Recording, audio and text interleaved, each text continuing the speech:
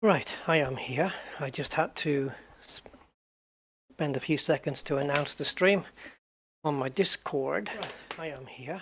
I just had There's my voice. Keep forgetting to turn that off. There we go. Okay, so I feel the need for driving.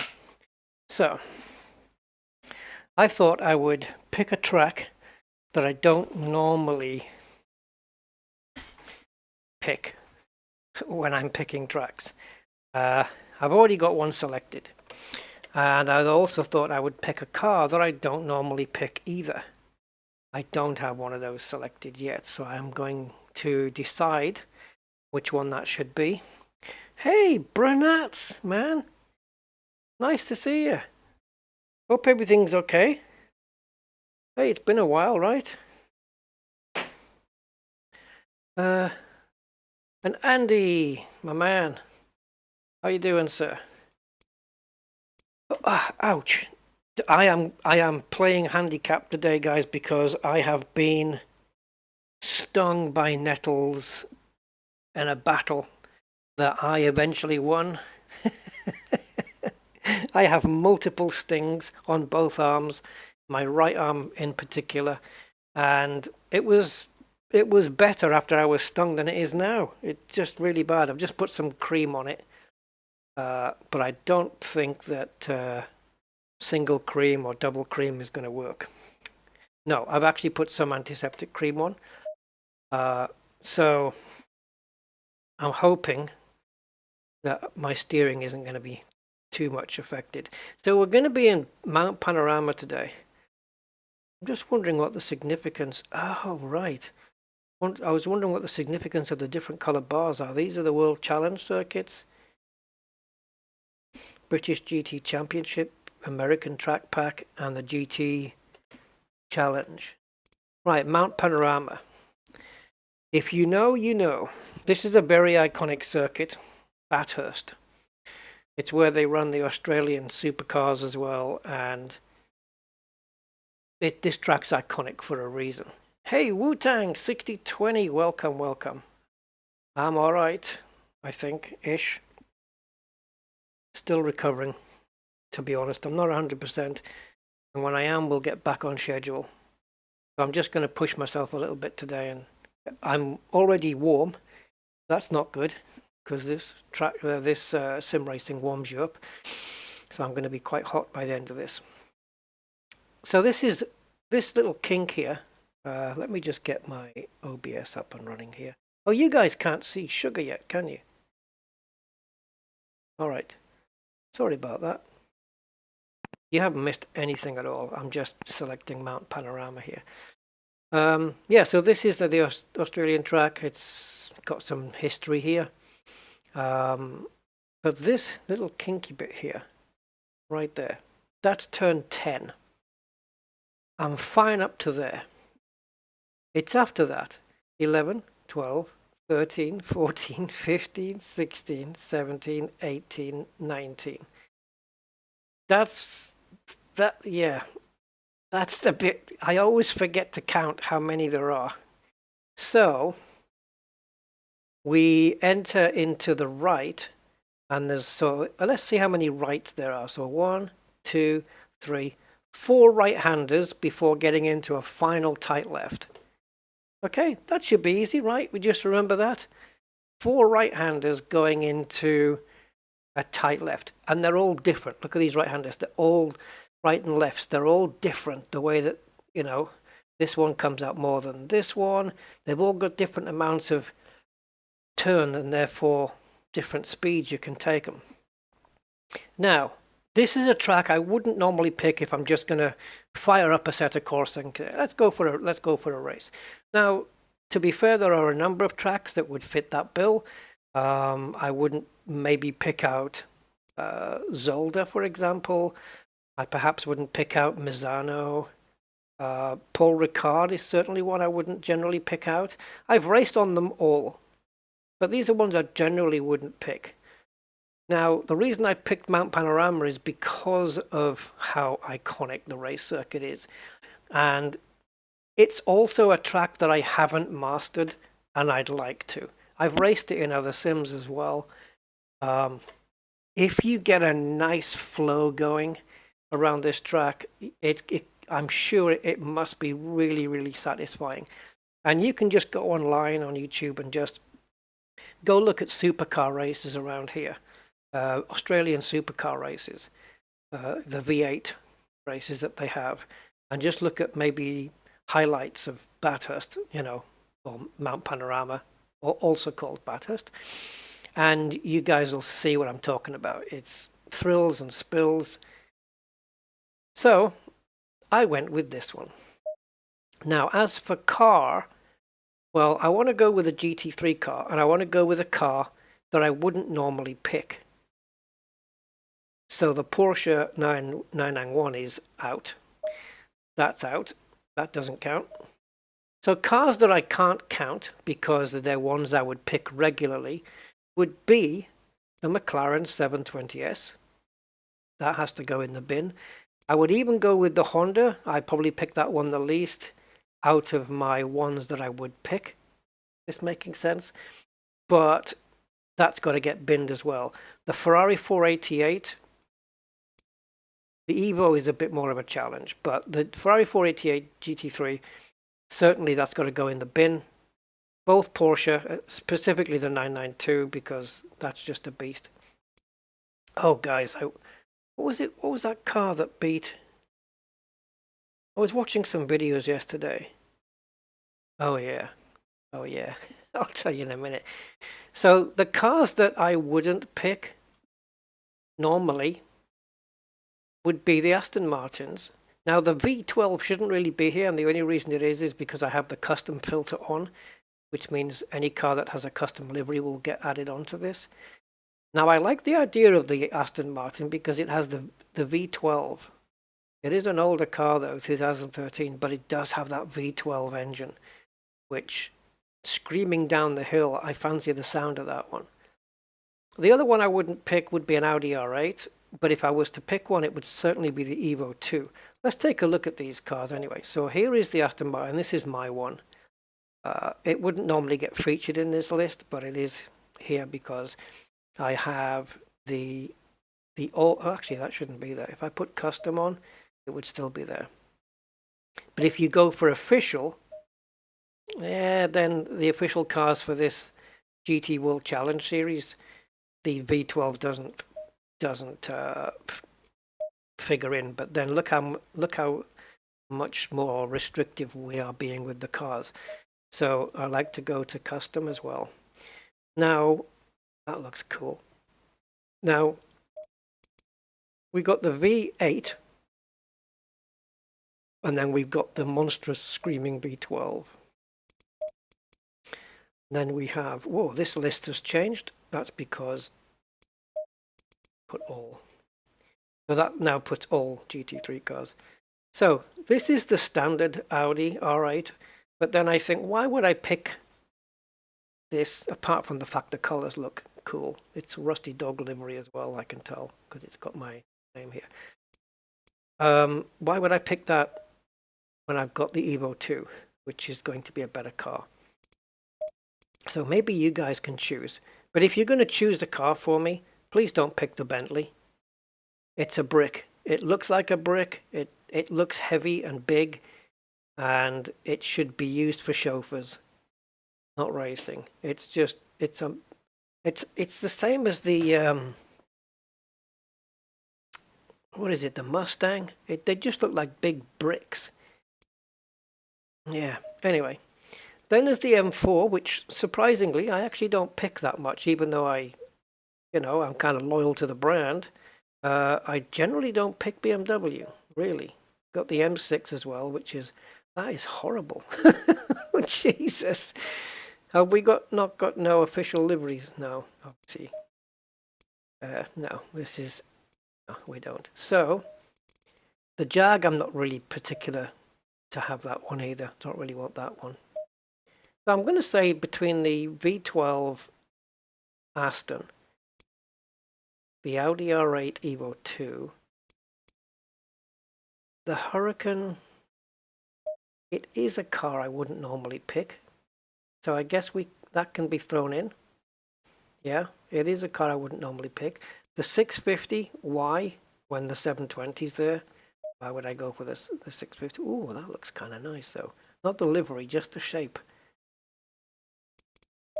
The Mercedes as well. I have tried this since the update, and it's nice. But again, it's a car I wouldn't normally select. The Nissan GTR as well, I wouldn't normally select either. Another Rusty Racing, which means there's no official liveries for this series. And this is the Writer Engineering, which is basically a Lamborghini, and this is like a Gallardo. So, assuming my stomach lets me hold out on this, what are we going with?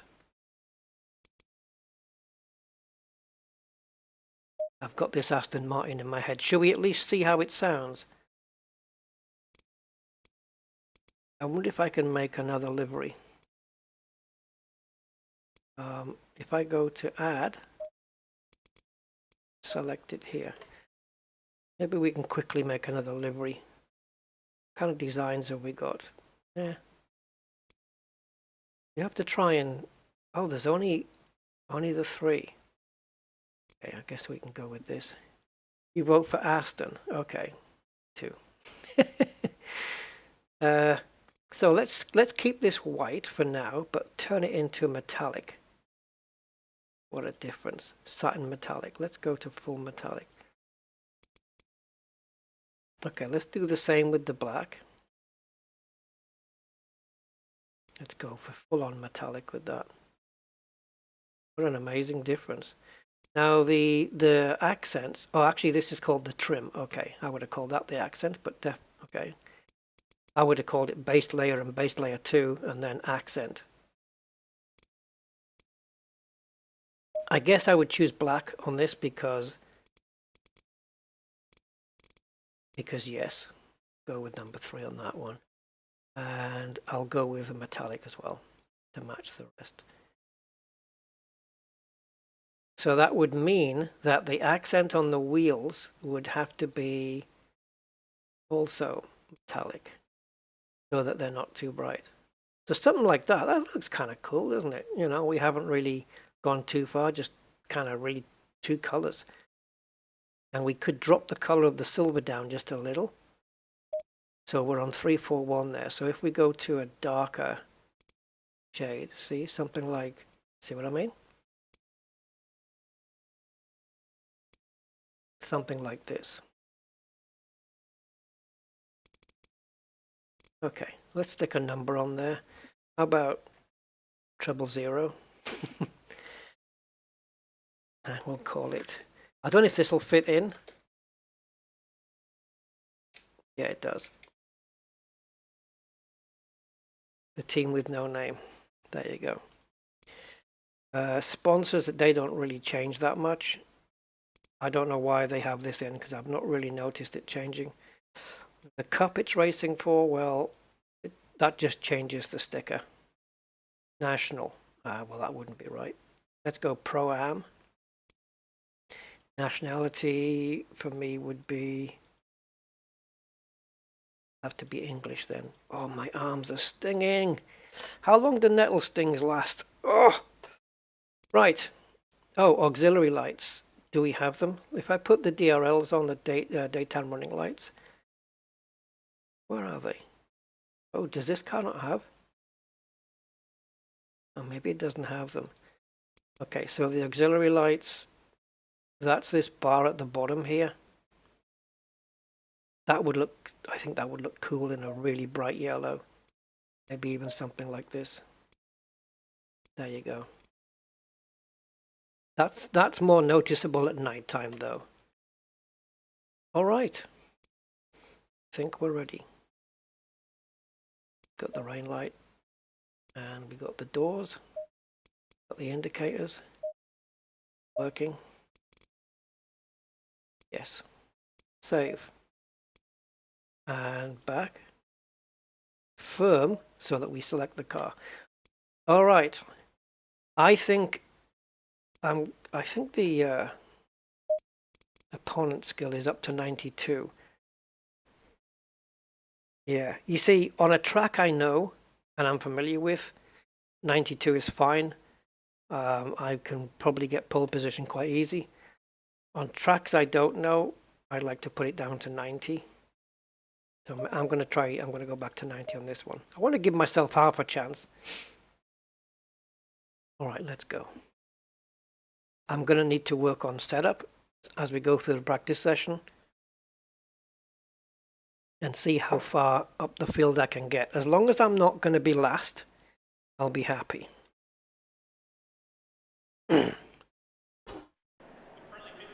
I'm expecting to be, I don't know, I'd like to be top 10 if I can get it. That would be nice. So let's get the crew chief. Let's wake him up out of his trailer, the lazy arse. Radio check. Spot a radio check. Can you hear me?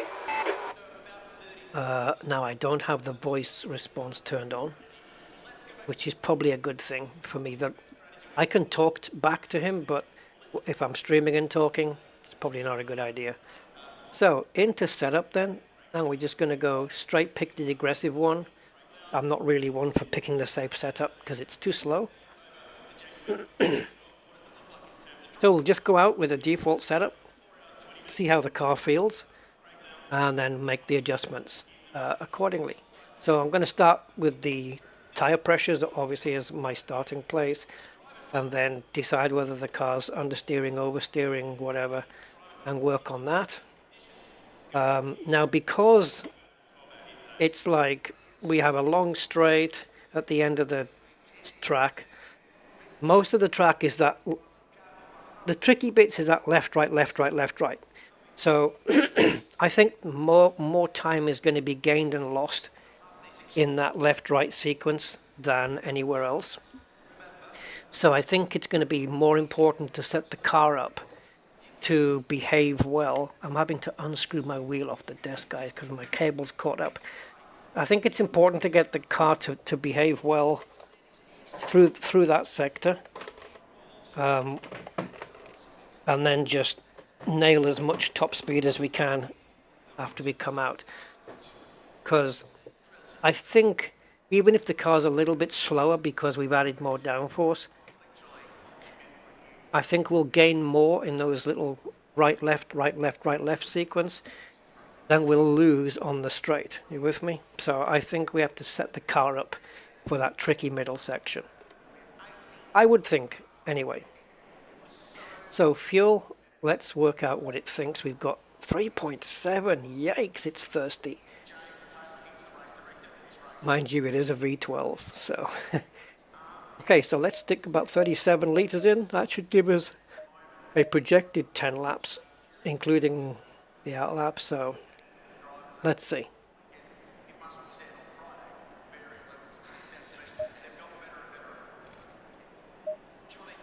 So, interesting track this, it really is.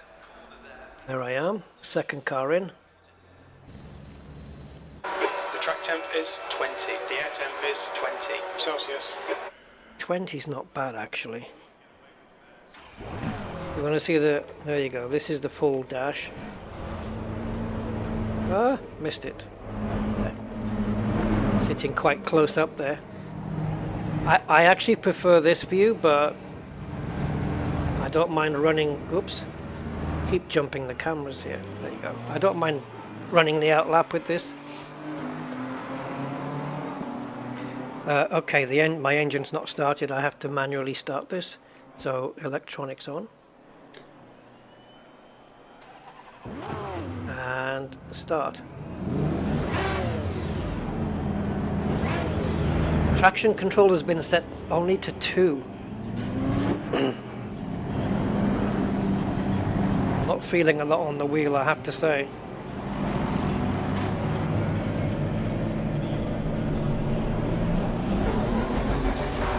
Take 6 clear, push. Sometimes I wonder, why do I do this to myself? Heat into these brakes, cold tires all out. And my brake pedal's been acting up a little as well. Where's my my force feedback? There it is.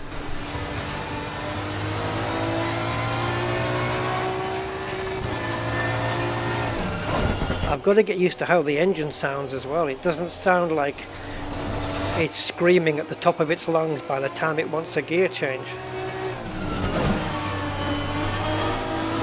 So this is a double left-hander. Oh, it's so tricky for me, this. I'm going in this mode. This is such a challenge of a track. Do not lift. Oh, I have to. Expect a few laps like this, guys. I'm going to be a bit useless. As I just don't know it. Okay, I think this is the start of it.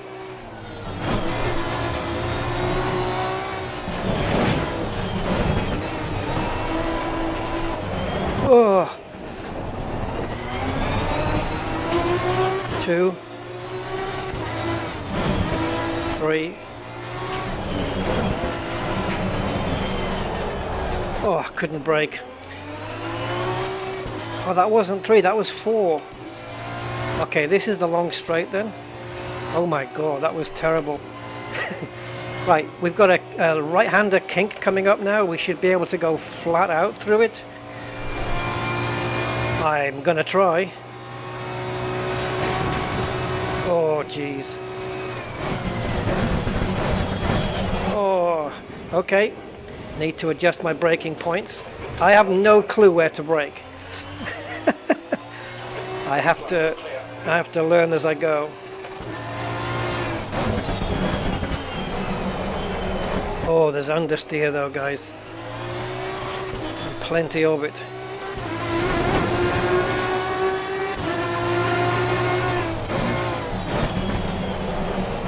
Oh, we can drift out to the edge here, but... Oh, come on, come on! Well, we're not going to get top 10. That's a dream. Not even going to happen. Hey, Tim Humphreys, how you doing, mate? Welcome.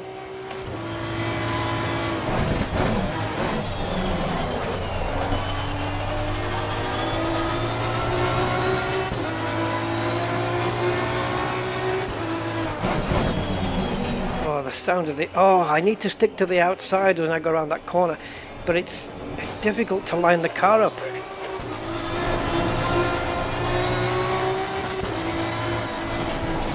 Sector 1 was quick compared to what?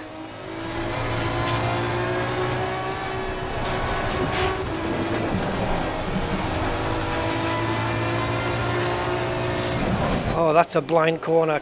You don't see it until it's in your face. No, I need to go over that curb. That curb on the left-hand side, I need to ride over it.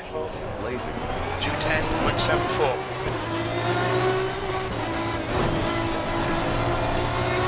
That's a new fastest lap for Nerva. 210.34. 2:10, 2 minutes 10. Yeah, I should be so lucky. Stick to the left. Get to the left, get to the left. And smooth the curve out. Over to the left here, that's it.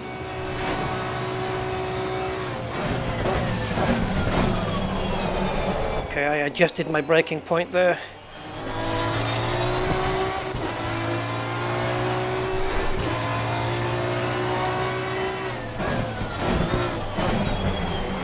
.210 is coming up now. There it is. 212. Oh Jesus! I'm 3 seconds off. Do I go to first gear here? Brakes are getting pretty hot. Brakes are hot already? Okay. That's good information. I can fix that. We need to find 3 damn seconds. Jesus.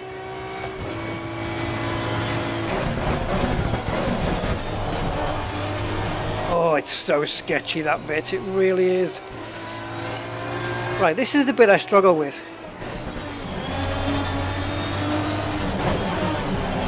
Oh no, I let myself run out too far. Central time's okay. Not really, matey.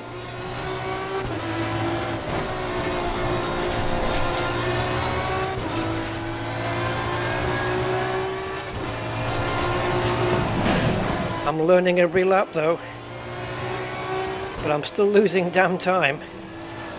Oh! I knew I made a mistake there. Okay. New fastest lap for Lind, 2:10.19. Wow. Okay. Left. That's not going to give my tire information any... Oh, that's not going to do my quest for tire information any good. Let's see what it sounds like. It's actually quite a quiet car, really. Oh, now that was no good there. If we analyze this, right? I either braked too early or I just didn't. I tightened the corner, you see? That's no good. That's just no good at all. I need to be running right out wide here, at least with two wheels over this curb. Look how much room I've got left, which means I can carry more speed around the corner. That's essentially what that means. So I need to improve that. Oh yeah, constant, I know, it's just... It's difficult enough as it is without thinking about doing it's like the turbos, isn't it? You got to keep them in that sweet spot, keep them high. Okay, this wasn't too bad. It was a little bit squidgy in the middle, but it was fine.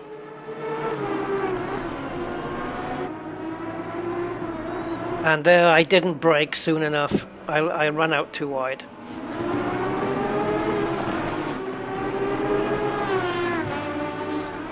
But what a superb track this is, though.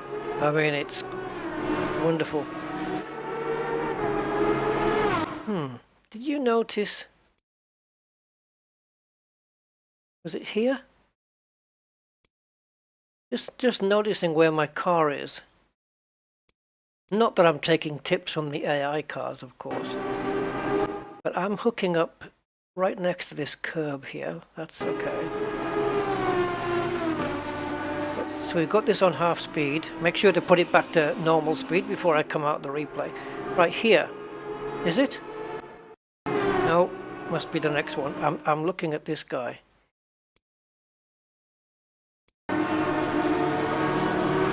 Yeah. Let me just go back a second. So as I come round here, look where my car is. I'm pretty much in the middle of the track. This is just after the ultimate banner. So I'm just in the middle of the track. That's obviously not good. Because look where the AI car is. Look at that, he's right over to the left here. So maybe that's where I need to be. Okay, so after the ultimate banner, try and be more to the left. Alright. Oops, let's get back to normal.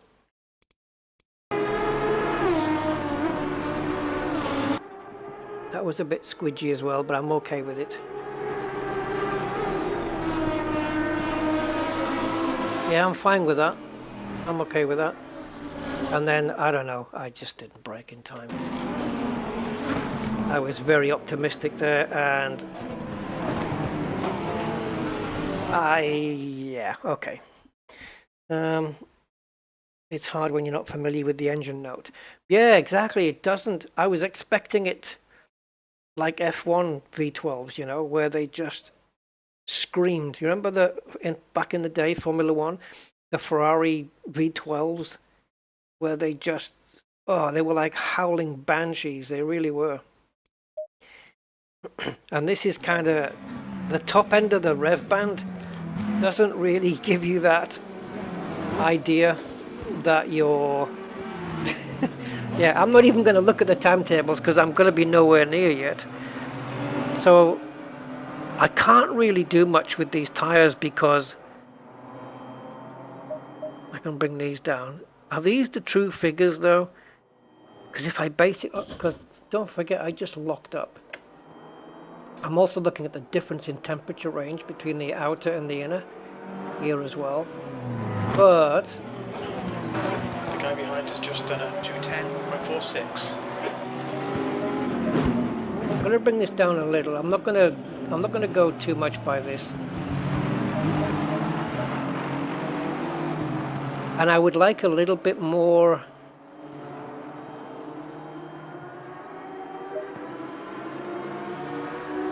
I'd like a little bit more oversteer.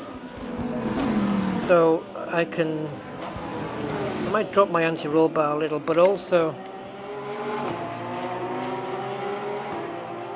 I might drop it by another one as well. But let's just do it in baby steps. New fastest lap for Vervich, 209.68. Yeah, 209. Keep dropping the keep dropping the time for me. The other thing was the preload, which I just want to have a quick check up on.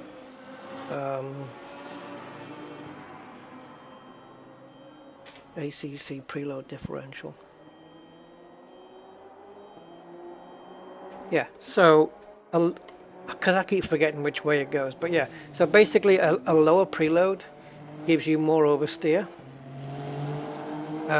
more turn in, and more oversteer in coast. Yeah, it doesn't have a preload. Differential. I've seen in other sims that they have a preload, they have a coast setting, and something else which escapes me at the moment. So a higher value here makes the car more understeery, more stable. Dropping this makes the car less stable, but gives you more oversteer. I'm going to drop that. I'm not going to go much more than that. So we are obviously last. There's no point me checking timetables because none of my sector times are going to be anywhere near where they need to be. I've also got this now set up where I have to manually start the engine. You can see the ignition's already started. You see where it says fuel in the bottom right hand corner? Fastest lap for WarBRD, 208.90. So just to the right of the tyre information there's a green light. That's my ignition. I can turn that ignition off or on, and then I just have to press the other button and it engages the starter, and there we go. So I kind of prefer it manual like that. Alright duties. I don't know.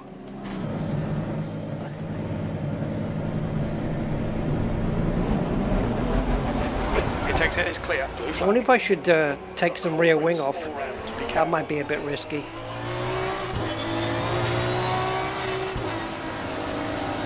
Alright. Gosh, that's clear. Yeah, this isn't a bad view. Should we do a lap like this?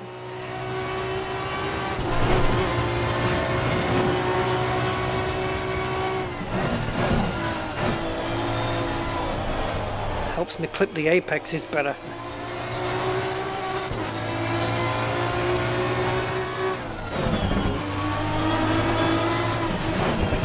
Yeah, so maybe drop down gears when you can just to keep the revs high, right?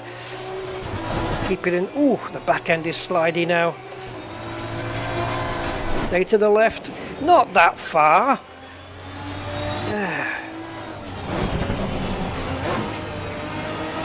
I know I'm on the racing line, but you guys got to get past.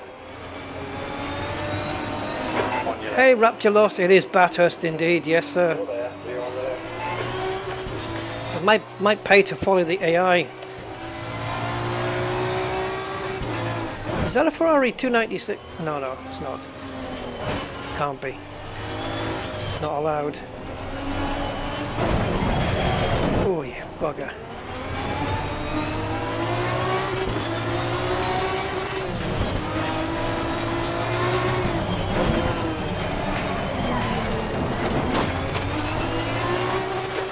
Fastest lap for WarBRD,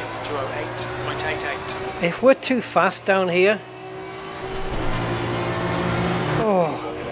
I should have gone the other way. I didn't. He was moving over though, so I thought he was going to leave me a gap. We might be too fast down here, which sounds ridiculous, but if I can add downforce to slow myself down, I'll be better in the corners. I wouldn't mind trying an outlap like this, to be honest.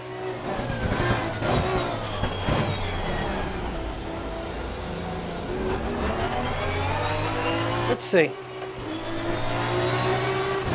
That's last. Whoops. Oh, that's just wonderful.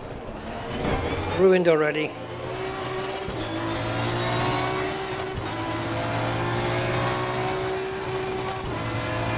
We're a second down already. Never mind. Let's see how much of that time we can make up. At least that's information.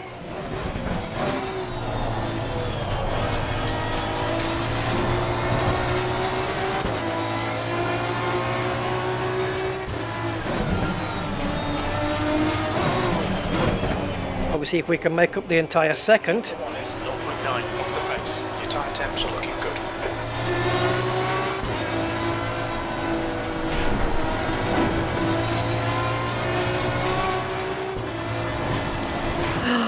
I just can't quite nail that corner yet. I'll get there. No, I'm in the wrong part of the track. So we got the second back.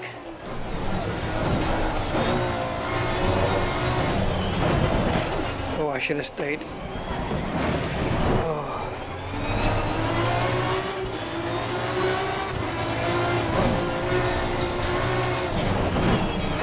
Fastest lap for already 2:08.83. So we lost a second and we've gained it back plus another 1.3. So we're 2.3 up essentially, right? So we're getting there, but that wasn't good. Sector 2 is 1.8 off the pace. Ooh, I cut that one.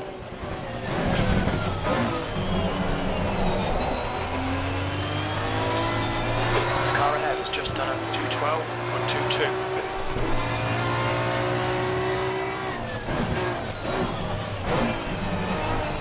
Oh, it's completely slid out there. 23rd place. Sector 3 times okay. Well, we're not last.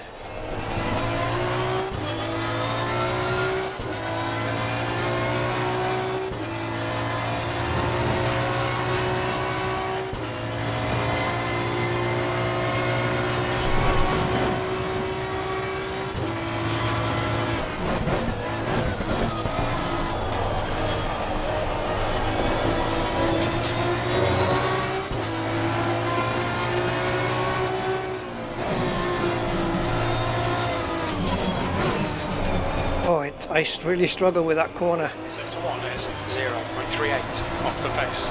Your front brakes are getting a bit hot.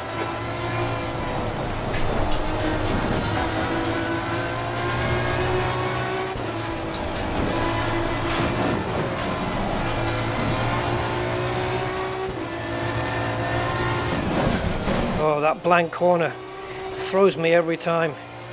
That cost me a second.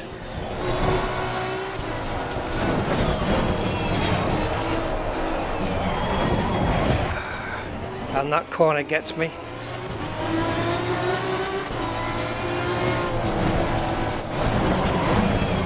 Oh, the car's just not gripping there. Still there. Left side clear.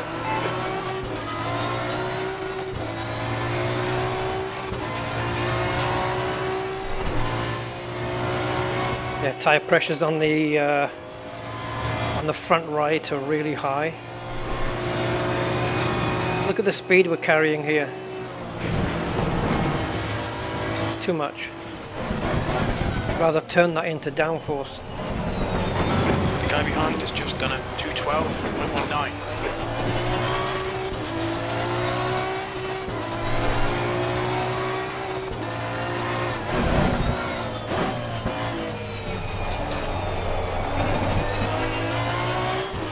Oh man. Why did I put myself in this position?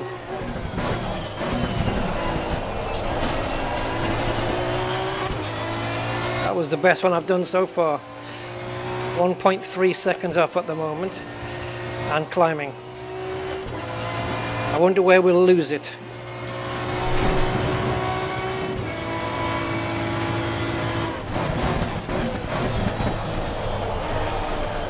Oh, it's just not turning in, man. Look at the delta time just washing away.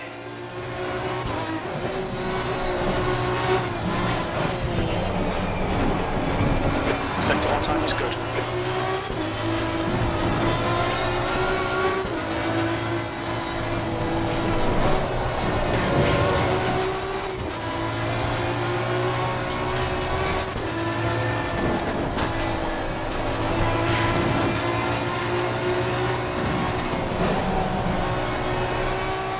That was a lot better.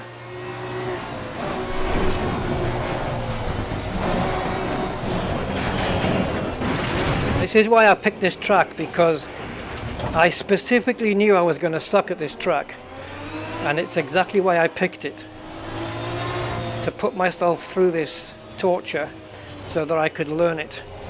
So let's see if we can add some downforce. Honestly, there are other tracks I could have picked which would have made my life easier, but I decided that wasn't going to be a challenge. So I want to add a bit more back aero. I think we can get away with that. Now he said that the brakes were heating up. The guy behind has just done a 212.16. But I don't know.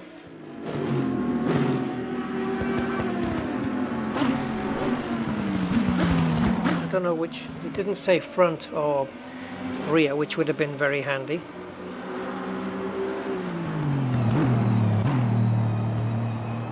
So,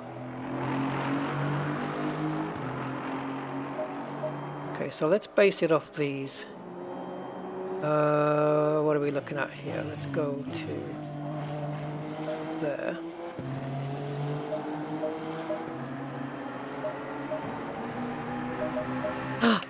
Stop going so quickly.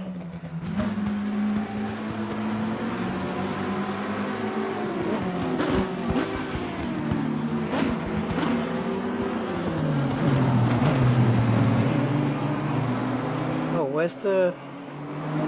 Yeah.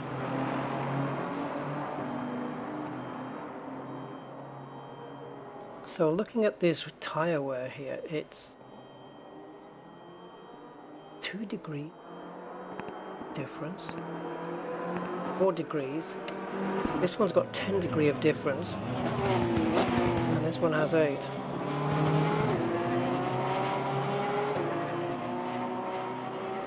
I'm not normally one for having different camber on different sides,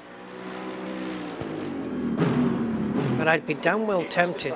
Aldo ready, 208.83.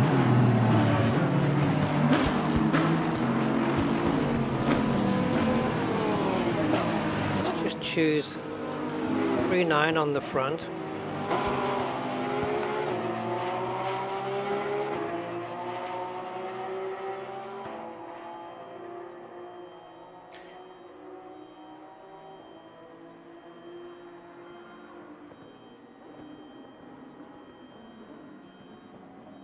Three and 4 flat.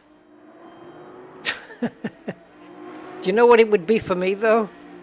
To try and do that would be 3 and 4 splat, basically. So take the kink 3 to 4 flat and then get on the brakes at the apex. At the apex. At the apex.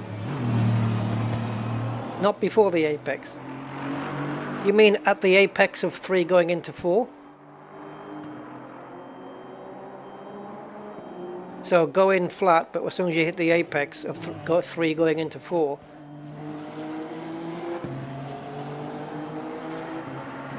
oh boy. It depends on the balance of the car. I may need to balance the car better for it to do that, but right, I'm throttling, but I've got no engine, so let's turn that on. I'm just going to switch to this bonnet view again, just while I'm learning while I'm learning. It helps me process information. That's clear. Push, push, push. Your brakes are cold, let's get some heat. You've got cold tyres. Well, I know they're cold. I've been sat in the bleeding pits. I've got stingy arms.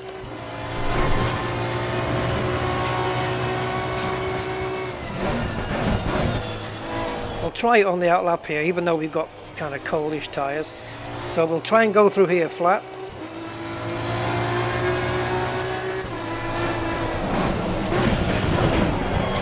So yeah, I think maybe when the tyres are warmed up, that's possible. But I need to judge my braking point. Because I was almost flat through there. I did lift a little as soon as I saw I was going to kiss and cuddle the wall. Oh, keep misjudging that one.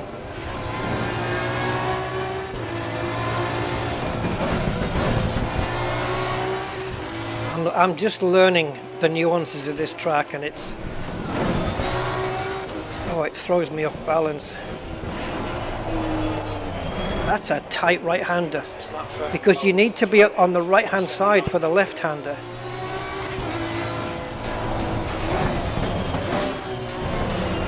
I probably shouldn't.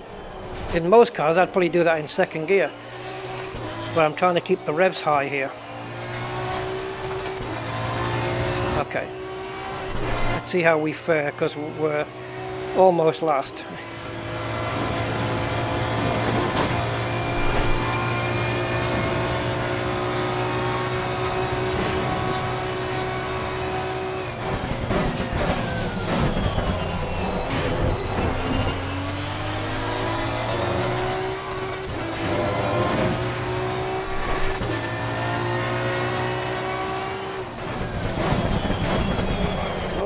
Just always testing different braking points. Hey Dirt Dart, I'll just get to your message in a sec. I'm not like Jardier, who can read and drive at the same time. No way.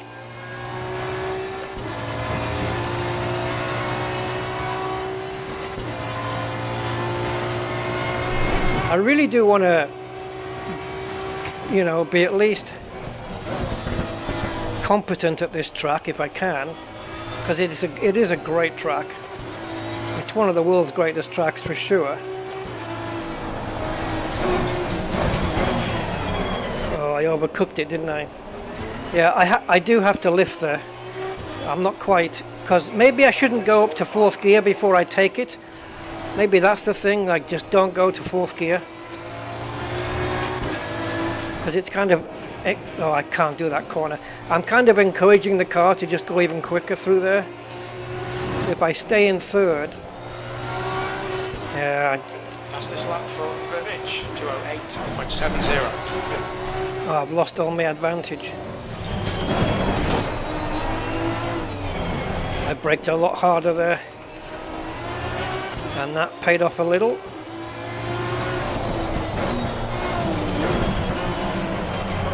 Oh, come on.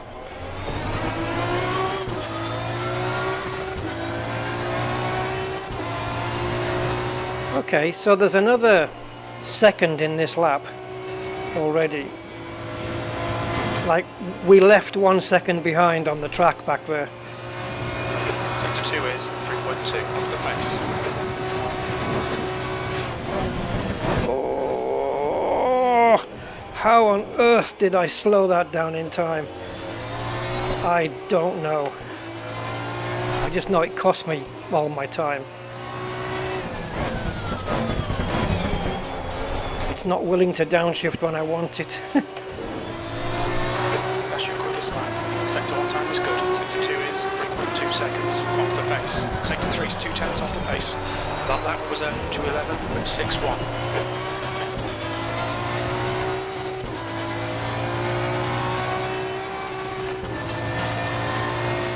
Brake pads 1. Okay.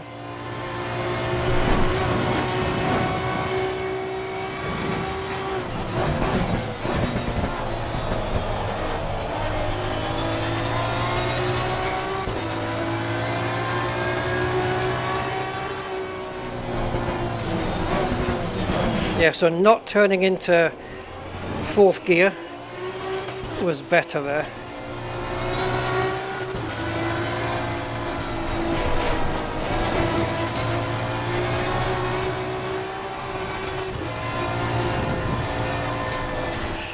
Oh, yes! I kept it off the wall!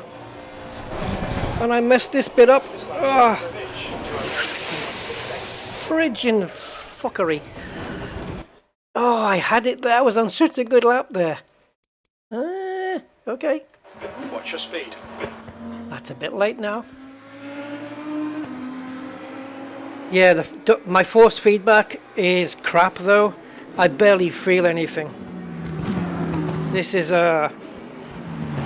it's a shit wheel, you know, so it doesn't matter what I put it on. I'm barely feeling anything, but I do feel more than... I know parts of it are clipping, I see it, but... my wheel's crap, so I really just don't get any information. Anyway, you know. We didn't gather enough laps there to...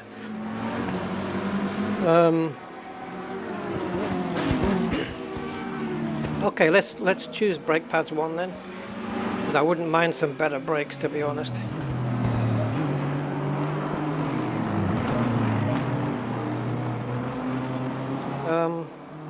I could take fuel out as well. A little bit more turn in would be nice as well, but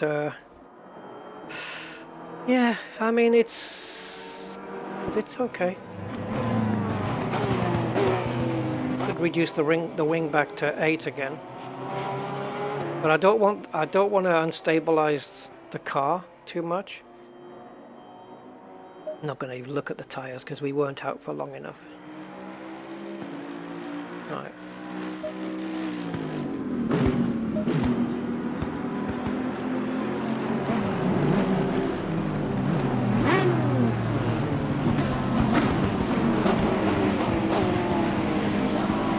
This is tougher than I expected.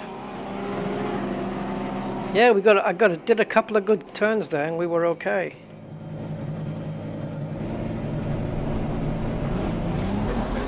And then it all fell to pieces. Your tyres are cold, watch out.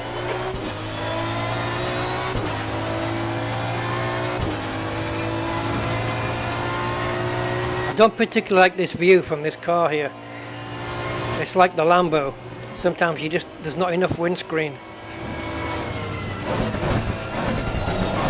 Okay. Let me just press my brake pedal a second. Okay, I am getting it to the top. And... Yellow flag in sector 1.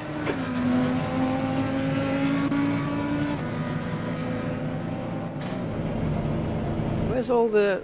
Okay, so that's that one. Green flag in sector 1.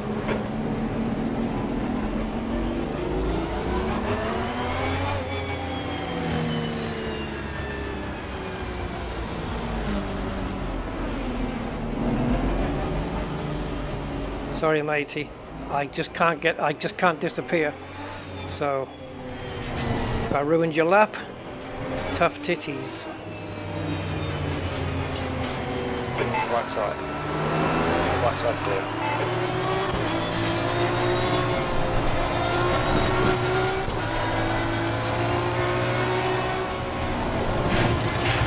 There's a lot more weird in the cockpit now. I have trouble positioning the car there at that point. I'm not quite sure where to put it. Yeah, once I crash into a barrier, I just let the car go and just let it do its thing.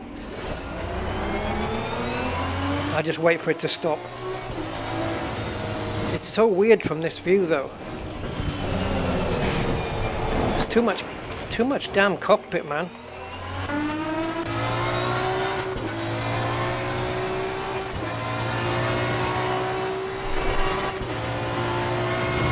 Yeah, it's like Monaco, isn't it? It's like the supercar version of Monaco. You make one small error and your lap is ruined. I mean, trust me to go for the trust me to go for the track that is the most challenging.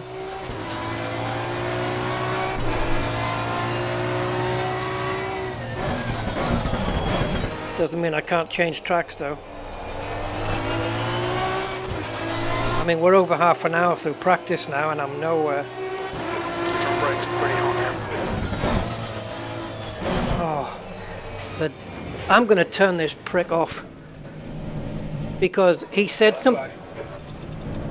He's gone. He said something about the brakes being hot, and then my brain kind of was saying, did he mention front or rear? And I got distracted with that and I ended up in the wall. So I've turned him off and I'm going to stop running with him because I think I should only run with that add-on once the familiarity is there with the track and the setup is there with the car. But while you're learning and you need to concentrate, having that fool in your ear hole is not a good idea. So he's gone. Hello, Jeffrey.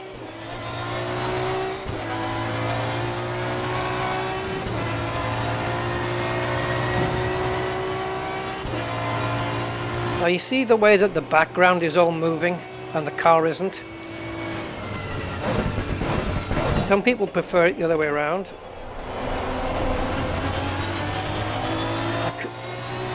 Yeah, I prefer the car to be static because I am. Okay.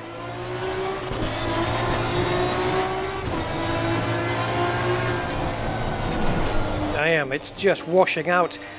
When I lift off, it's just understeering like. This is the bit I struggle with here.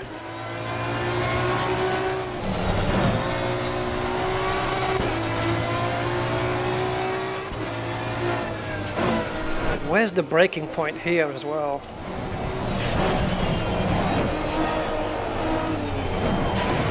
Yeah, and if you mess up going into one corner, like one of the left-handers, if you're offline or off course, it messes up the next corner as well because you're going to be off course for that one.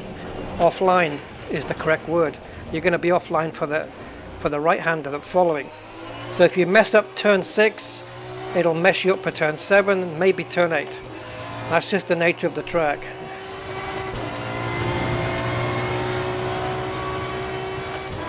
But I always do streams where I'm putting myself in these, making myself look a fool positions.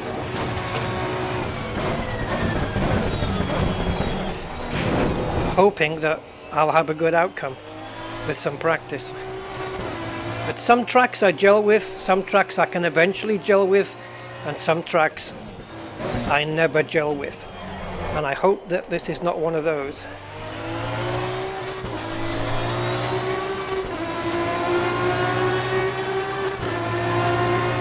Ah! I thought I messed up my braking there. I kind of did. But anyway.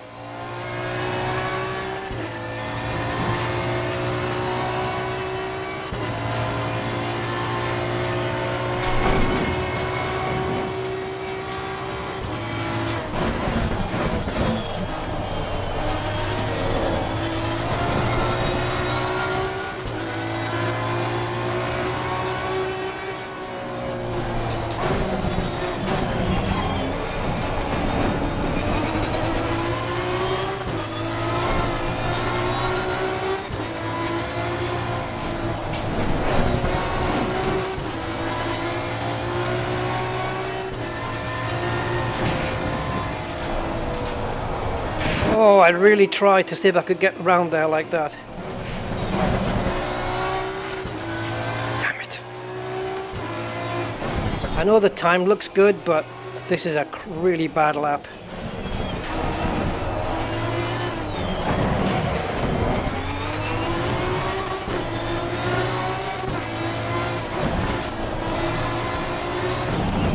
I just can't get the flow. I just don't have the flow around those S's. I mean, my time was over a second quicker, but despite that, the lap felt really shoddy.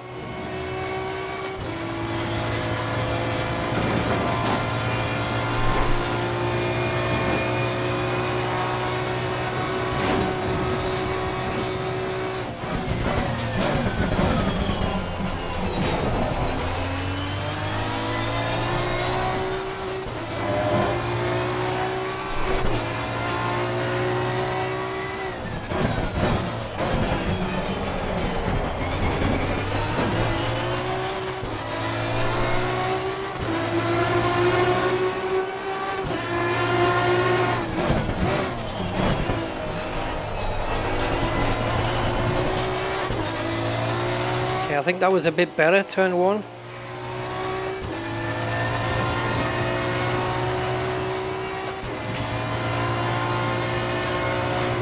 It's so difficult to string 2 consecutive decent laps together, I think. How am I going to race here? I don't know.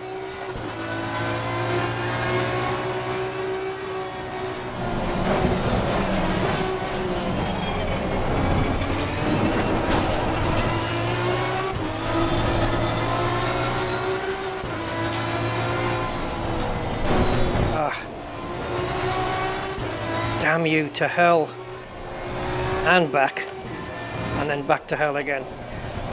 This is the corner, that one. That's the one I need to work on. I need to work on that corner. It's letting me down. And then so is the braking point for here. I know I need to run over that curb there. I keep missing the damn thing because I don't see it until the last second. Great.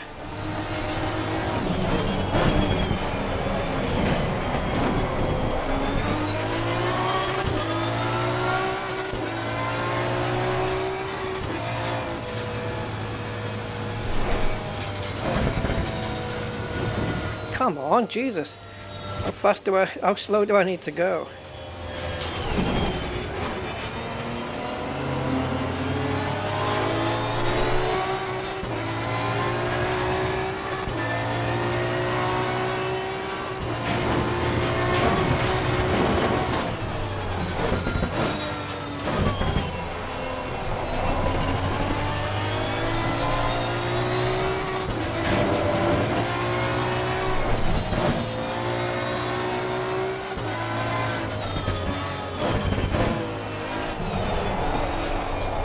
Really?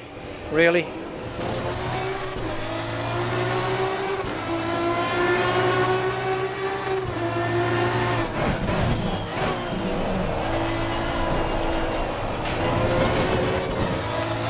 Damn it. Damn it, damn it, damn it. I was 3/10 up last time and now I'm not. So I've essentially lost 3/10.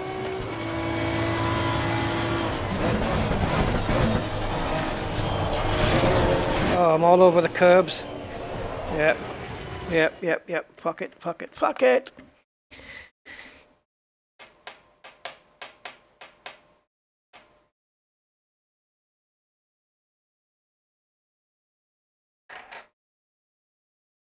Yeah, I got no feeling in this wheel in Assetto Corsa.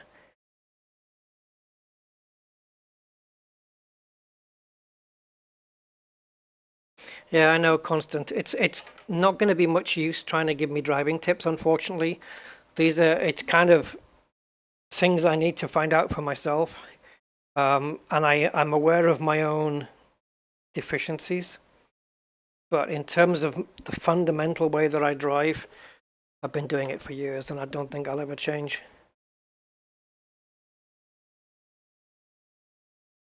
Oh, these glasses, what is wrong?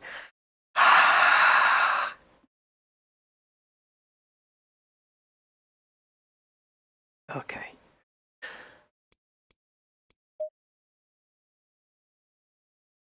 Yeah, I know. I should watch the replays. And I will later. I haven't got a decent time on me. Look, I've got fastest first sector, fastest last sector, but crappy in the middle. I'm losing 2 seconds in the middle sector. And that's where the car needs to be tight and twisty and turny. First and last sector, got it nailed. Middle bit, no. So I don't mind losing time in 1 and 3 if I can gain in 2. If I lose half a second in sector 1 and half a second in sector 3, that's a second, right? But then I can gain the 2 seconds in sector 2 because of it. I'm a second ahead. I'd rather not lose that much time, obviously. I need more turning.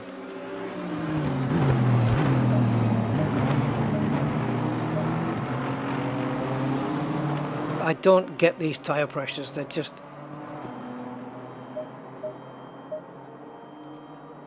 I'm going to leave them for now, they're all over the place.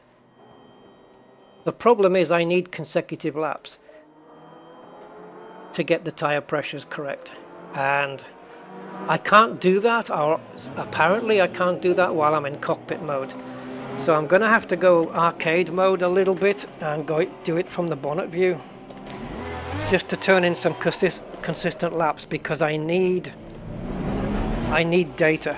I need tire data, otherwise I'm like a dog chasing its tail, you know, I'm just going nowhere. I need 3 or 4 laps. I'm going to run another practice session, but I need 3 or 4 laps where I can just gather information and not worry about lap times. So just concentrate on trying to keep it off the walls and just run some decent laps.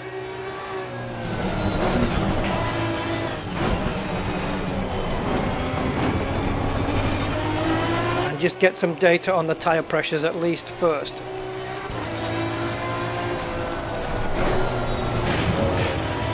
I never learn, do I?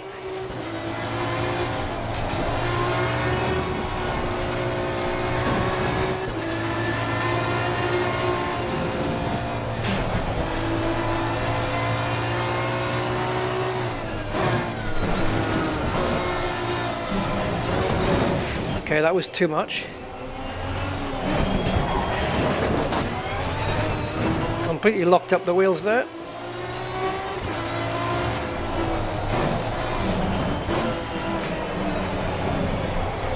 Oh my god. Just does not want to turn in. I may adjust the differential again. See what happens.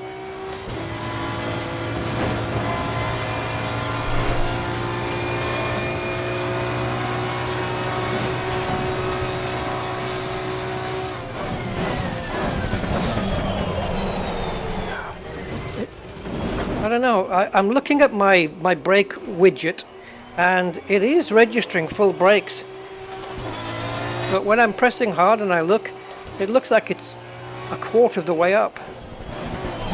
I don't know what's going on there. Like sometimes it brakes, sometimes it doesn't. Alright, let's go.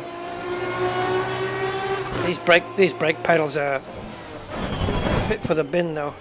Oh Jesus, how bad was that? How bad was that? Yeah, it's a decent view from here. It helps me plan my apexes and stuff so that when I'm in the cockpit, I'll know where they are.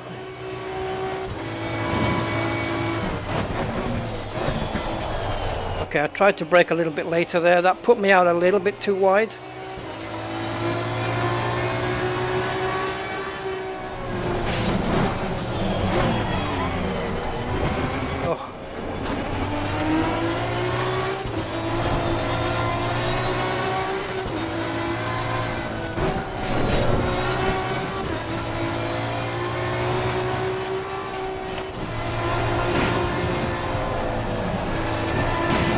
Oh, Jesus.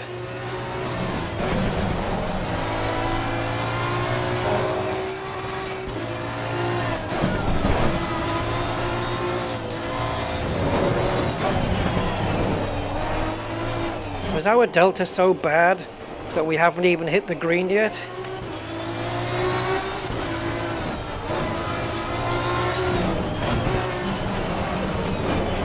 Yeah, I just took a look up at the delta time and that put me out wide. Got distracted. I thought that was a pretty decent lap and it just never turned green. Wow, that was very surprising. We're a second slower. Despite that I didn't really hit a wall.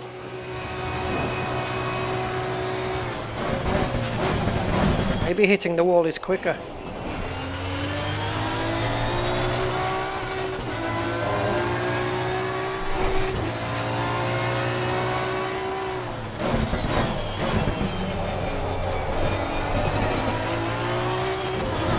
Get off the grass, it's not a lawnmower simulator.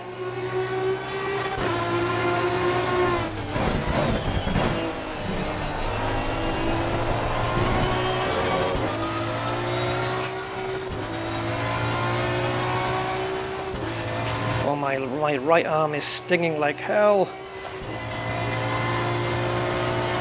It must have had about 7 nettle stings on it.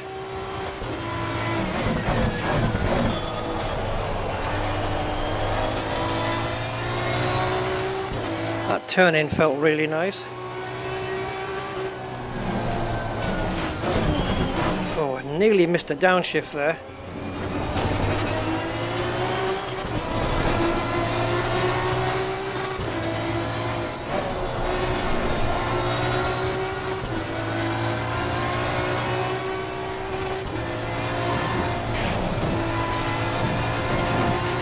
How is it gone red?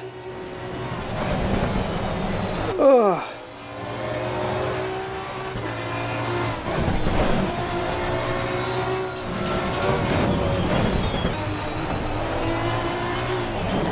Oh shoot, slightly made a mistake there.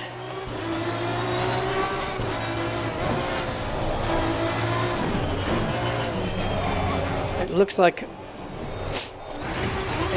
the game is kidding me into thinking I've got more lap time in this car, and I actually don't. With this setup, I'm done. I can't progress any further because for some reason I can be up on the delta time and then on what seems like a really good lap, or feels like a really good lap, I'm just losing the time and I don't know where it's going. And usually in those situations it's when you've done done something on the lap that's the game's allowed and it shouldn't have. It just feels, what the hell did I do that was so special? Anyway.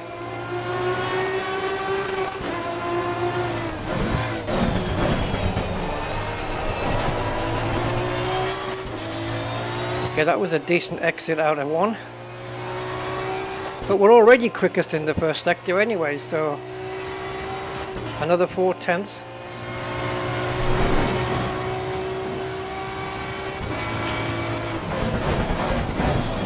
Oh, we're gonna get ruined, aren't we?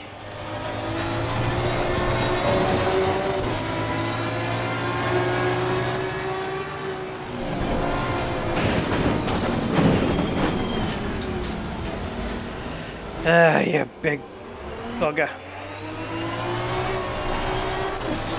I'm not waiting for the AI to get past because I want tire data. I haven't got time to wait for him. It'll take half a day to get past me. If I make a mistake, he can go by.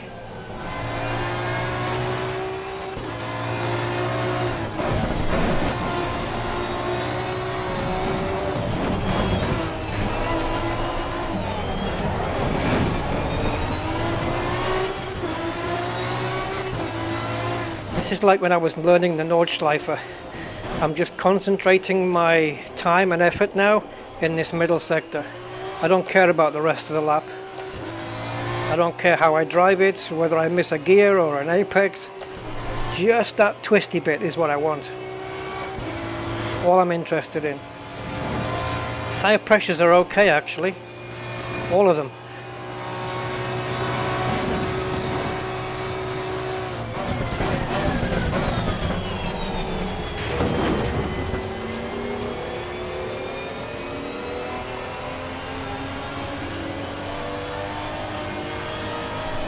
Okay, that should be enough of a gap now.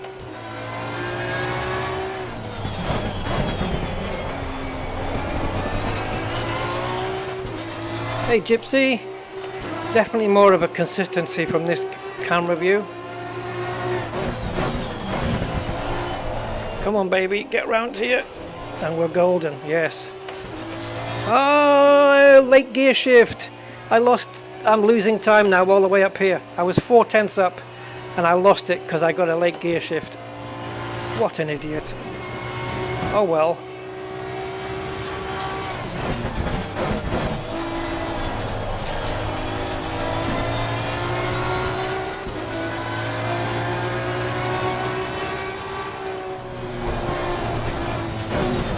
Oh, this fucking gearbox.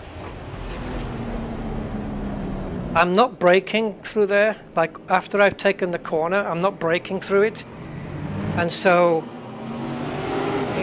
because I'm not braking, it won't give me the downshift into second and then first. Because I'm carrying too many revs if I switch down or downshift. So, I have to brake in order to get the downshifts done, and I don't want to brake at that point, so I'm going to have to just brake. I'm going to have to downshift a lot later and hope it can double downshift really quickly. Anyway, that's what happened there. I was still in third gear. It wouldn't give me second when I pulled it, and I tried twice. So I need to scrub off more speed, but I don't want to.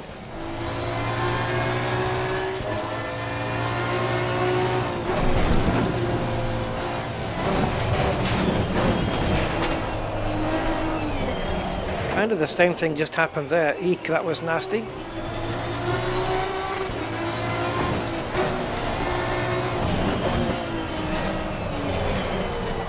Is this off camber, this corner? Because it's pushing me out.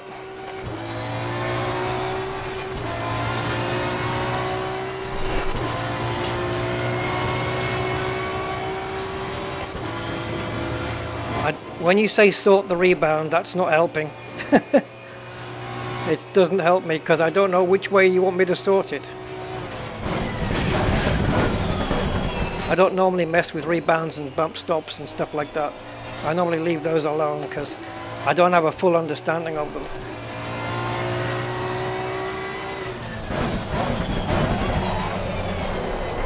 I just can't get the car slowed down sometimes. Right, come on, let's do this. Power through. I had to lift off in the middle of the corner. So it's costing me time now.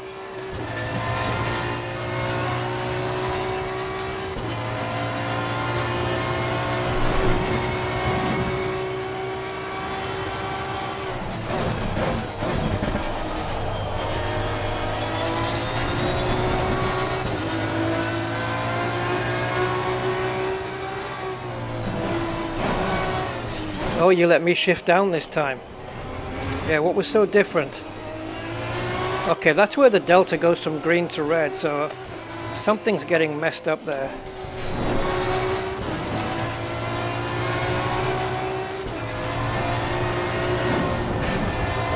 Okay, I'm trying different lines all the time, so you have to excuse the fact that I'm going to mess up a lot until I find the line that suits me.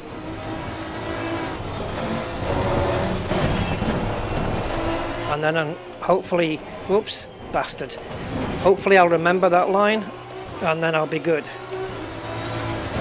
And I should talk less. I should talk less. Let me see if I can just concentrate, because I'm running out of patience now. We've only got 4 minutes left, and I'm running severely out of patience now.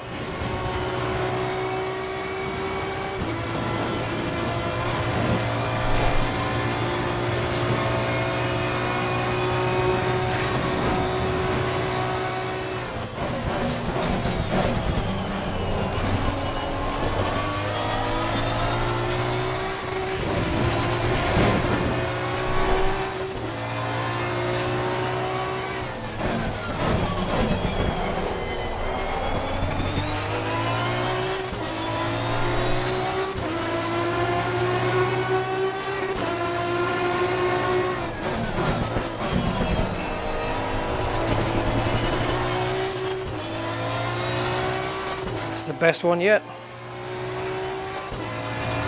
6/10.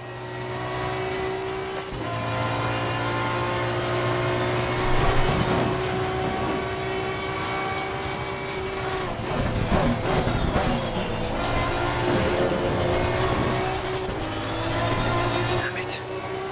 Didn't mean to go to first gear there.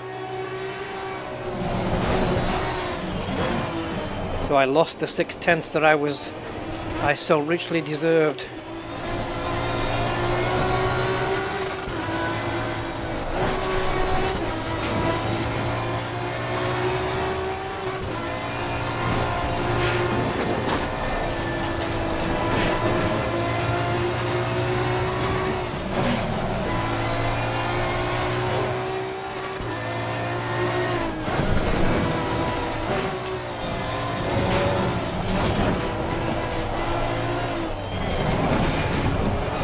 Oh, you bastard.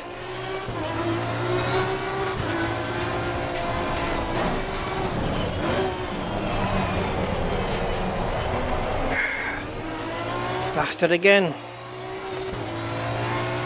Oh, that was a shoddy lap. Yeah, 1 second quicker, but man, so many mistakes.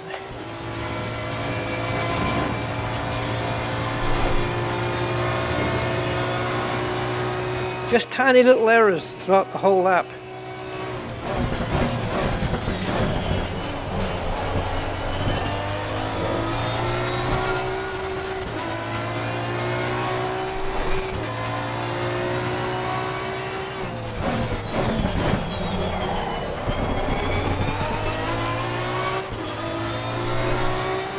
Fourth position.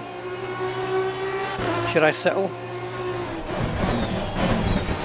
Oh, a bad run into the first corner. Okay, I'm 2/10 off, and I've got a bad upshift because I wasn't focused. Can I gain the time back though? Half a second.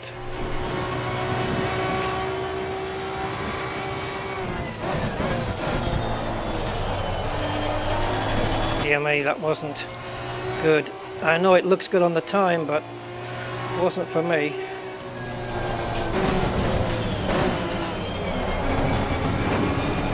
Oh, I had to avoid the wall there.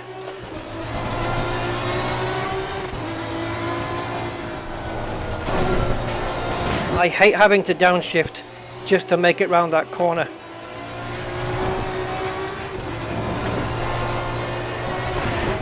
I wasn't even trying to make that corner, I was just flat out. I looked at the time, I was 1 second down, and I decided, fuck it. I'm just gonna crash it. So let's save the setup, what we have, if it allows me.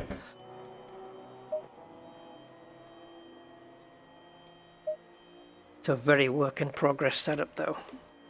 So what's the car? So Aston V12.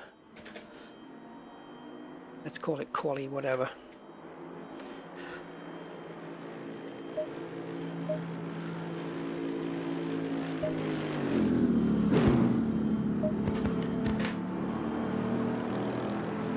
So I'm 1.3 seconds exactly off in the middle sector.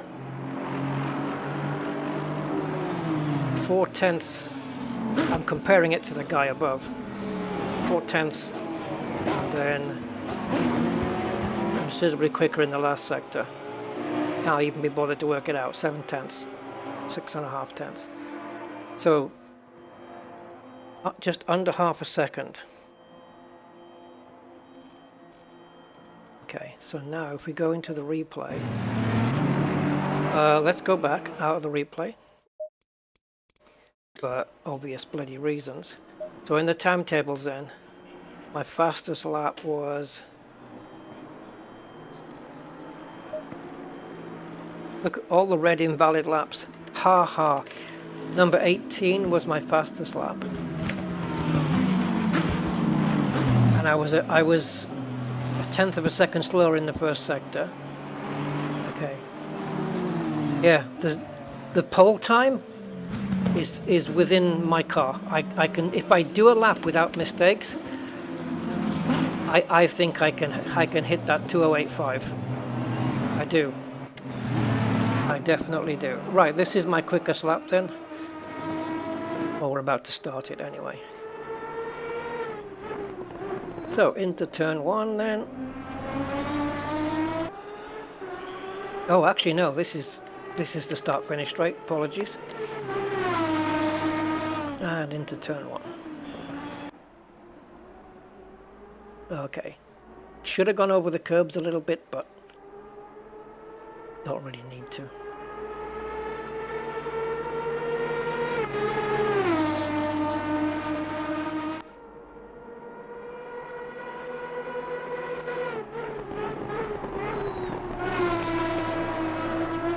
Ran the curb there. Not ideal. That was a decent exit though.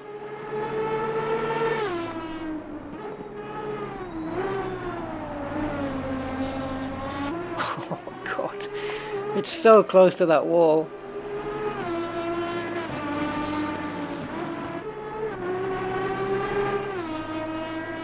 What a difference to my first laps though. Oh god! Oh god, I mean, okay, I knew I wasn't going to hit that wall, but still, Jesus, to see the car coming round at that speed. I knew I wasn't going to hit it, because I knew I didn't. Are we going to see it again? No, we have to go back further. Was it here? Oh god, I just don't even know anymore. Yeah, look at that. Oh, what the hell? Let's take a look at the view from the back wheel. It must be something. Jesus. Okay, so here it is. Should we do it at, let's go back another 5 seconds and do it at full speed.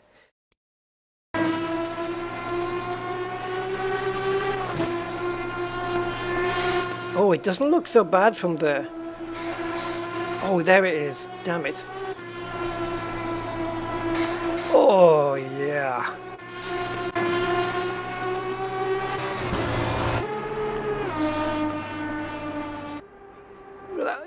Ooh. Oh, that was epic, man. Pushing. Full bananas. Clip the curb. A little bit, yep.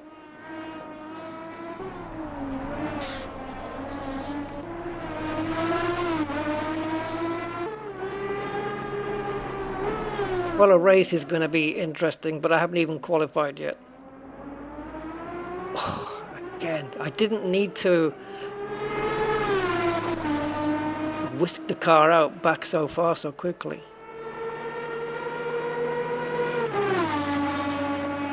But we got 4th, we were 20th, and we got 4th position in the dying minute. In the last minute, I managed to pull that lap out. I think I'm going to stick to the bonnet view then. It's working. Until I familiarize myself a bit more with the track and stuff. But I know the layout of the zigzaggies now. I know those. Jesus, that was. Oh, let me just go into the replay. I want to save that. Just because of that turn 18 bit, that was brilliant. Okay, so we've got that set up to go into quali with.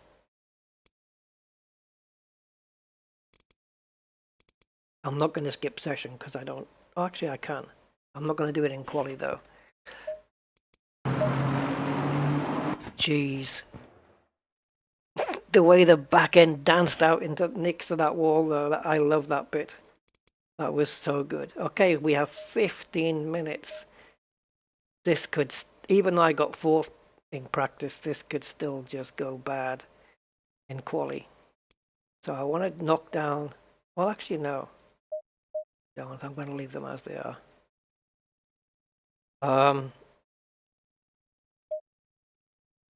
Do I want to try knocking the preload down a little? suppose I can try it for one quick run. I don't know what the time's going to be. I didn't even note what the quality times, what the practice times were. So, oh, that was silly, wasn't it? Does it retain the setup from last time? Yeah, it does. Okay. Well, I've still got the same setup. Ignition. Go.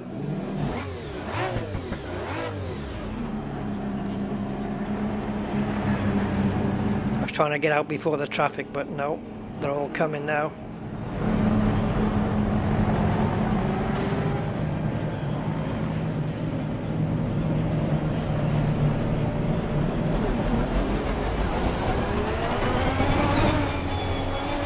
And that pit exit's bumpy. I'm probably going to put a bit less fuel in as well for one of my runs because I've got way too much fuel in.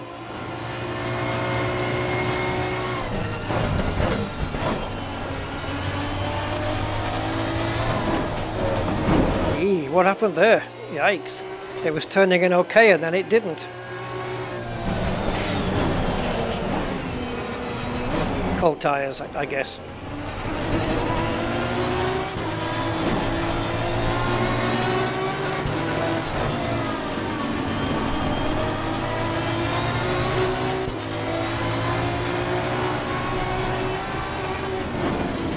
Oh, really? I'm pressuring the AI now, am I?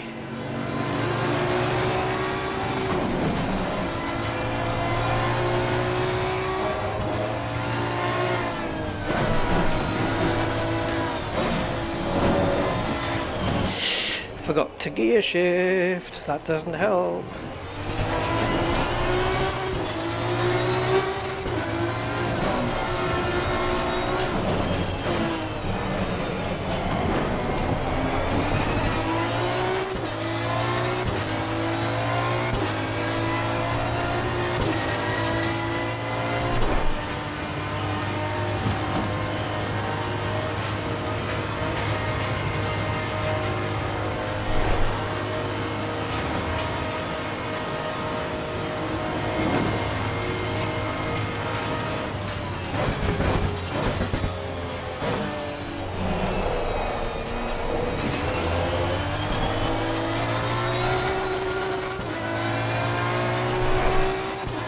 Okay, let's do this.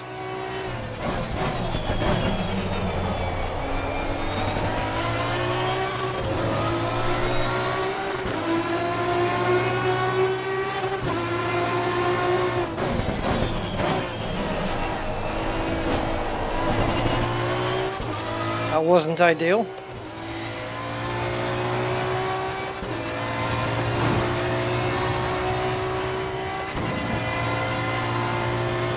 Come on.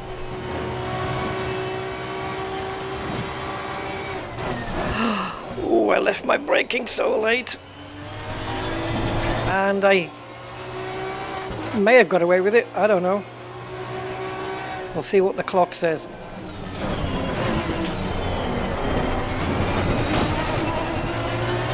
Oh, it's scruffy.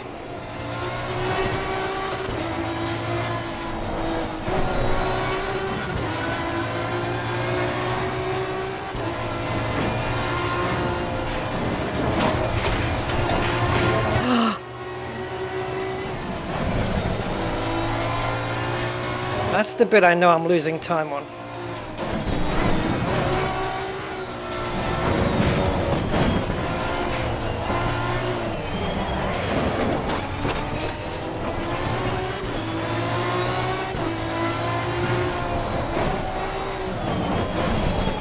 Oh, wrong part of the track, but I had no choice. We're catching up to the car in front, I know that much. It's a scruffy lap, but it should place us pretty well, but look at the speed we're gaining here. This is not good.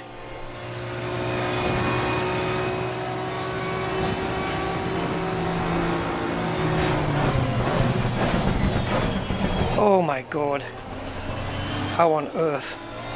I thought my lap was toast. That was actually very scary. Yeah, I didn't do too well there. 2092, fastest time so far, but it's not going to last.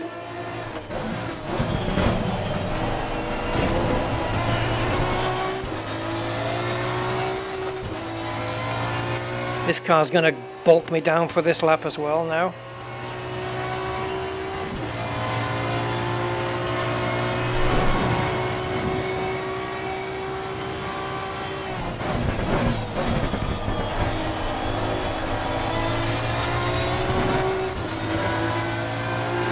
Damn it.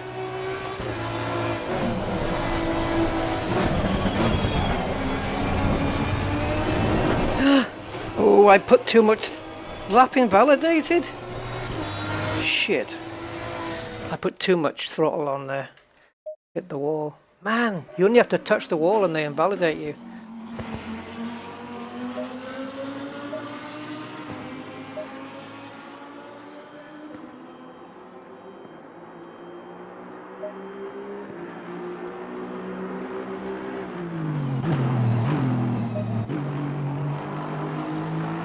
Car feels okay. I know I've only made that one change with the differential, but it's feeling like it's okay.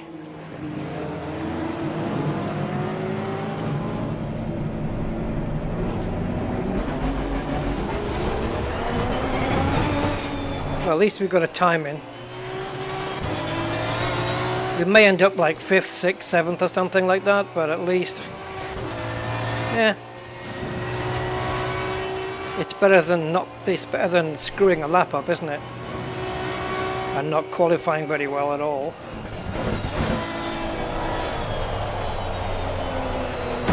Jesus. When the tires aren't up to temps and pressures, they're a dog.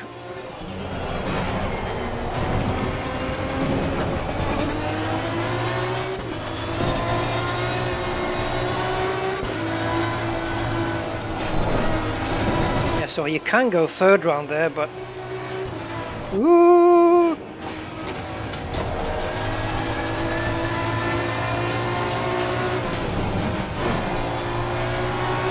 Oh, that's an interesting way to do it.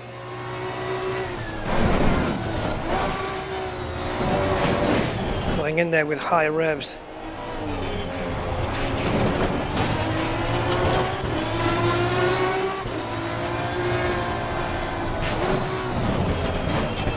Oops, I let myself drift out too far to the right, got onto the marbles, and lost grip.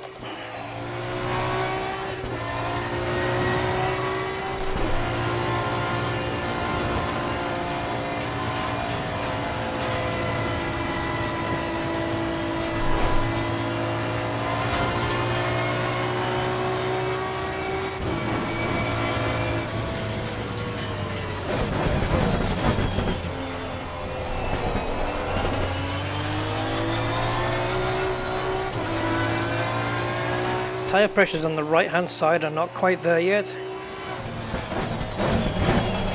Alright, let's see what we can do with this.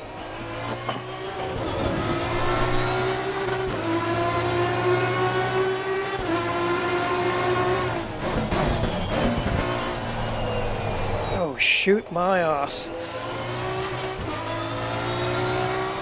The problem is, if you fuck up that corner, it costs you time all the way down here. Time you can never get back. I've lost half a second just by making that one mistake.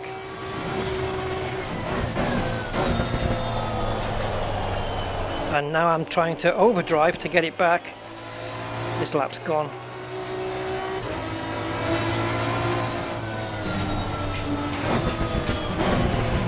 Just messed up turn one and it cost me everything.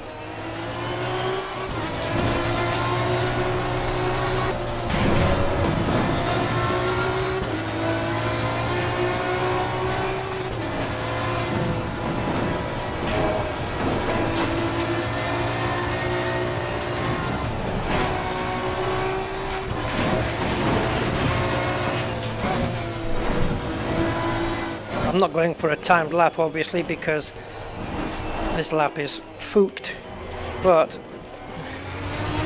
I need to keep that AI behind me off me for when I do my lap. So I can't, oh shit. Well, I said I needed to do that, but in trying to do that, I failed to do it. Because I'm concentrating too much on doing it. It's not getting past.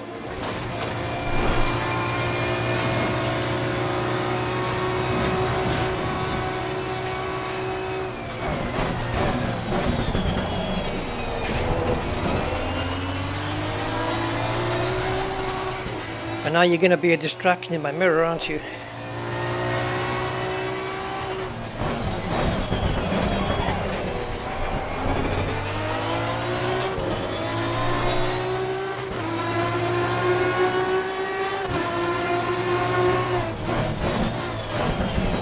Yeah, I can brake later there. I don't know why I'm not doing that. What do I need? 3/10, 4/10? Half a second maybe?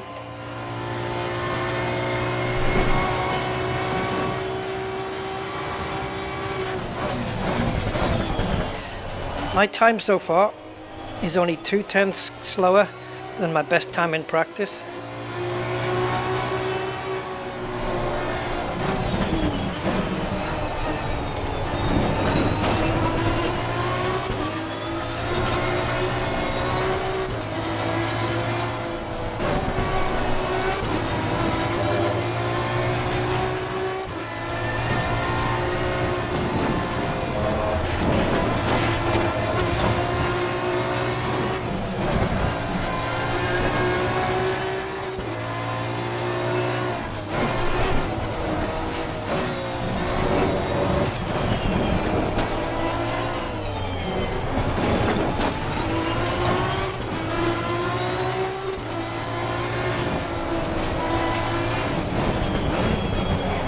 Shoot.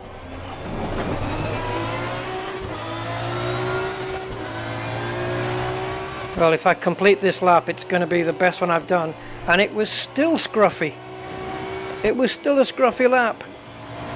But it's going to be quicker than practice, the fastest practice time.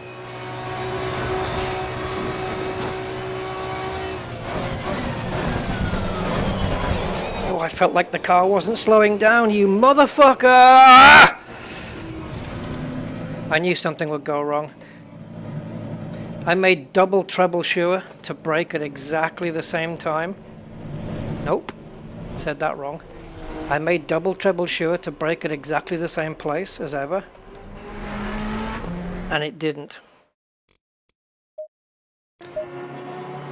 I was on for a time that would have blown pole position out of the water. I haven't got time to fucking do a quali lap. Okay, fuck it, we fight from 7th. If you're not immune to profanity, you may want to switch off now, because I'm just turning into normal me mode. I was on a lap there. That was gonna just annihilate everything. I would have been a 207.7, I think. 207.8 maybe. I would have been on pole by 6/10 had I finished the lap and not lost any time. So we're running 2-minute 8s. I hate doing fuel calculations. So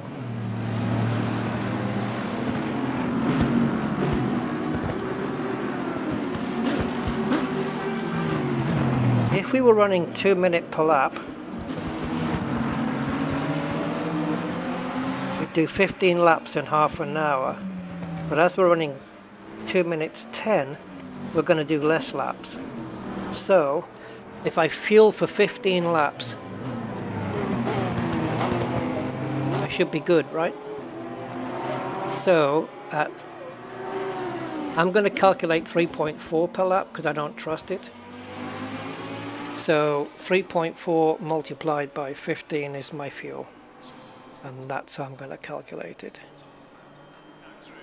So let's have a look. Oh, come on, you stupid phone.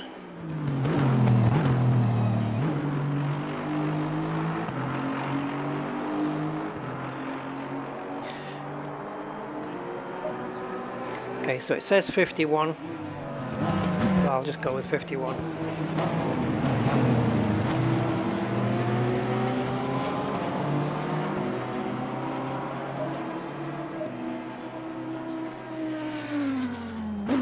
Oh, and I did make a setup change, so I think I should save that.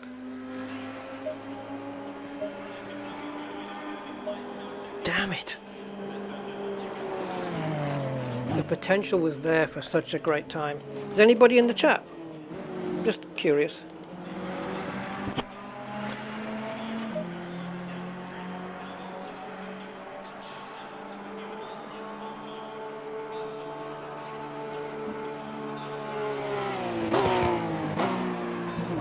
I got nothing on these tire pressures.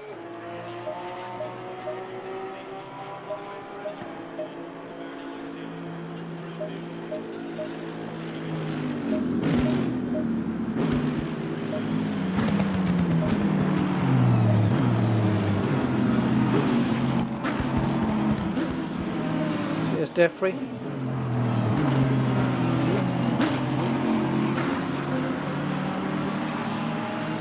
How is it your cursor goes there? Okay, now it's moving.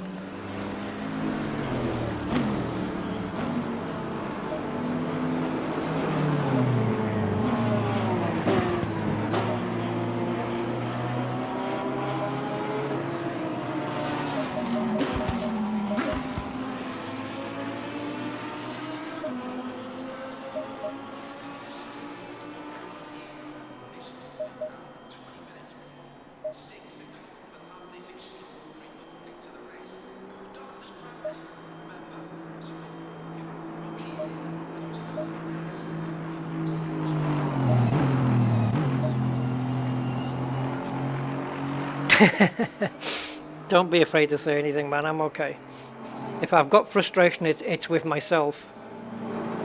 It's with myself, not anything else or anybody else.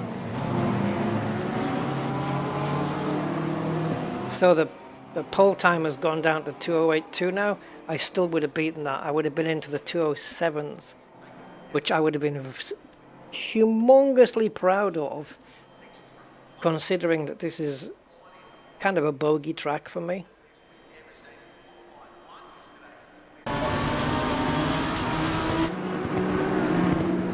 But look at this train. I mean, he's not going to improve any further.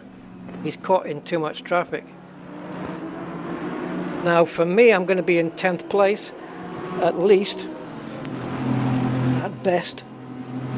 So I guess if I can just stay with them and not be stupid through the S's, I've got enough speed to carry me past them in sectors 1 and 3, I think. It's a good question, actually. I pressed escape there. Was that a good thing to do? Probably not, because I needed... Ah, yeah, it's okay. Oh, that doesn't help. Jesus. I need to know my overalls. So, 39.8, 28.2. Okay. Top guy. Jesus. Okay, I'm 2/10 quicker there. And I've forgotten my time here. Oh, 28.2. 3/10 quicker. So his fastest time in the middle was a 59.6. And mine was a 101. I am really bad in that middle sector. Well, I don't know why these cars are going out. There's literally no time. Oh, it's a replay. Shut up. Right.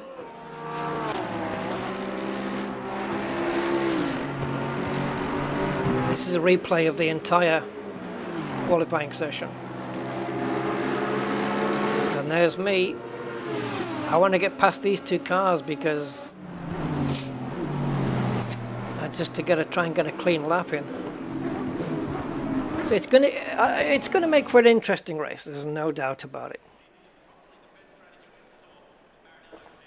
I mean, holy crap! I just want to make sure I have the right setup on this car because I do not want to run out of fuel. UL 51. Now hold on, this is based on a calculation of 15 laps. It's probably going to be, oh, it's a 20-minute race. Oh, you bastard, I thought it was a half-an-hour race. Oh shoot. Okay, so based on 2 minutes a lap, it would be 10 laps in 20 minutes, right? So we're running slower than 2 minutes. So we won't be able to get 10 laps done in that time. Or we won't be able to get more than 10 laps. So if I calculate for 10 laps, then I'm okay. So it says there, fuel per lap, 3.7 litre. The more fuel I put in, the worse the fuel economy, right? So in quali, it said 3.4, but we were running on quali fuel. So I'm gonna base it around this 3.7. So 3.7 times 10 is 37 litres. So 37 should be enough literage. It should be enough to finish as the race. Because I'm not going to go over that, am I? That'll be enough to do 10 laps. I think we'll have 9 laps personally, but if we have 9 laps, I'll have 3.7 litres left. So do I chance it though?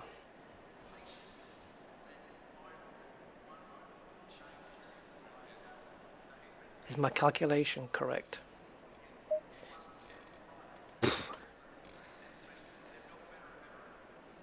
If we're running 2-minute 10s, let's say, 2-minute 10 seconds,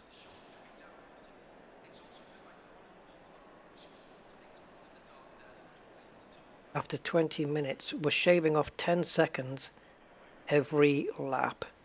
So in 6 laps, we'll have shaved off another minute.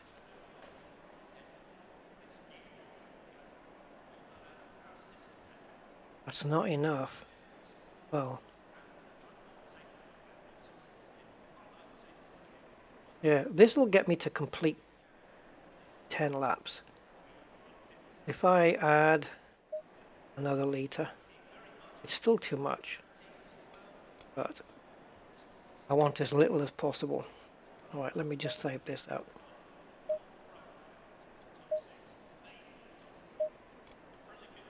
Alright guys, here goes nothing.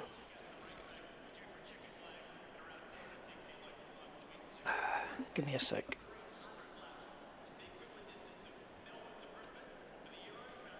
Okay, 10th place, eh?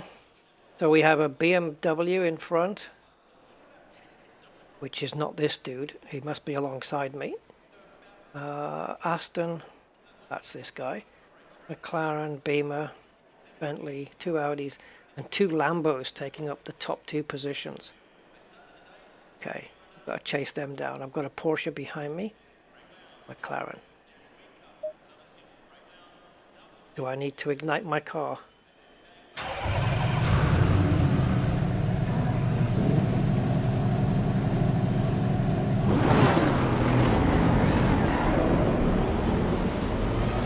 Ah, thank you, Mark. Yeah.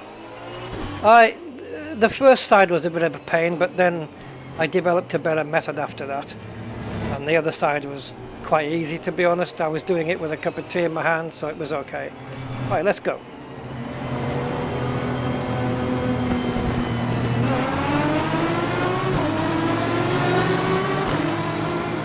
Oh, Jesus.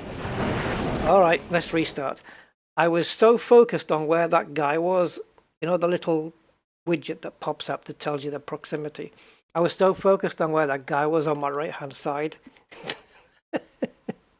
I just was not focused on the cars in front braking. Nope, didn't even consider that they might brake there. All right, let's not be silly until we get past the first corner, because there's no point. We'll just hold position until we're past the first corner. As long as we don't let anybody past us.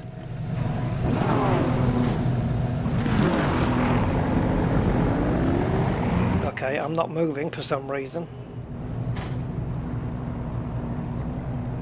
Hello? Oh, for fuck's sake.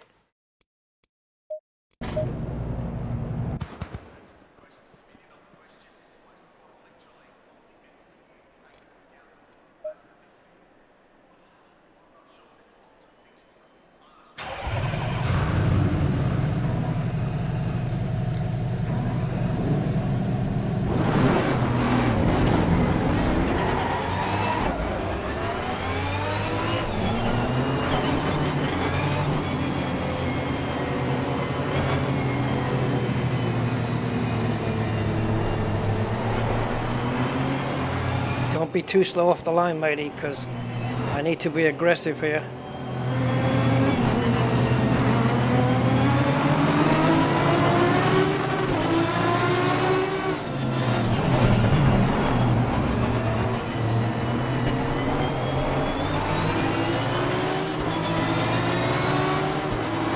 I've got such speed down here.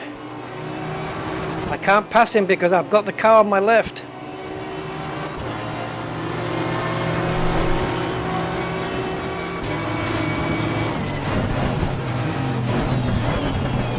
Wasn't 100% sure of my braking point there.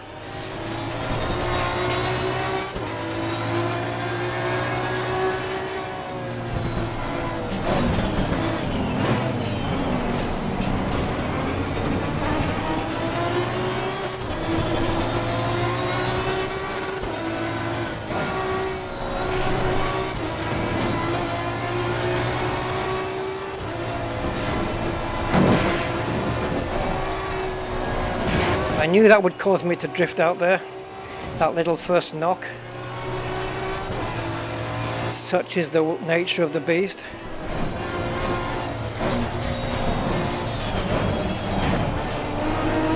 First lap's really sketchy with these shit tyres.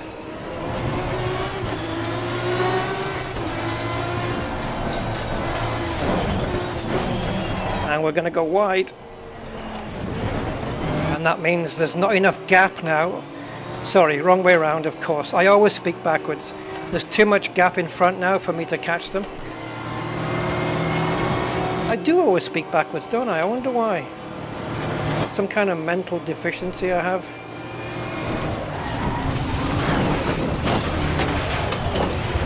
So it appears that the widget that shows the proximity doesn't actually match the proximity, because the two vehicles, there was a gap in between, but not in the reality of the track, there wasn't.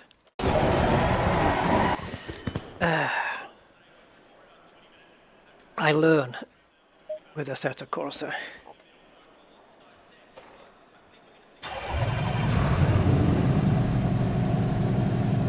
What have we got? No ignition? What?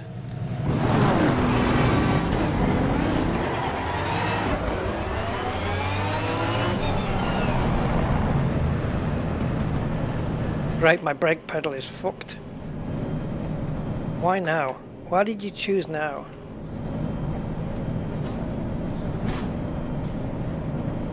You son of a bitch. It's not even resetting either. I've unplugged the brake pedal and it's not even resetting.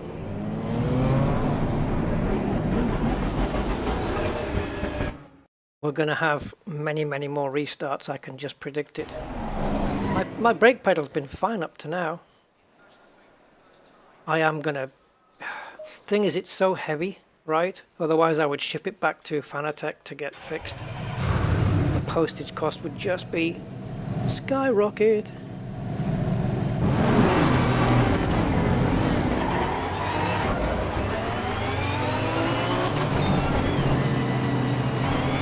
let's see if we can make it from this now. Come on, I want to get this underway and see how we go.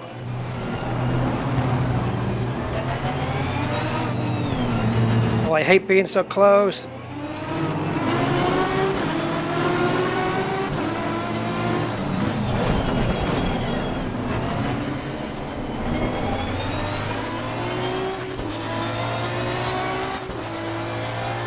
Jesus, I don't know how we managed that, but we did.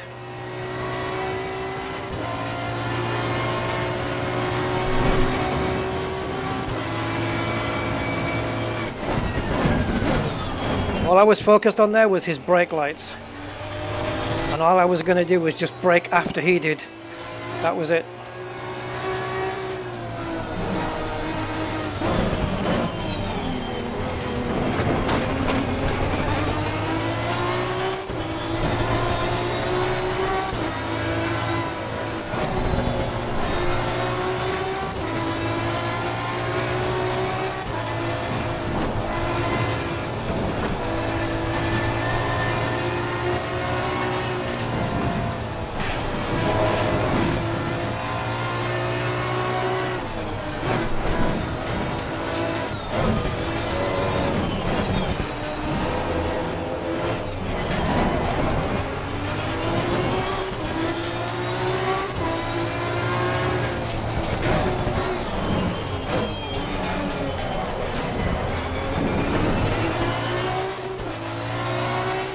Interesting to know that where I'm sucking on there, but it's a problem for me now is because I'm no good in sector 2, I can't catch them in sector 3, so I have to try and maybe catch them in sector 3 and then try and attack in sector 1. And I need to move my glass of water because it's shimmering and putting me off. Go away.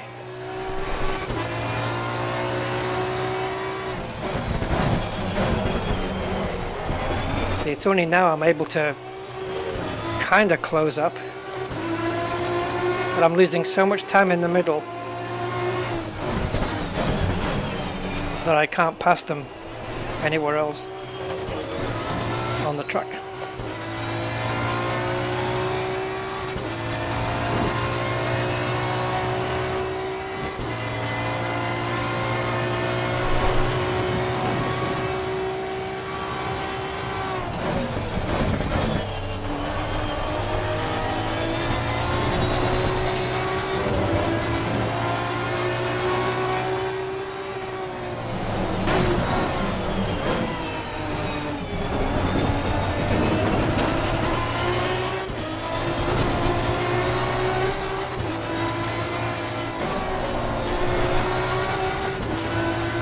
Not ideal to downshift there, but I feel like I have to.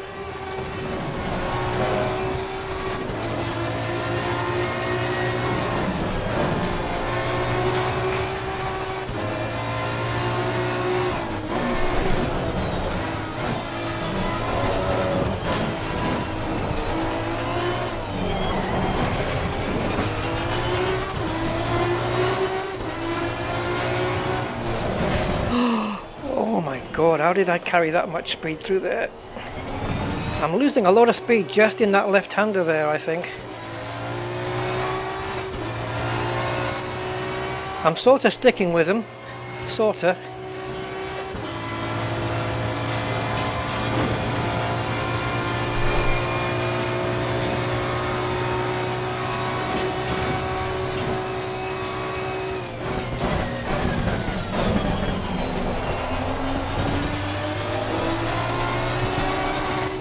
Was really good in there.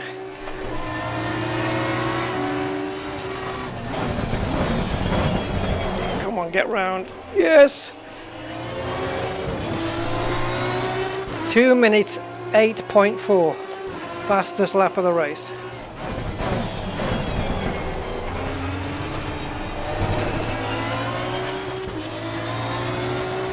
Chasing the podium positions now.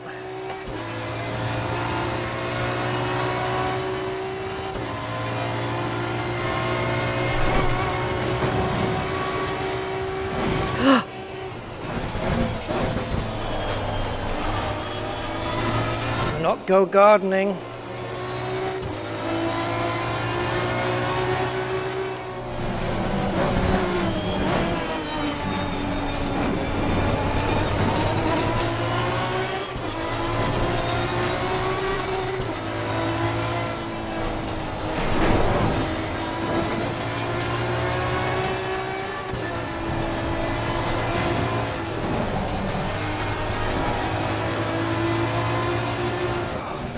I feel like my brake pedal just got stuck,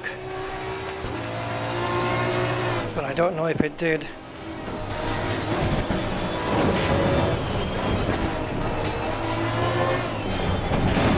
These things are sent to put us off.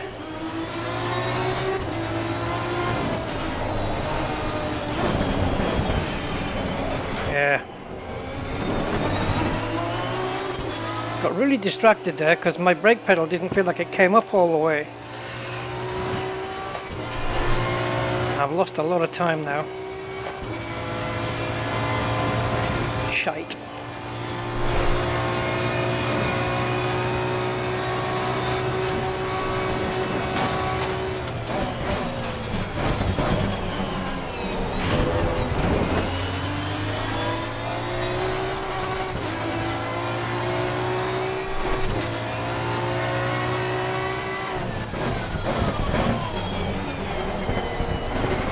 Yeah, we lost a lot of time there, 1.8 seconds.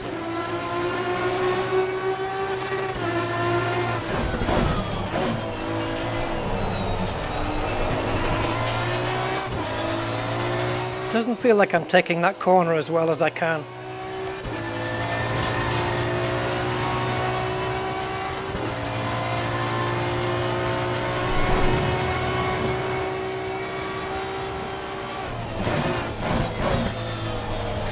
Brake pedal feels notchy, I think would be the right word.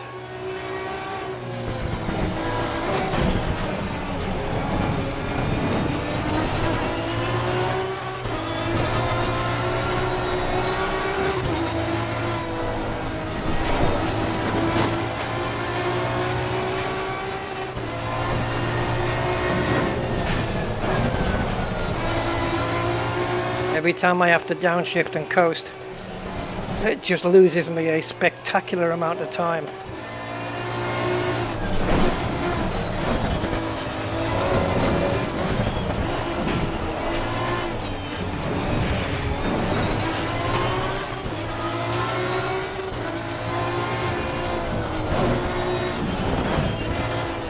I think I'm braking too early there, even though I go wide. That's it's. Just don't know. I cannot master the end of that. I don't know what part it is. I think it's all of the S's. I'd like to say it's just the end bit or just the beginning bit or both, but I think it's all of it.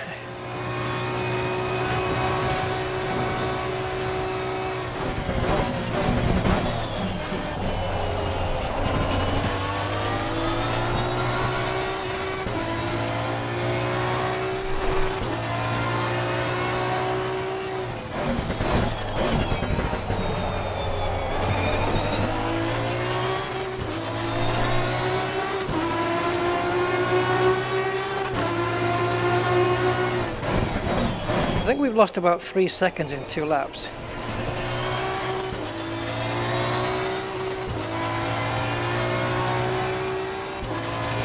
Well, I've got 3 seconds to the guy in front now, so let's see where that is at the end of the lap.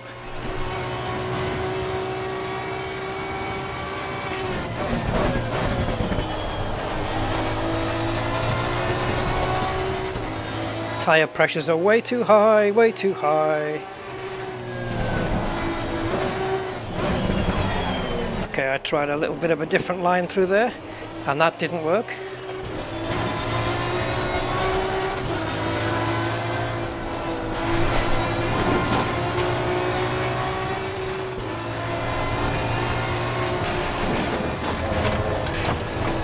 I'm trying all sorts of different things.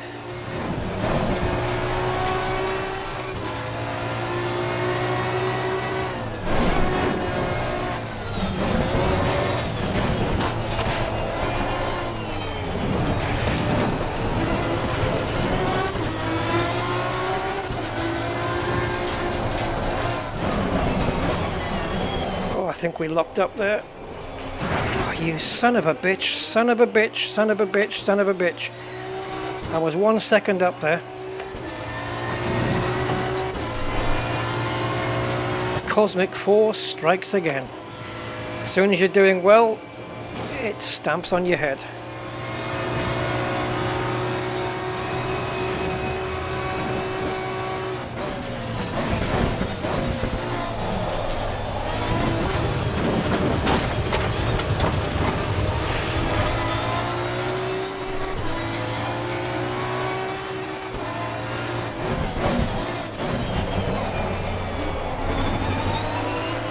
What's happening with the mirror that it's like a slideshow?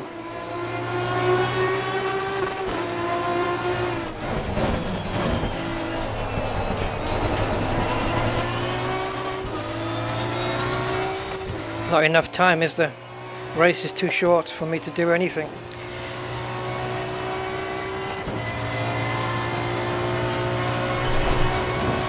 All the places we made up was at the start.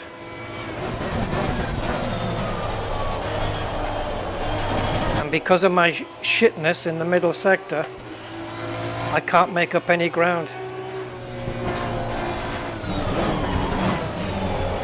It didn't give me the downshift when I asked for it.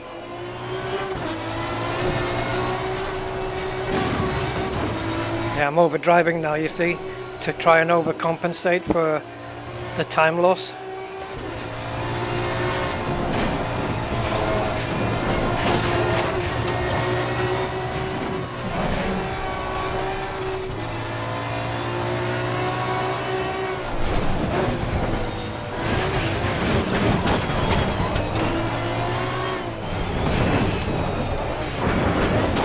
Doesn't matter if I cheat. I'm not cheating, but if I cut the track, it actually doesn't matter because I can't gain time because the dark power will see to it that I lose time. See? I want to run this again, guys. I actually don't. I can't be fucked with it.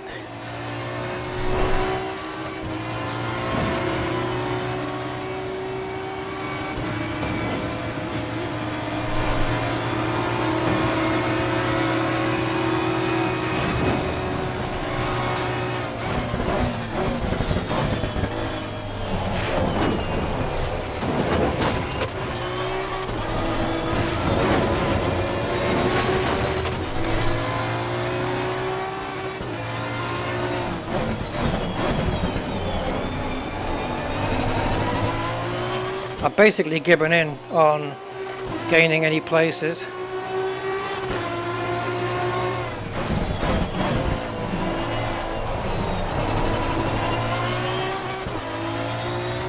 So shit in that middle sector.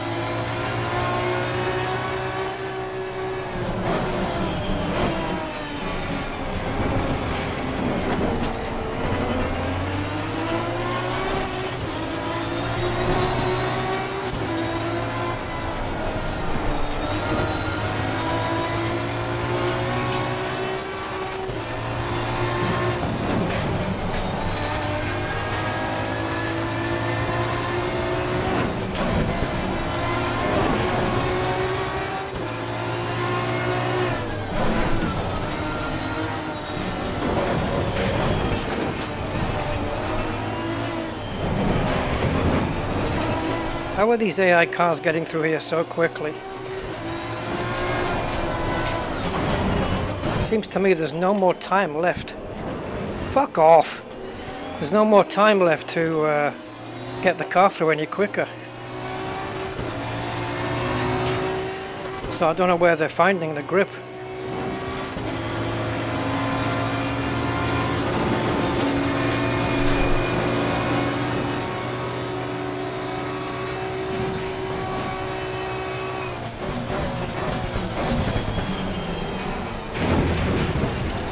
Didn't think I was going to make the corner really, so I just had to lawnmower.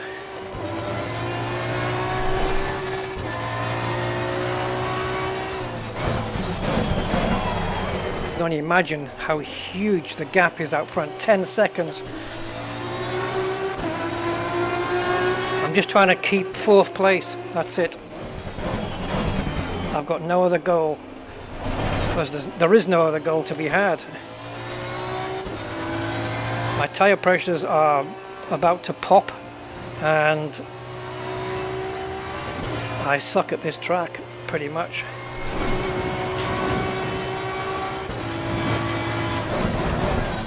And the one chance I did get to succeed, which was with the fastest lap ever, it kind of went out the window.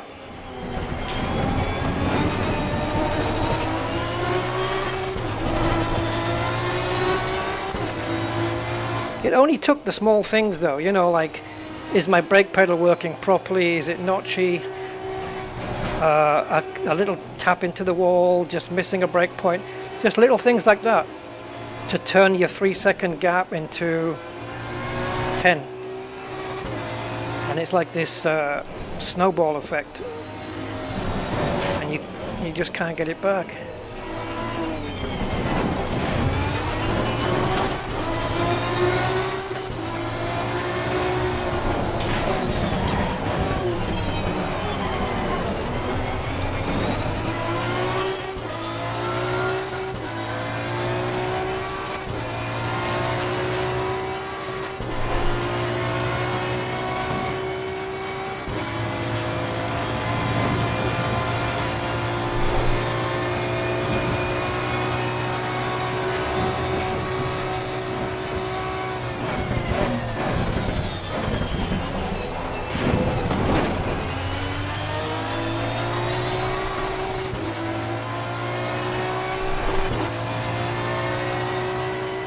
I wonder how I'd manage this in a car I'm more familiar with. McLaren, Ferrari.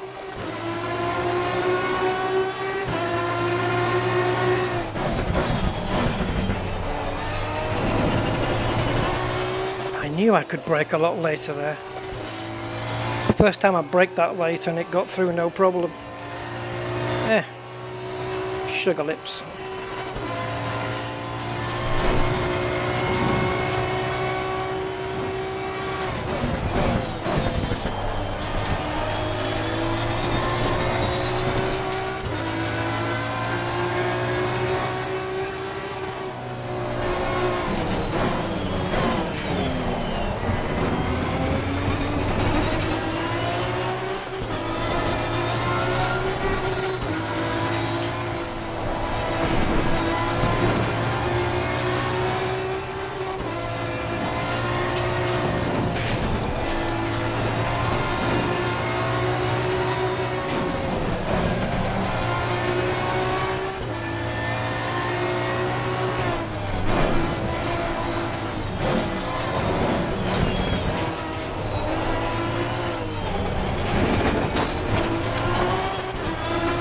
We're on a good lap here, I can feel it.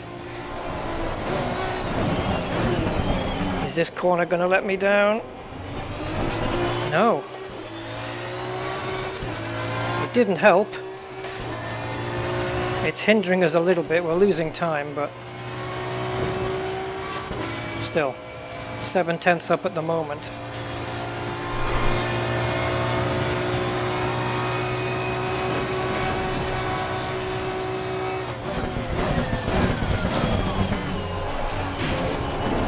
Oh, hitting the curb.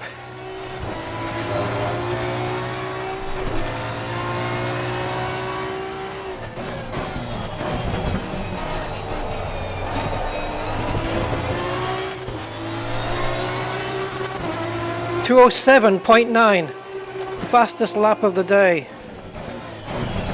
I told you I could get in the 207s. No AI has managed that. Brought the gap down to 11.8, so I've closed it in by half a second. Wow. That's not going to help.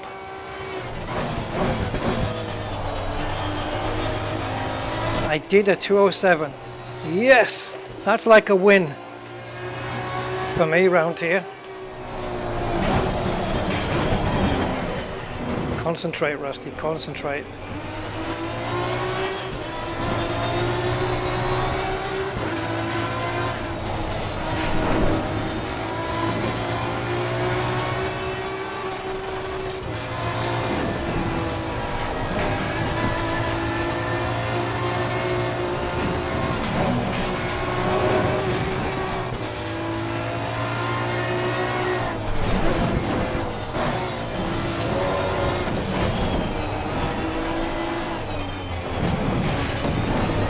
Feels like the front left wheel lifts off the ground there.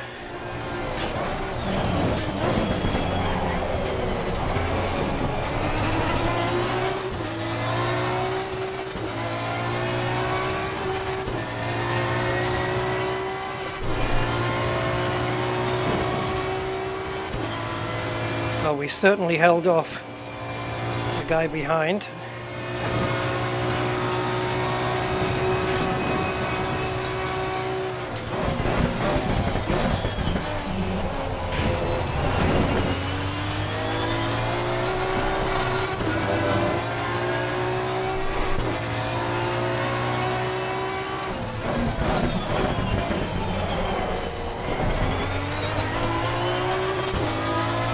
I'm surprised I even managed to do a race.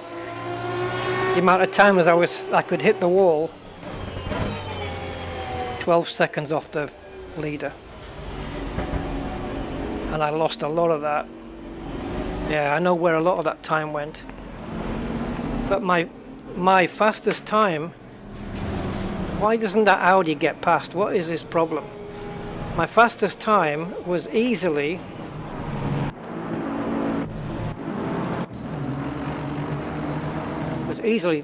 look at the AI, they're just fucking useless. Was easily the fastest of anybody ever today. And that was a 27.9. And I said, didn't I, in quali that I could have done a 27.6. And I could have done, because we would have been on less fuel and less worn tires. So it was definitely possible. So the lap time, yes, it's there. So I'm kind of okay with that.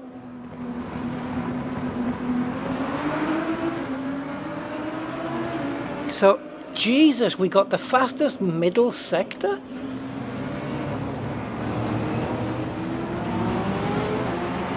And if we'd put that one together, that's another 2/10. That would have been a 207.7 if we'd strung it all together. How on earth did I get fastest middle sector? How? How did that happen? Like, it's not no, it's not possible. It isn't fastest middle sector. Hold on. Hold on to your horses, guys. It's not. It's these are my personal best sectors. What's throwing me off is Assetto Corsa's stupid representation of fast times. You see, in Formula 1, a personal best fastest time is green, and a best overall in the race is purple. I don't believe that these markers should be green unless they are the fastest in the race. I don't think this is. I'll bet you there's an AI that's beat 1002. Let's see. Let's go to the top guy. There you go. These markers are the wrong colors, these sector times.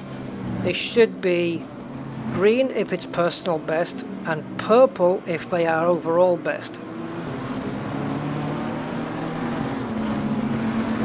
So, and purple overrides green, so this would be purple if it was the fastest lap ever. 2080. Well, I beat that. Yeah, it's the way they do it in Assetto Corsa. It's very misleading.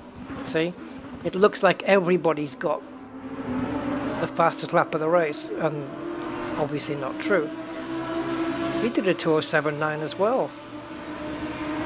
207.967, 207.967, 207.947. So we were on pace, let's put it that way. But because I can't be consistent around here with every lap, because I can't be consistent, I won't be able to keep up. But I can match their pace. All I need to do is just improve on the middle sector. If I end up with a different setup where I can nail the middle sector, it's not just setup though, it's me. You know, positioning the car right, braking correctly, knowing how much speed I can carry through the corners, stuff like that. If I ever master that, I'm already gaining, what, another second? Was it 1.1 or 1.2 seconds? I will annihilate these fools. So now, imagine running this track, this race, in the wet at night.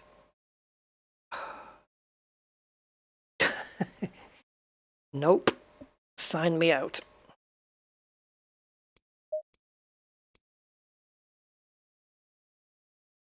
Okay. Oh, I wonder how much fuel I had left. I don't think it tells you on the replay, right?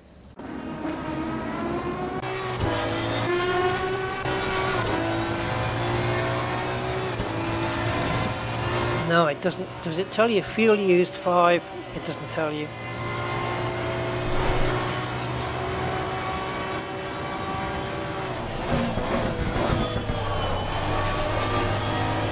Yeah, we started off okay.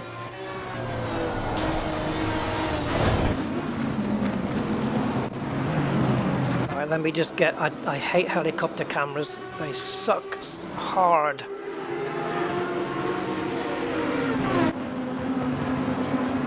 I made up 4 places, I think, here.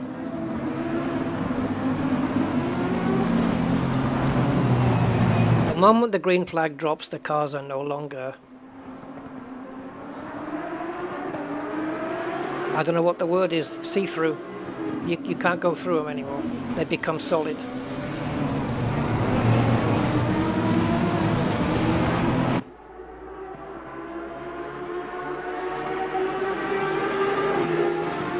It's bumpy, isn't it, up that road? Oh, if only I was able to hold on to these. If I was able to stick behind these cars in the middle sectors, I would have had a good run through Sector 3 and then into Sector 1 again. Because there's 2 decent straights there. 3, well, yeah, 2. Let's say 2.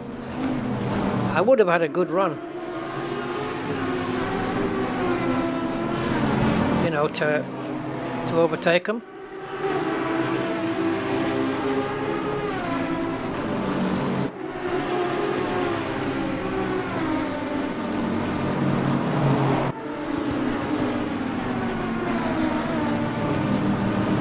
Look at that, bouncing over the curbs.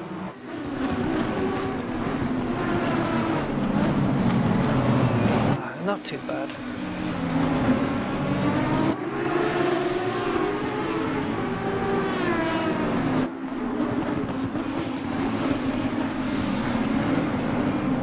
I think on one of those corners there, or one of those in the S's, I can feel like the front left wheel's almost... maybe not lifting off the ground, but it's certainly getting very light. I can actually feel that the traction's not there on that wheel. Just super briefly. I'm not going to save the replay. It was a crappy race. I kind of gave up halfway.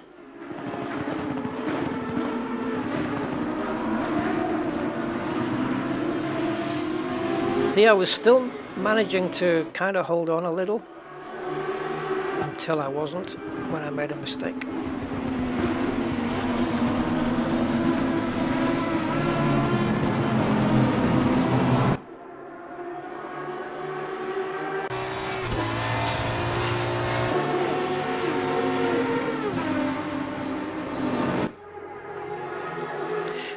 Right.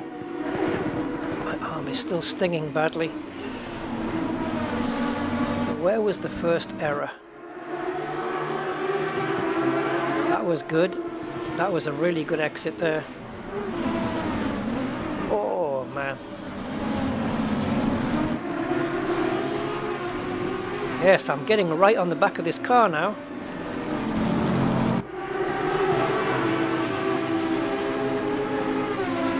Do you know, I'm not disappointed.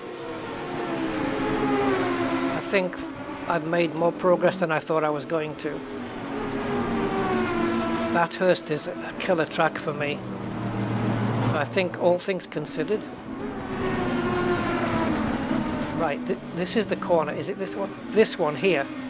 Right there. I feel that's where the wheel kind of lifts off the ground almost.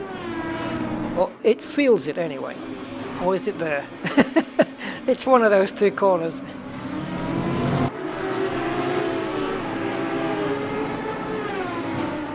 Yeah, I'm still holding on to him there. Still, yeah, still on his tail. And then into here, I know going into here I can outbrake him. So I know I can close in right here under braking. Yeah. Yeah, you see? Really close now. Just... Did I ever get past? Oh yeah. There we go. Ad Astra. 12 hours a killer race. Yeah.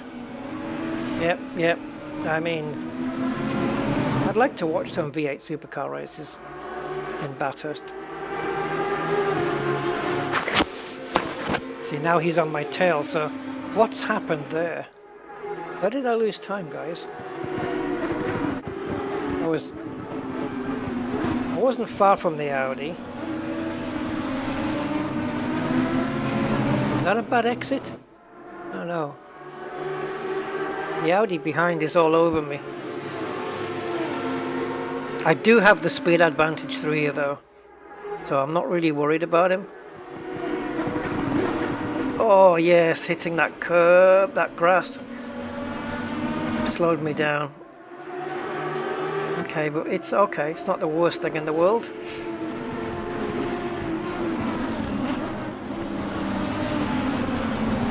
Yeah, that looked like a very cautious entry there.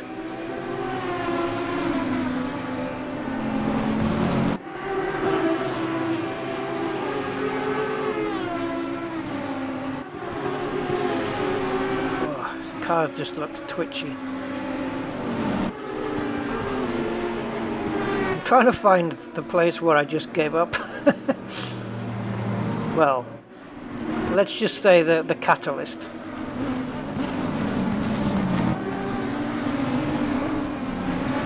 The error that, yeah, he's right on me. This is where I'm realizing now that I'm really bad through here.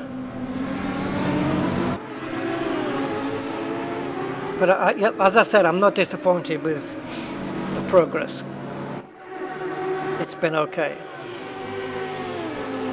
I would have had an amazing qualifying, and I did post my times in the race were up there with the fastest.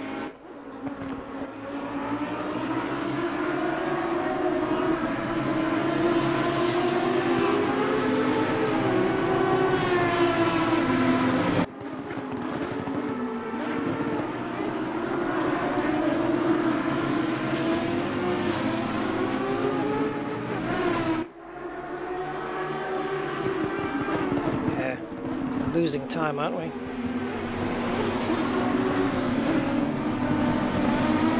The gap's opening up. I had no answer at this point.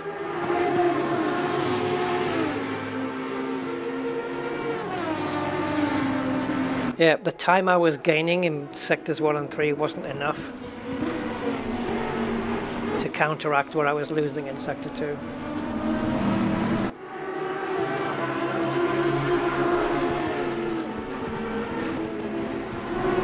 Have I had my first strike yet? Like into a wall?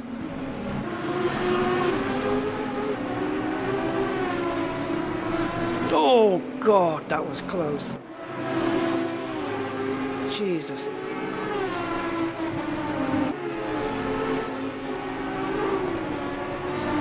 Yeah. Oh, God. You just kind of close your eyes through there.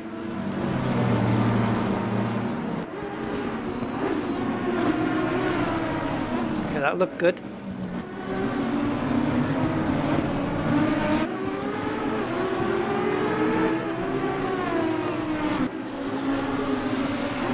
I'm not doing too bad, really.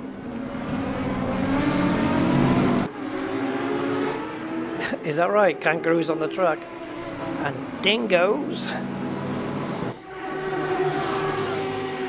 I have seen animal strikes at this track, but I don't think it was a kangaroo though.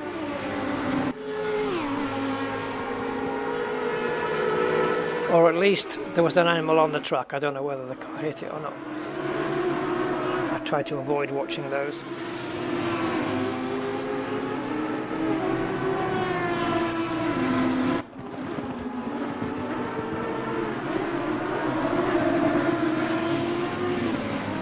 I have seen a human being get hit by a Formula One car. That was messy. That was pretty bad. I mean, the guy just, there was nothing left, really. Then you get these, you ever see these protesters on the F1 tracks, you know, and they've got no clue what would happen to their body if an F1 car hit them at full speed. I mean, they would just, I don't know, atomize. It's not something you, and then you get these streakers and people on the track. But yeah, there was a crash a while back, I think in the 60s, or maybe early 70s or something, and there was a fire marshal that ran across to get to a stricken car, and a Formula One car came around the corner and it hit him, and it was just, well, you just see a bit of red up against the fence, and that was it. There was something on the floor which I think was the overalls he was wearing, but he was no longer in them. It was, you do not want to get in front of these fucking cars. The guy wouldn't have even known it. It would have been over too much. And worse still is that the fire extinguisher he was carrying hit the driver, so it killed the driver as well. But yeah, really terrible. It's an awful thing, because you just, I don't want to go into graphic details, but you can imagine, you know, getting hit at 200 miles an hour. It's gonna cause some damage. And, you know, then you've got the people who have to clean that up. I mean, without putting too fine a point on it, the guy was just turned into like a smear, really, you know. And he was running across the track to help. The problem is, if it's a blind corner, an F1 car will come around that corner quicker than you can blink. And there's nothing you can do. I think he thought he could cross the track before the car got to him. I don't know, but you don't understand the speeds that they're coming at. Your brain, if you can see the car coming already, just stay where you are. It's already not enough time. Yeah, nasty, man. It's like, yeah, the fire extinguisher killed the driver, and the car killed the guy.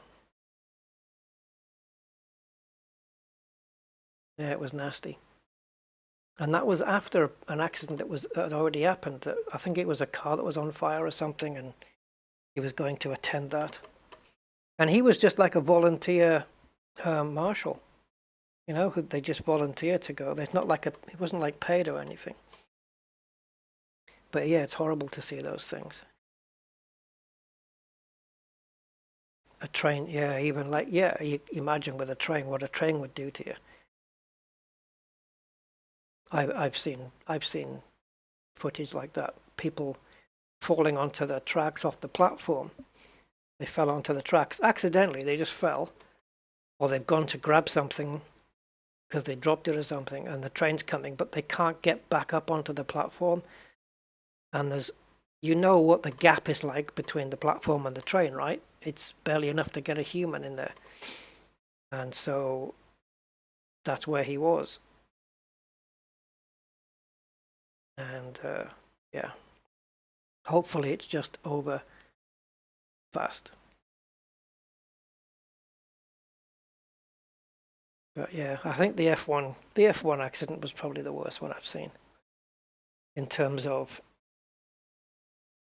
the devastation it did to the body. You know, it's, if you watch it, it's not that gory because you think it would be. You think it might just be body parts flying everywhere, but it actually isn't.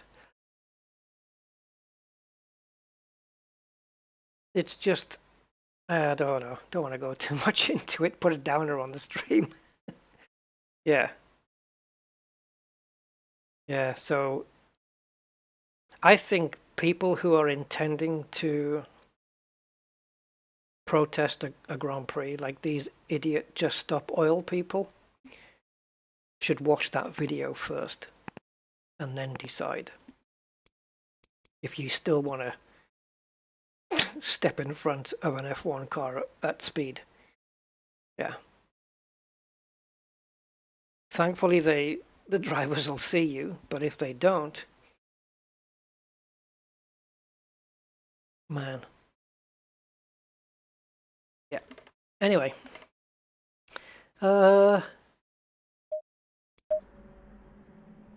there we go. That wasn't too bad.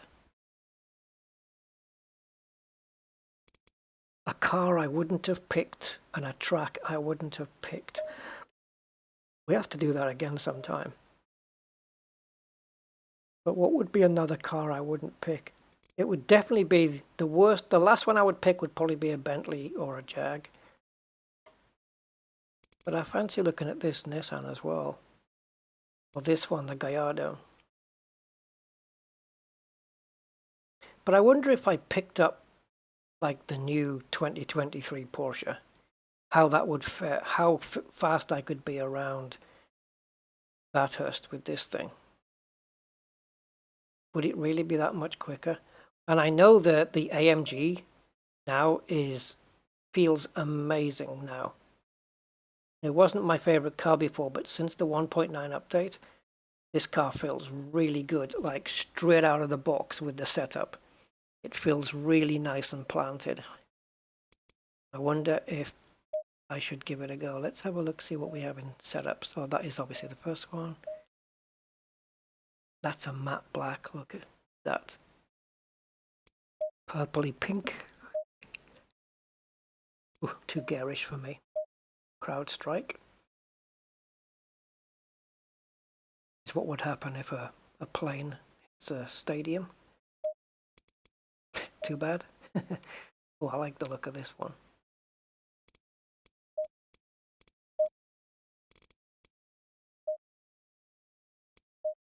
What time was that race?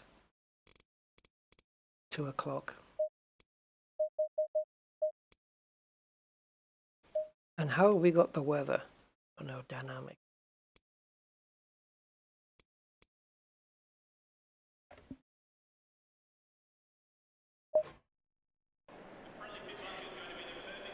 Oh, I don't know, Ad Astra, I'm not sure. I've heard the name Frickadelly, but I don't know really so much where it's from.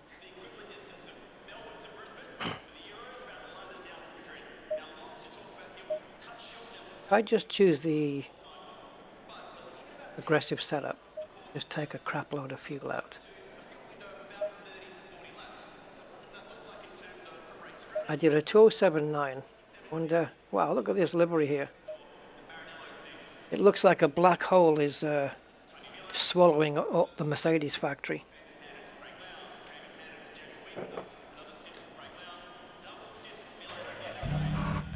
Let me just pull a lap or two and see if I can get anywhere close.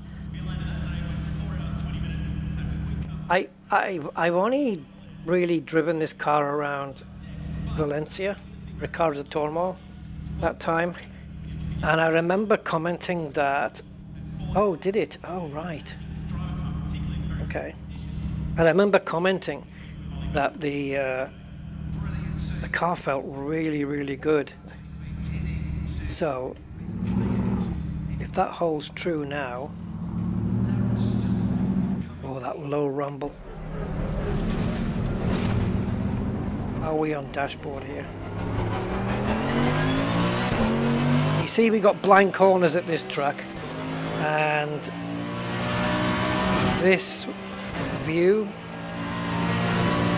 yeah.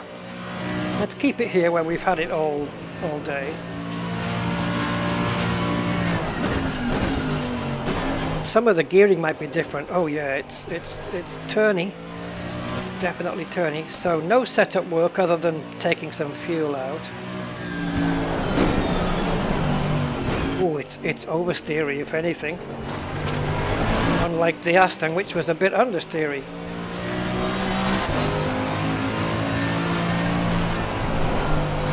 No, couldn't quite go flat out through there.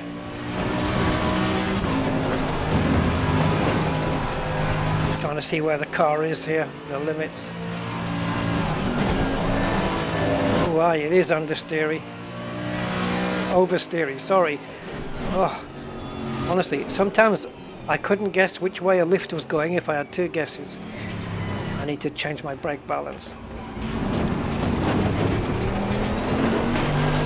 Something I never did with the Aston is change my brake balance. I would have probably put it a bit more to the front.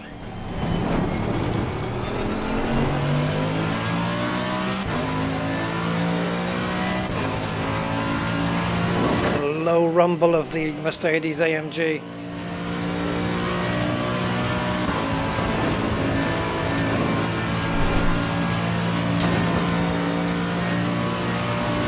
And I'll tell you, if you remind me, I'll tell you about a video I watched, a car video I watched yesterday. Well, a series of them.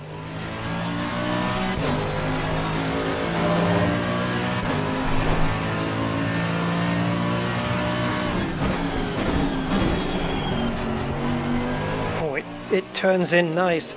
It turns in better than the Aston.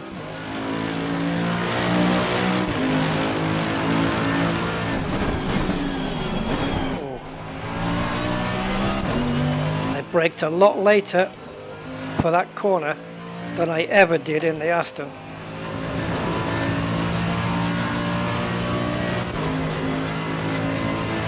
Does it have the speed?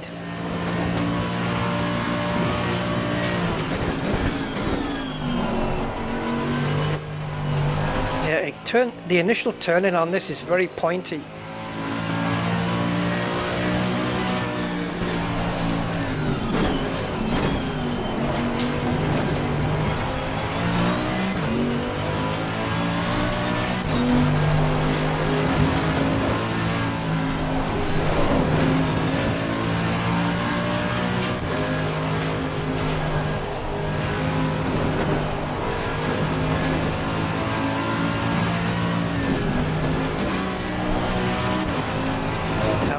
I didn't need to downshift there, did I? If you downshift in a place where you don't need to, you do lose quite a chunk of time.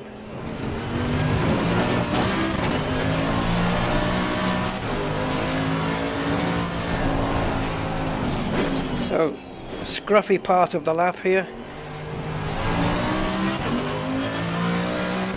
It's got more bite on the front end for sure. But it was a pretty decent lap up until I got a bit scruffy there.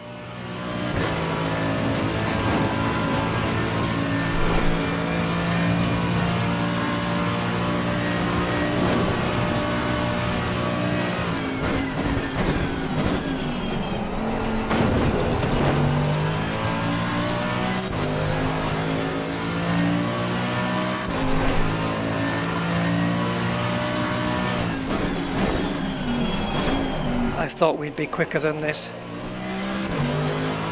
thought we'd be faster. 2 minute 11.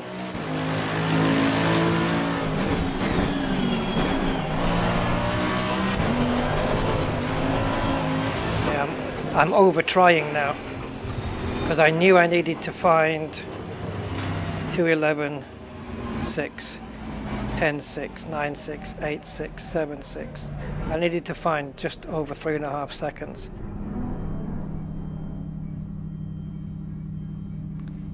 Shit, I wasn't expecting to lose that much time. And also, it looks like my brake pedal has got no dead zone at all. So who's removed that? Oh, it's because it's already fucking over. You can see there.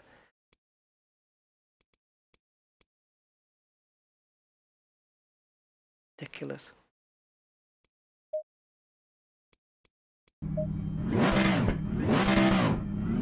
Hello, gain damage. Yeah, I'm not going to do much on this because I'm not going to find that amount of time. 2, 3, 4, 2, 3, 4.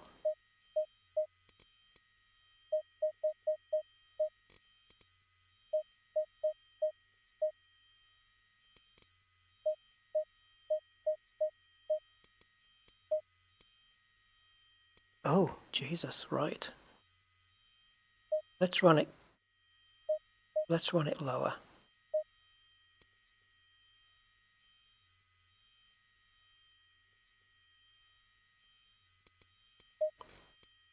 I think I'm going to go up on the preload, down on the front ARB, move the bias just a little bit to the front.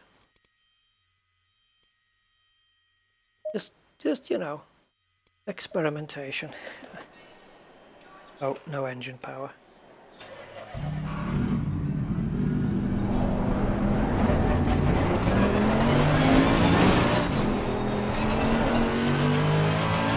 Illegal pit exit.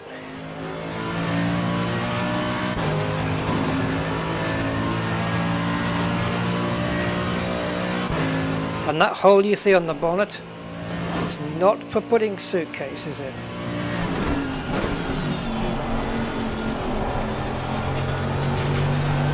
Okay, get through there in third.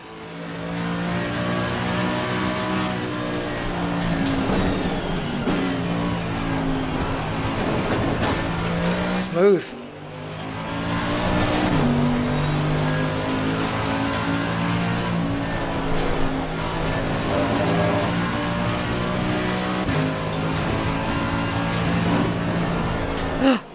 I knew I went wide there.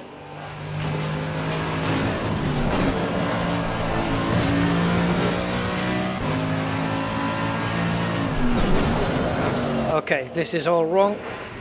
It might be the brake balance, I went the wrong way with it. But the moment I touched the brakes, she was gone, baby. Let's move the brake balance backwards a little, which feels wrong to me, but I have to do what the car's telling me.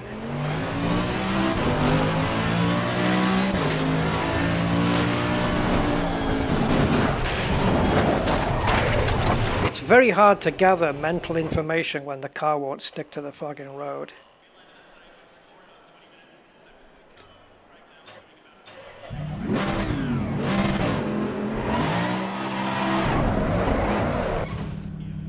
Okay, would you like to try that again?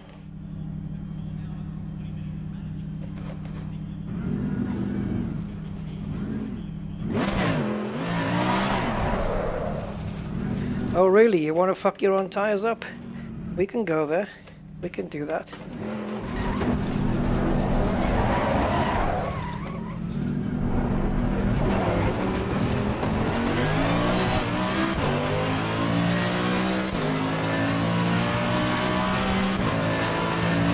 Now the tires are overheated.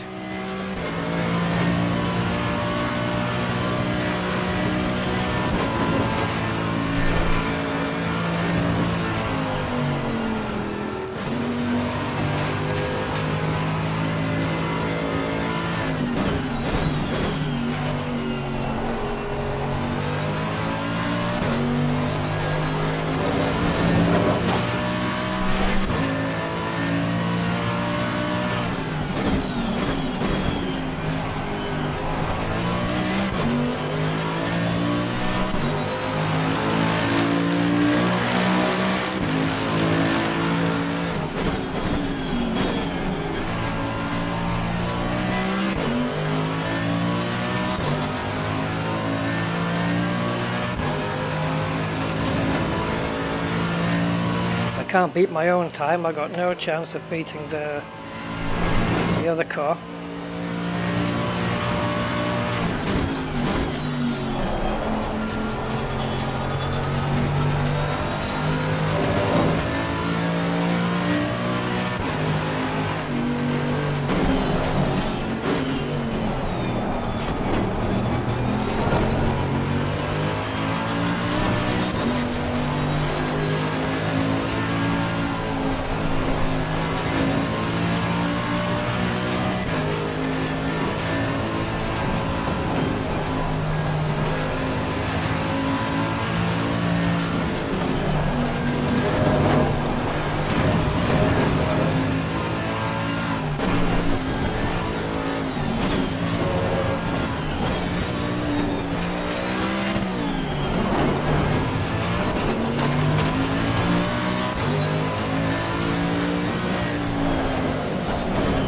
Oh, the back end of this car is so loose.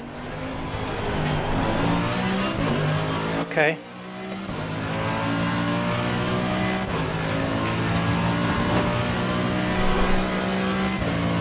Okay, Jeff. Take care, man. Have a good evening. I have no idea what time it is, to be honest.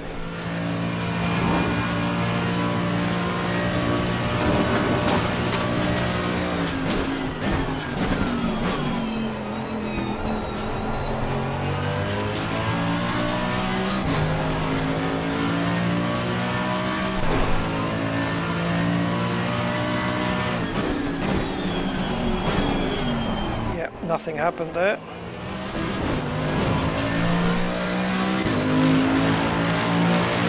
Okay, this car needs rebalancing, as the rear end in some of those corners is nasty.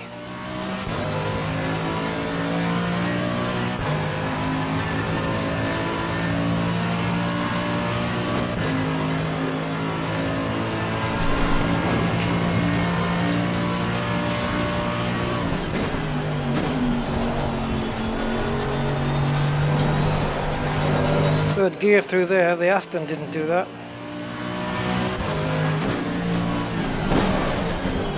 See, the back end just wants to swing out.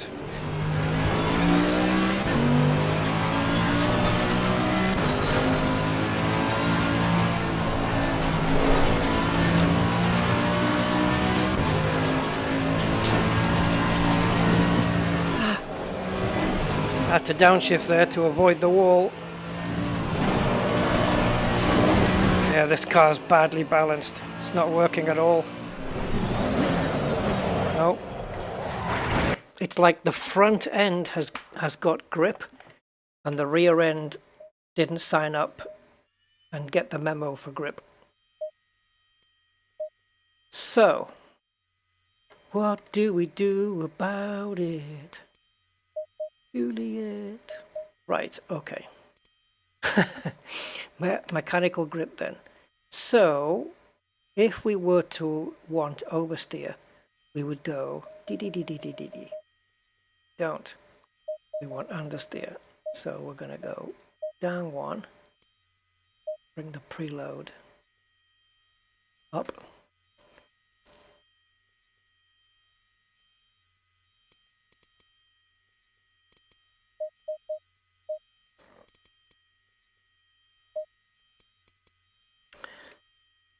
I wonder if I should soften these things.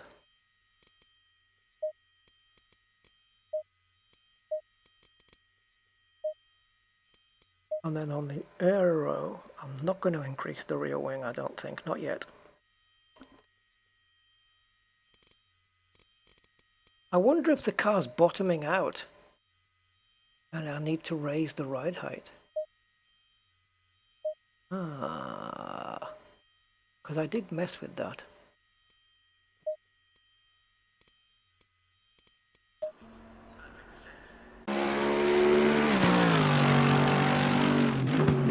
I love the sound of this car. In some corners, it's very nicely balanced. In others, it's caca. It's really, really bad. Through here, third gear. Aston did this in second with me at the wheel. Now here, we come through here and we have to lift off during the corner, and I think it doesn't like that. Again, through here in third gear, no problem. Into fourth now. Oh, just about.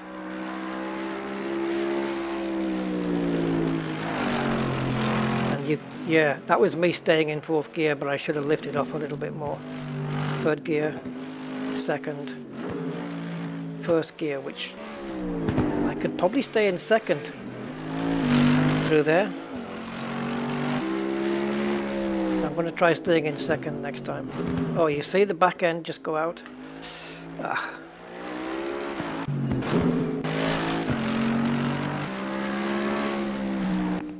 Oh, I think it's already started to drift out, hasn't it? I hate the fact that you can only go back 5 seconds. I wish we could go back like 2 seconds or 1 second. If we slow this down, as we take this corner here, let's see if we can see the back end just getting, there it is, look, it's loose already. Straight away into the corner. Whoa, it's, look, ah! And I'm trying to recover the back end throughout that whole bit.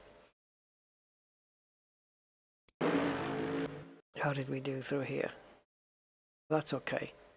I was cautious by that point. Yeah, that back end is loose as a goose in a hangman's noose. That, I don't know what that means.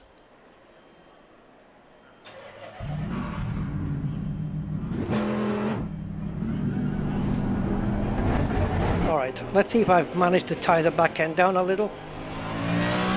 Or not. As the suitcase may be.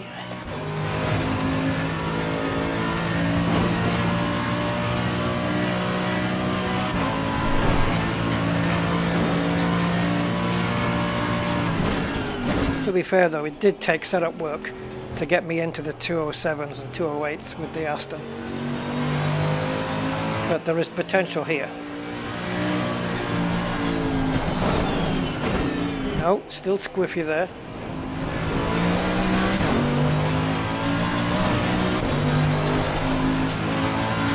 Tyres are cold to be fair though.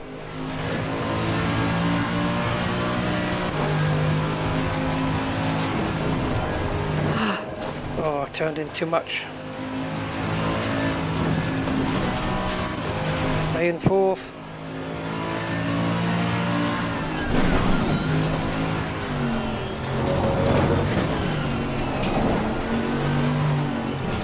Yeah, second gear, easy. Aston was first gear there. Right, here's the dodgy corner.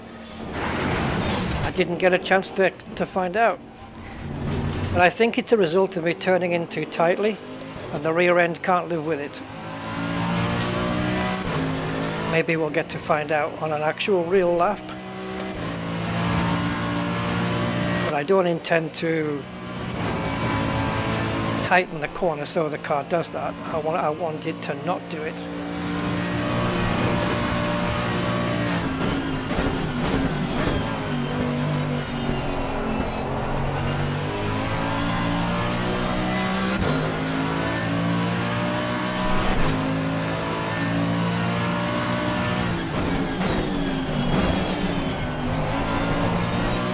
I can't believe that worked.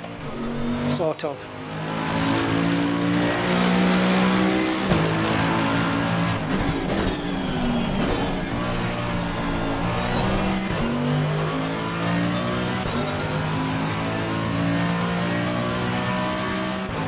Clouds suddenly appeared.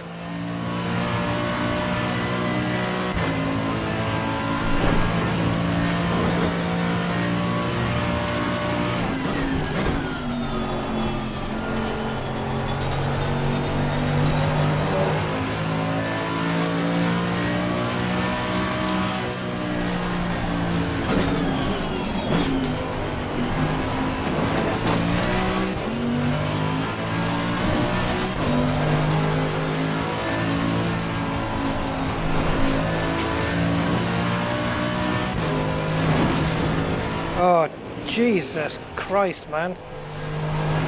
Why? Ugh. If the car's going to have a loose rear end, I'm going to use it to my advantage. The problem is, fighting the car costs time, and a lot of it.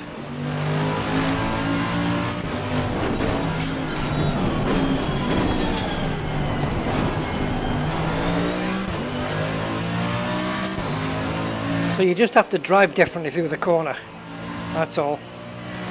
And brake at a different point, that's all, and that keeps the back end in.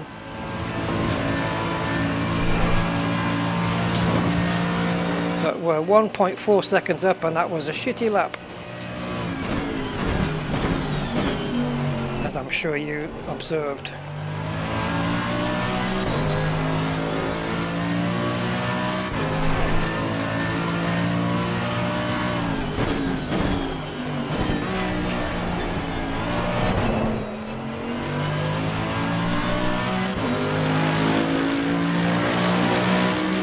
That was a 209.0, but it didn't count because the lap was invalidated. That doesn't count either. It does.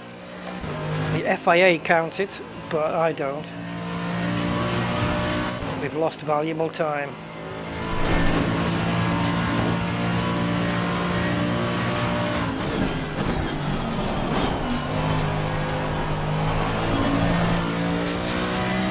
I braked later, which meant I had to downshift one more gear to get the car slowed down, costing me time, of course.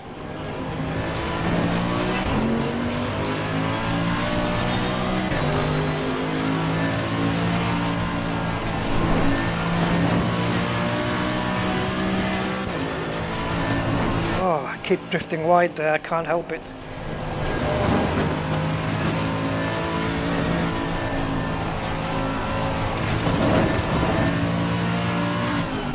See, it feels like the car wants more front end to get through those corners. But if you look at the back end doing that, it's clear that it needs more rear end. So it just needs more downforce overall. Correct, gain damage, correct.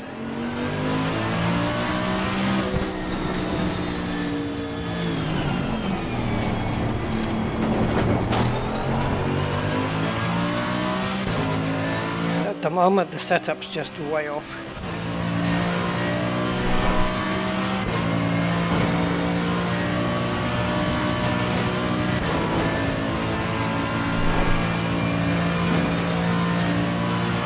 But definitely through some of the corners, the car feels nice. Capable, I would say. And then some other corners, like, it doesn't like bumps, does it? It does not like bumpy bits. It doesn't like bumpy bits at all. So we're running PSI hot here 26.2, we'll go up one. We're going to need to come down 4 there. So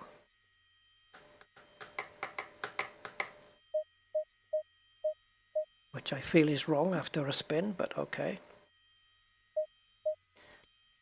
So, traction control. I don't think that's going to help us.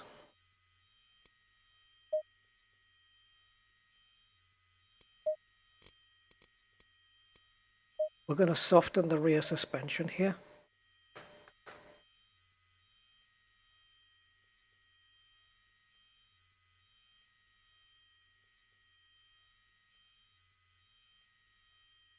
Don't want to go too far with this.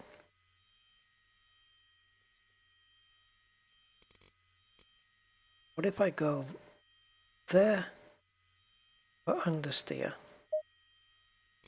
and bring this down to compensate for oversteer? I don't know. That was just a guess.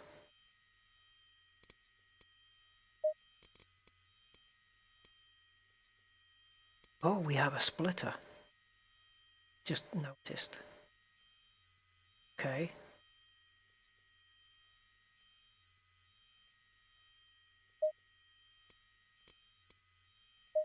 There we go, more downforce.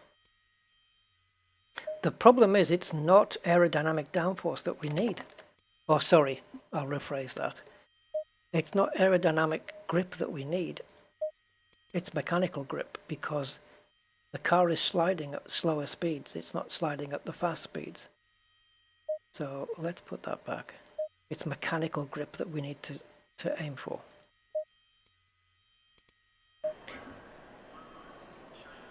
Yeah, it is horrible to drive. It's a challenging one, that's why I picked it. Starting to wish I hadn't. But we have done a full weekend race with it already. Practice a weekend event.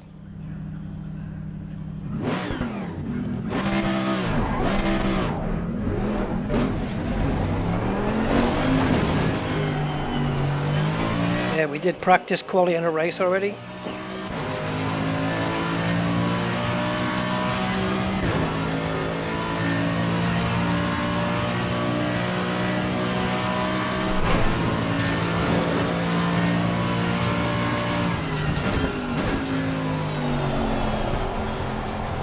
Okay, and well,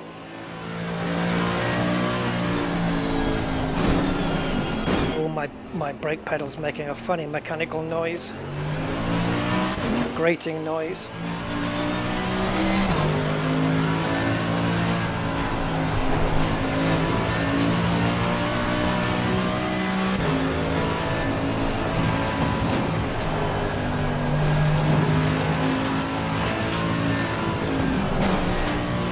The back end is loose there, big time. See? Nothing I can do. Oh, fucking stop. Was I braking there though? If I was braking, I don't think I was. Because I was going to say I would probably want to tighten. Is that the right word? Stiffen the front suspension so that when I brake the car doesn't dip down, right? So that the weight doesn't shift to the front too much. You want to stiffen the front. But this car does not like bumpies at all. It is not bump friendly.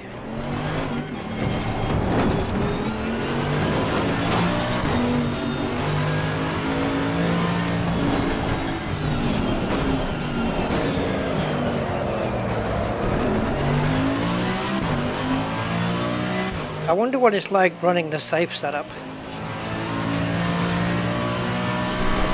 Slow is the answer.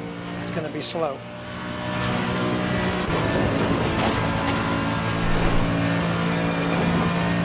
I'm just going to yank it round this corner. Okay. Okay, that's because I hit the grass. That's got nothing to do with the yanking of the corner. That was just me touching the grass, which put the car off. It does not like anything that's not the asphalt. If you touch a curb or a piece of grass, this car has a shit fit.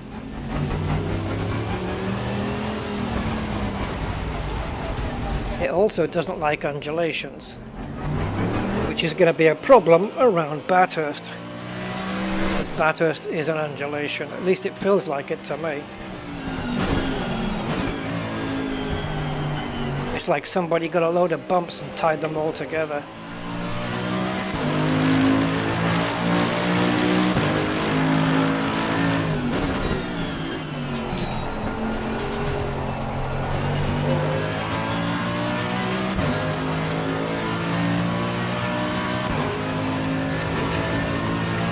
Alright, come on Mercedes. Show me you're not as bad as the F1 car.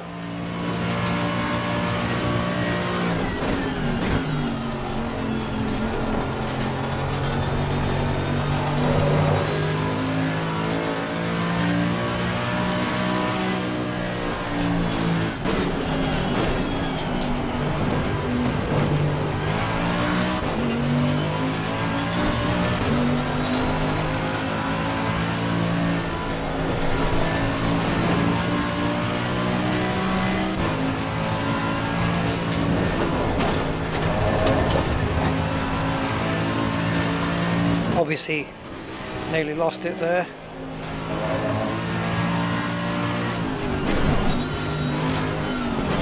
Like, you have to do all of your braking in a straight line. If you attempt to touch the brakes on a corner, she's gone.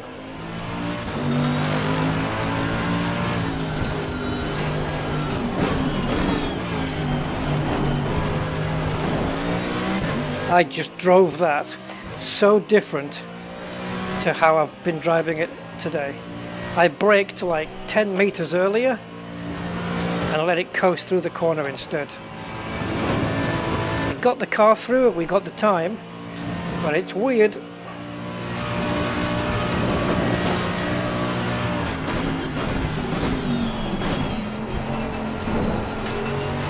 Trying to be careful not to take too much curb there.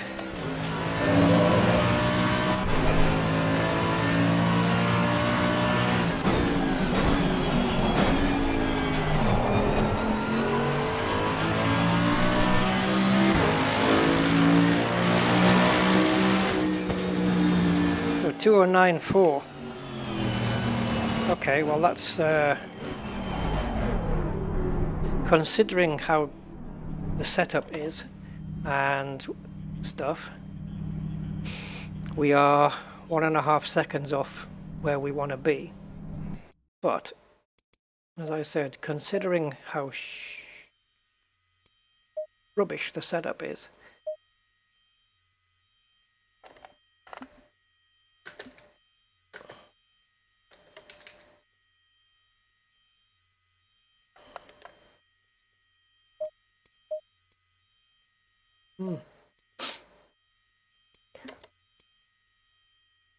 it's like you can't just take a car. Well, you can, but I mean, you wouldn't just take a car now, slap it on the track with an aggressive setup and just go for it, unless you turn your AI down. Because I have it set where I have to do the proper setup work in order to match the AI. And it's the same like flight sim, you know, you can't just jump into a Boeing and take off. Because what are you going to do with it?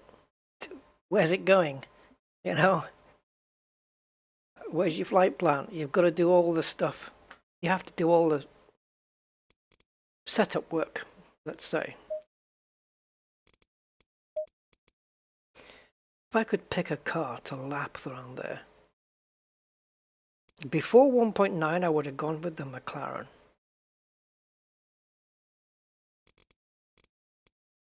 Now, perhaps the Mercedes. Nope. I'm looking at it and I'm saying Mercedes. Brain death. Now the Ferrari 296 or the 992, one of the new cars. And this is the other new car. Which is fastest though? Porsche or Ferrari? Oh, yeah, the video. Right, so I was watching some videos yesterday, car videos. And we're talking now about road cars that you can buy if you've got the money.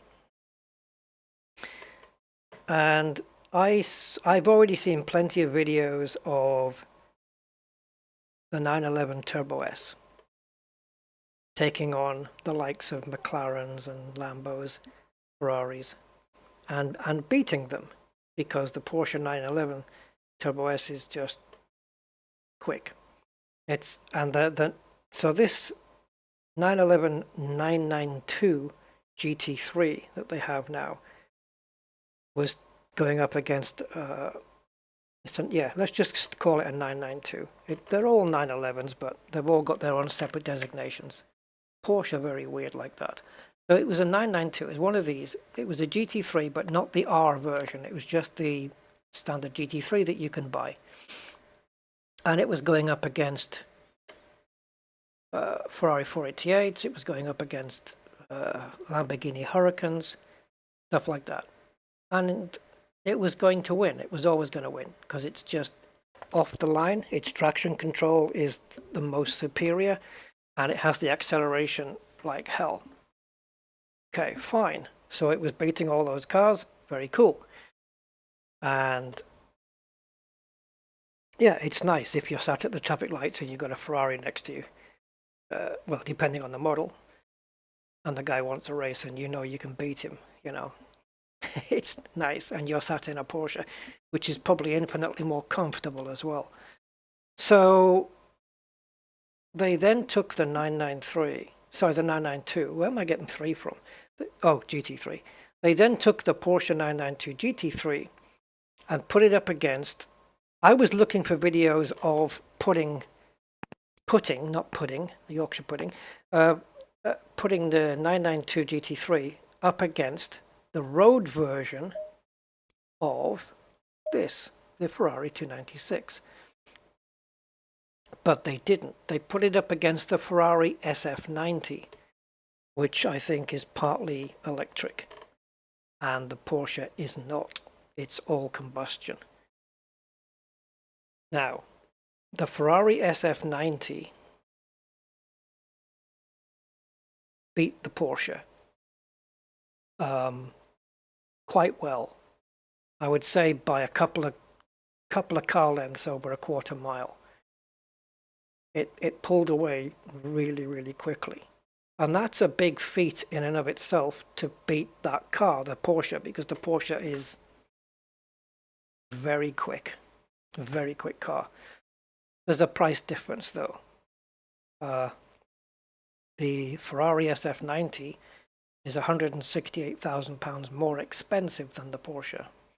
So I don't know whether I would pay that much more money just for that bit of extra speed. It did beat the Porsche. They did like three or four runs, drag runs with it, and the Ferrari beat it almost every time, pretty much.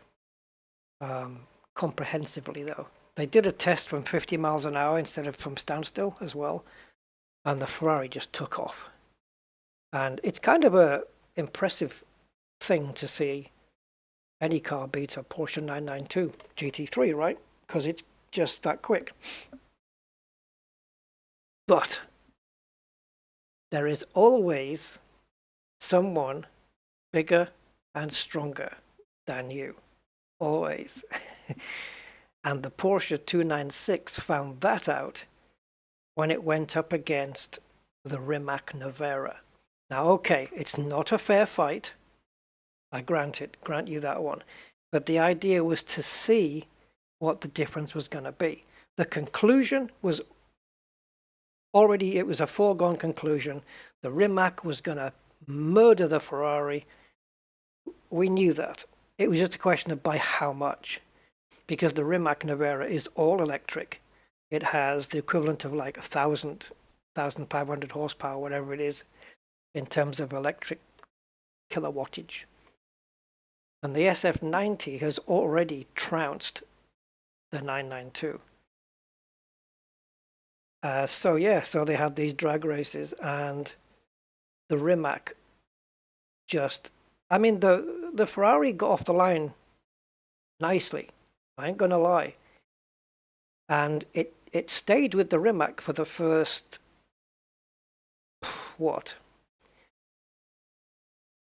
1 second? The first 1 second? Yeah. After that, the Rimac Nevera was gone. Bye-bye. However, right, you would expect it because the Ferrari is like 300,000 or something like that, 300-something thousand pounds. The Rimac is something like 2 or 3 million. I think 2 million for this car. But holy crap. Now, to put it into context, I have been in and I have driven the latest BMW M5 competition. I've driven it, I've been in it. It's scary. Now, I like speed, but that M5 is freaking scary, especially if somebody else is driving it and you put it into M Sport Plus mode and you put your foot down. It makes your head go funny, the acceleration. It does. You have to put your head back onto the back of the seat, and yeah, my head went funny. It all went like kind of fuzzy. It's brutal acceleration, and that's a nice little family saloon car, right? And I think it does 0 to 60 in about, I think fastest speeds have ever been like 2.8. 2.8 for a 4-door family saloon. It's brutal, but they had an M5 competition on the drag strip next to the Rimac, and like there was a car in between, but I don't remember which one it was. But the BMW, knowing how fast it was, having been in it, the BMW looked like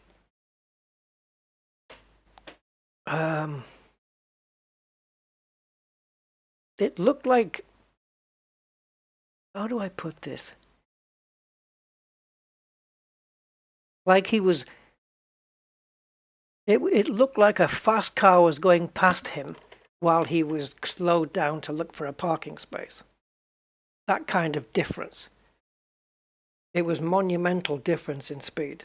The BMW just got left behind, totally. And I think the BMW finished the quarter mile, I can't remember the times. Anything under 10 seconds for a quarter mile is impressive. Really impressive if you can do it in under 10. I think the Clubsport I have does it in 14. It's a 20-year-old car though, so come on, give me a break. But anything that's 10 seconds or under is super impressive. The Rimac did it in 8.6, which is insane. And the Beamer, I don't know what it would have been. Maybe 10 seconds, 11. It doesn't sound like a lot of difference, but when you see it on a drag strip and you see just the acceleration difference, and I thought to myself, I know how the M5 feels under acceleration, and it's shocking. So what the hell does it feel like inside the Rimac? What does that feel like on your body? Yeah, the BMW is a gun and the car is a bomb. Well, the Rimac Nevera is like a bullet. It's probably like being fired out of a gun. I don't know. It is really, really quick. Yeah. Oh, I'll tell you another video I saw yesterday, guys. You see if you can have a guess at this. I saw a video, maybe Gain Damage might know, I don't know. It depends how well you know your cars. The introduction to the video, it might have been one of those YouTube shorts, so it would be difficult for me to track it and find it. I think it was one of those shorts, yeah. Those everlasting, ever-repeating videos that need to repeat constantly on a loop. What the hell's that all about? Anyway, this guy was in this, was it a garage or a museum? I don't know. But he said his opening line when presenting this car was, "This is the most expensive car in the world." Fine. I already know that the most expensive car that I know about ever being sold at Christie's auction house was a Ferrari 250 GTO that sold for $70 million, right? 70, or maybe pounds, I don't know. 70 million it sold for, right? The previous one had sold for 36 million. 70 was the new record. It's a gorgeous car, the 250 GTO. Beautiful. And this car that he said was the most expensive ever was a Mercedes. Now, I know you guys are thinking, ah, yes, of course, the 300 Gullwing. No, it wasn't. The 300 Gullwing was stood next to it, though. Beautiful, beautiful car. I mean, obviously, right? I don't think anyone would disagree, no?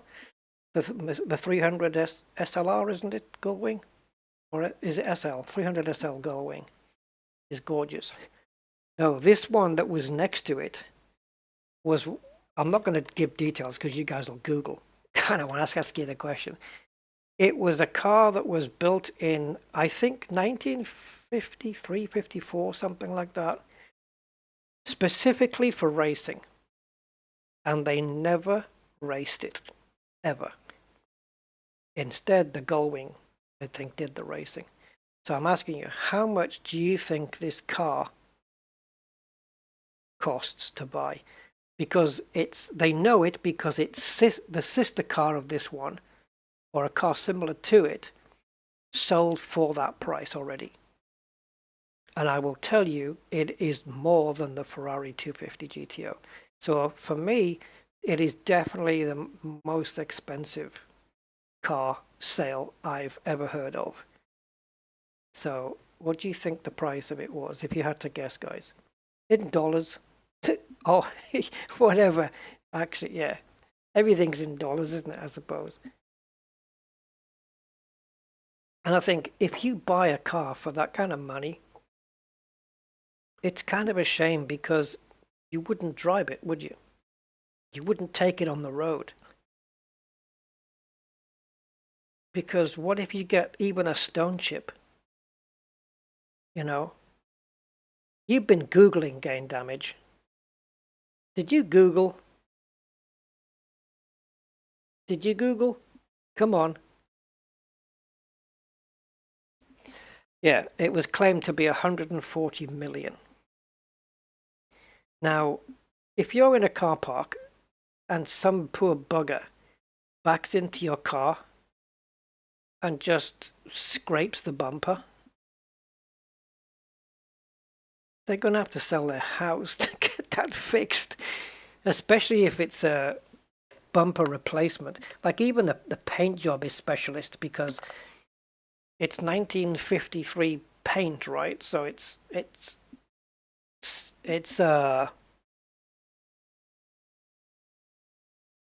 yeah, it has to be matched, I suppose. So you have to use the methods that it was used back then to, because didn't they use a lot of single stage paint? We paint cars differently now than when we did in the 50s. Oh, you saw the video? Okay. What a beautiful car. So was it Ubrecht? The guy was Ubrecht or something that they called it, the Mercedes Ubrecht or something. I'll put it in the chat if I can spell it, but I think it's. Is it that? Beautiful looking car. I'll grant you that. It was really nice. But 140 million. Imagine what else you could buy for that money. 2 Ferrari GTOs for a start. You could buy 140. Well, let's say retail price when they came out on the market. You could buy 140 Bugatti Veyrons. Oh, Uhlenhaut. Okay. Uhlenhaut. Right. How many houses could you buy for 142 million? It's ridiculous. And it's just gonna, if I had that money, I wouldn't spend it on that car. Sure, it's nice to have it and the prestige, but you can't enjoy it because you want to keep it pristine, you know? And even though you never run the car, let's say you have it in a garage and you employ somebody to look after it mechanically, and you might think, well, why would it need mechanical? Because it's not getting run. But you have to run the car. You have to keep the engine going. You know, you have to start it up every few weeks, you know. And also if you keep the car stud, eventually all the rubber seals and anything rubber in the car, the tires, they're going to perish. They've all got to be changed. You know, you have to keep on top of it even though you're never using the car. And the oil has to keep circulating. You can't keep that unless you drain all the liquids out of the car and then just keep it And you can't have the handbrake on either. It's like if you're not using, if you've got a car that you put away for 6 months, like, oh, I don't use it over the winter or something, and you put it away for 6 months, you park it without the handbrake on. Because otherwise you come back in 6 months to try and take the handbrake off and they've seized onto the... I'm sure there's plenty of people that have done that.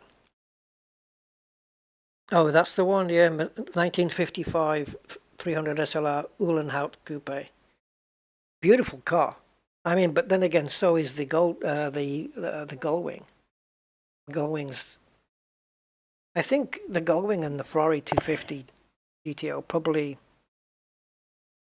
the most beautiful cars ever sculpted, because they were handmade back then, right? I mean, you know, there's none of this robot stuff. You know, robots building the cars or painting the cars. Let's see if we can get an image of this car up on the screen here.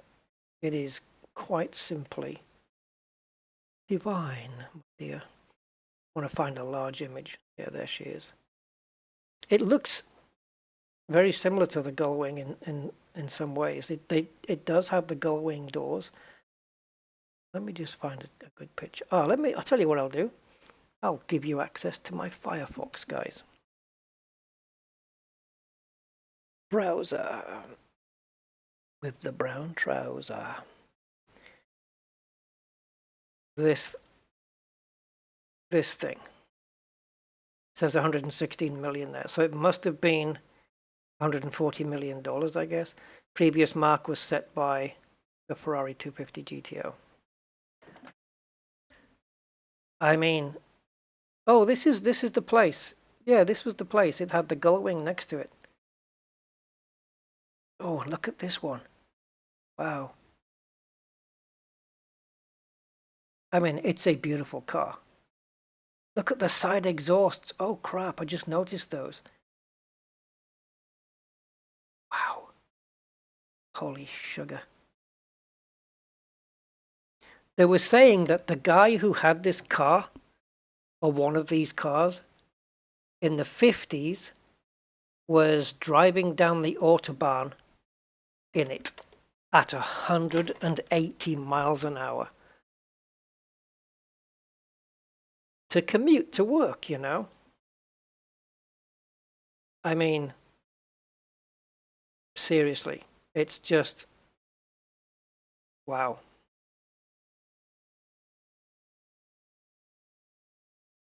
£115 million. Holy Christ. But what a car, eh? It's nice that they've parked it next to the new Nvidia card. That's nice. I like that.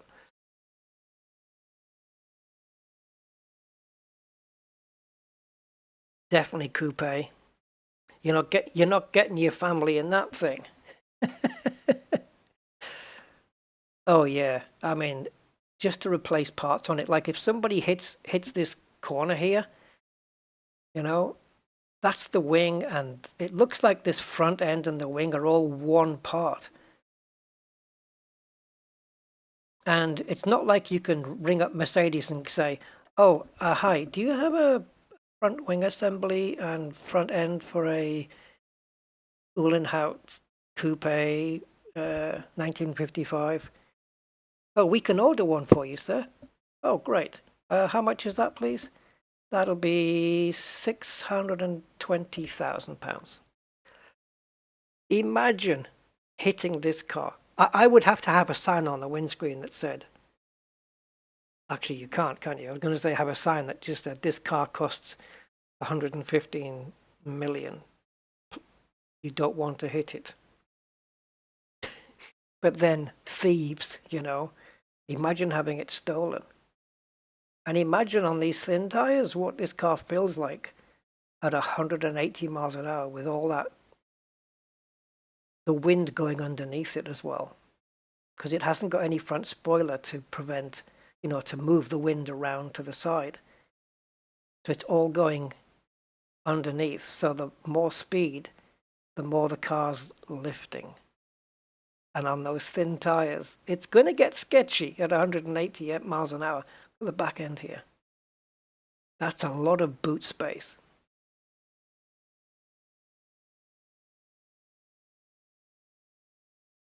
There you go, $142 million. What? Absolutely crazy. But if you had the money and the choice between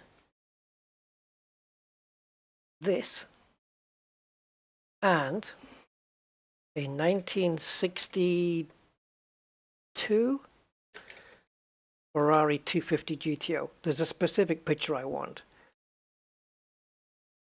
That one. Yeah. Handmade Ferrari V12 gated shifter.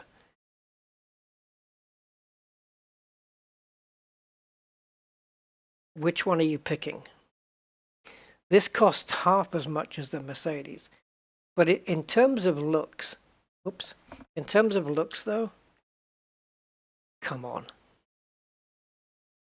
The front end on this looks better than the Mercedes. The back end, I'll give it to the Merc, I think, and maybe and the middle as well. I think the middle, where the doors are, the Mercedes is better. But the front end on this, especially, I like these three scoops at the front. The intakes. Built by hand, fully V12, with the gated, the trademarked Ferrari gated shifter. And they've got this other version here, which looks a little bit different. And they actually race these, which is a bit of a, modern seats. There's the gated shifter. I couldn't do that to a car like this. If I had this car, I'd want to keep it as standard as is humanly possible. I don't know. Imagine the two of them in a drag race, though. I wonder. Can you imagine that? $200 million drag race? That's a beautiful looking car. That is sweet. It's certainly, for me, up to now, I think, it's certainly the most beautiful Ferrari ever built, I think. But then, if you look modern day, right, the ones I mentioned earlier, you've got this SF90, which is your modern day, what would be this thing? This thing is really, really quick. It says bye-bye to the Porsche 992, but it is hybrid though. But it's really fast.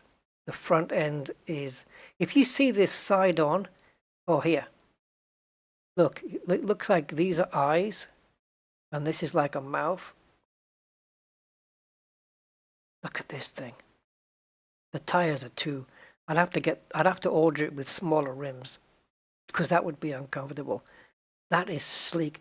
You know, like 10 years ago, if somebody said draw a car of the future, this is the kind of shape people would have been drawing. And here it is. Yeah, it's a beautiful car. And then we have, of course, the one that we have in Assetto Corsa, which is the 296. So this is the one you can buy, I guess. Yeah, that's the one you can buy. The GTB. It's the GT3 you don't get. Again, very slick, very typical Ferrari. You know it's a Ferrari instantly. It's like all the top marks, isn't it? You recognize a Lamborghini instantly, a Porsche, because it's not really ever changed that much. Ferraris just this shape. Even McLarens are looking a bit Ferrari-ish, some of them. The McLaren Senna, I don't find it very good looking, but I have seen it Let's put this in, the McLaren Senna. I have seen the McLaren Senna in a drag race, and it's a killer. It's nightmare. It's super quick. It's over-designed. I don't like it. I don't like the shape. But I wouldn't turn one down because I've seen how fast it is. Yeah. It's absolutely brutal speed. And I would have it in this color. I don't know, what are you guys into? Like your dream car? Like even the Volvo, is it the P1800? I love this car. This one. But also the new version, which is this one. 414 brake horsepower resto mod. So it's a special modded version that they made based on the old P1800, but look at that. The other modern car I like is the Alpine A110. I love this thing. But isn't it it's a very kooky design, which I guess you would expect from the French, because they think differently, but the shape is, I like it. Isn't there an R or something like that, an R version? Is there an R? Or RGT? GT looks like. No, not this one. No, I'm talking about ones that you can buy. I thought there was an R version. Well, maybe there is. Yep. A110R, this one. It would have to be in this color. This is the Alpine blue color. It would have to be in that color. But I like this car. I don't know what you guys are into. If you prefer classics or more modern. I'm kind of a mix. I like both. Mark II RS 2000. Well, yeah, why not? There you go. Yeah, I remember these back in the day. My first car was a Mark II Escort. My very first car was one of these in brown, dark brown. It was a 1.6, and I was proud of it because it was my first car that I owned. And then I bought another one, which was an ex-learner's car, but it was only a 1.3 instead of a 1.6 because I crashed the other one into the governor's house. That's another story. And it was a 1.3, but it was a twin choke. It had a twin choke carburetor on it. And for some reason, whether it was because of that or not, it was faster than the 1.6. Like easy. Easy. It was quicker. And I drove that like a maniac when I was young. I had going around corners. I had a guy racing me. And he saw me the next day and he said, you know, when you went round that corner, that right-hander, the back wheel was up in the air, like skipping, you know, because it was up in the air. I didn't even realize. I just went round the corner. But you're talking about this thing? The RS 2000? They're fetching some decent money now.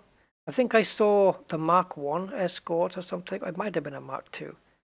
It was going for 15,000. In the Mark I, isn't the Mexico the desired item?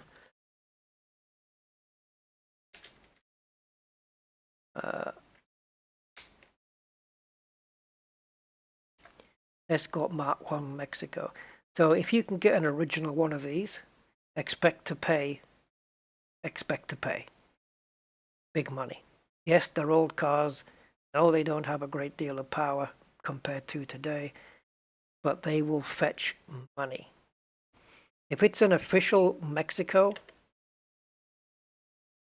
these are expensive, aren't they? Like, these are really pricey.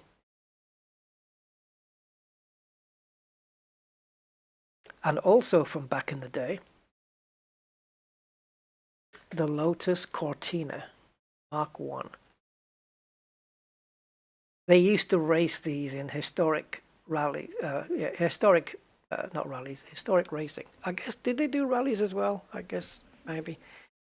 But yeah, they used to do historical. So this was a Ford Cortina Mark 1 with a Lotus engine. And it's not the first time Lotus have been involved sticking an engine into a car, is it? We all know the other time they did that in a car that was only available in black. And it was £79,000 at the time, 80s. And it's got two names, hasn't it? Depending which side of the pond you're on, which side of the channel. So for us, it would have been the Vauxhall Lotus Carlton, which people complained about in this country because they were like, it's too fast for people to drive. Yeah, compare that with the cars we have today. And over the channel, it would be the Opel Lotus Omega, I guess. But these cars as well, if you have an original one of these, in this kind of condition, yeah. Oh, look at this. Is this real? They did an estate version. How rare is... Oh, only one ever made. Jesus. I can't imagine what the hell that's worth. When you have one of one. I have a sim racing game that has these historic cars in it. We could fire it up, actually. I think I've got it installed in... I didn't put it in Assetto Corsa, did I? So it must be in... I don't know if I've got it in Assetto or I stuck it into R Factor, or if it's still in GTR.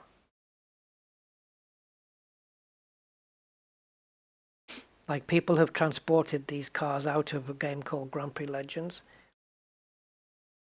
Sorry, GT Legends, and put it into other sims. You sold yours for 300. Mark, no. When? Oh, they're worth so much now. Do you want to know how much they're worth?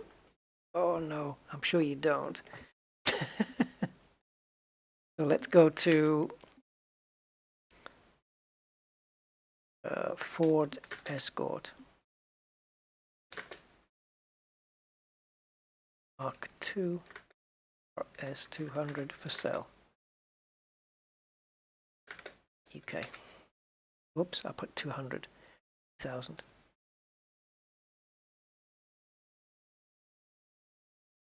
Price on application. So there's the Mark 1 for 15,000. This one is 8. Oh, that's not the damn thing. Hold on, let me just get my scripts running.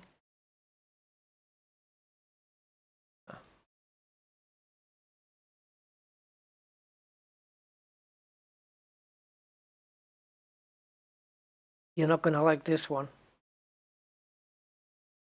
46,000 auction estimate. Oh, 30 years ago. 56,000, man.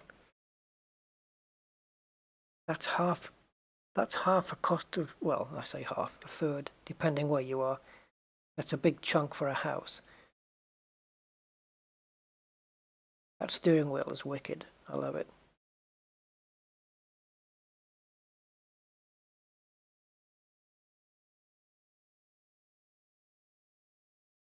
$46,000, but you'd have to have kept it in mint condition. Look at this one. The Mark 1. Oh, the GR2. That's the Group 2, right? So the Group 2 one. 100 grand. Holy shoot. I think the wheels look too small. 100,000. Why? Can't we just make the mold and make them again? Here's another one. 47,900. Oh, the Supra. Yeah. Well, I wonder if there's any here. What is it? The Supra Mark 3, 4, something? I remember the Mark 1s when I remember when the first Supra came out. It was gorgeous, and I thought I want one. But I also liked the Nissan 300ZX as well. So if you look at Supra, oh, I read a headline yesterday, which if it had come from any other manufacturer, oh God, no, not this one. What the hell's this? Oh yeah, I remember this. Jesus. That was a Supra? Oh God, I remember this. And I remember the flip-up headlights of the Mitsubishi Starion as well. Oh no, this isn't the one I was thinking about. I forgot what I was going to say now. Nope, it's not this one either. That one. I remember when that showed up in our garage in one of the dealers. Oh, this is the one you have? Yeah. Keep hold of it, man. Keep it in good condition. What was I going to say there?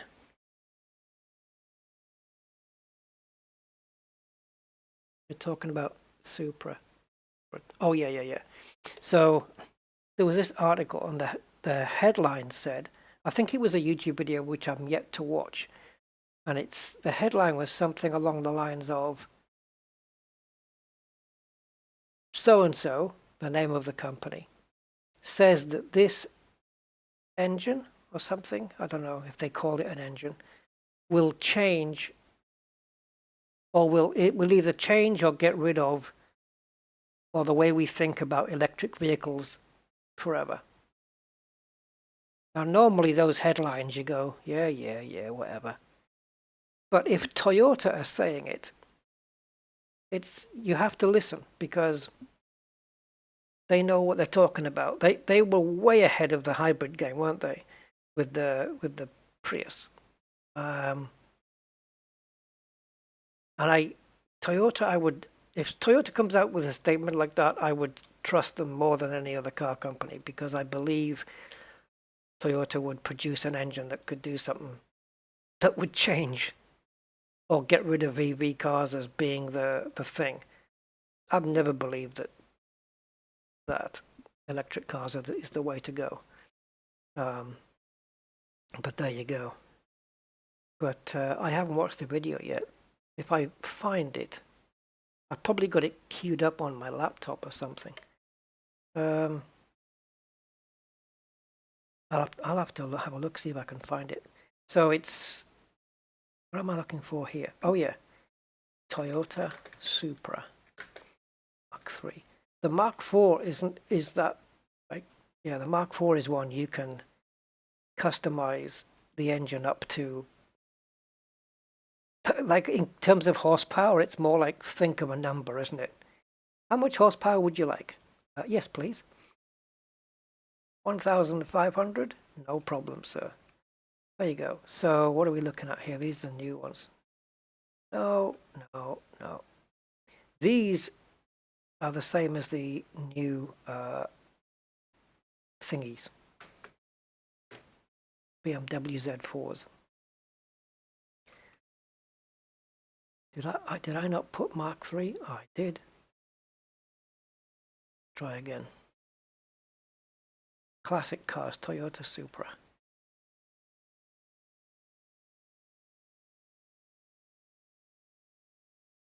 But this is the 4, right? This is the Mark IV. So you got this one. There you go. So this one is going for 23,500. What condition is yours in, Mark? Is it good?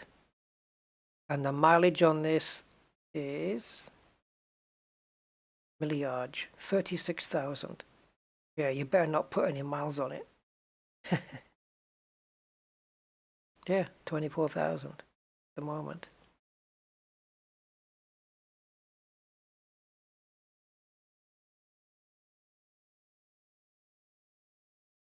The bodywork looks, I have to say, yeah.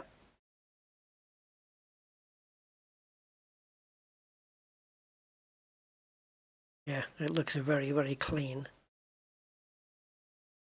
Oh, 100,000. Well, park it. Don't put any more on it. Use something else. I don't know. It's probably still worth 18 to 20, right? I mean, I've only seen that one price, so I don't. It's not probably not fair to go off one price. But there's one with 73,000. Oh, manual or automatic, Mark? I'm sure the manuals are more sought after, right? And is it turbo, yeah? 16,000. I remember these coming out. Looked like a spaceship back in the day. I ended up going the Honda route.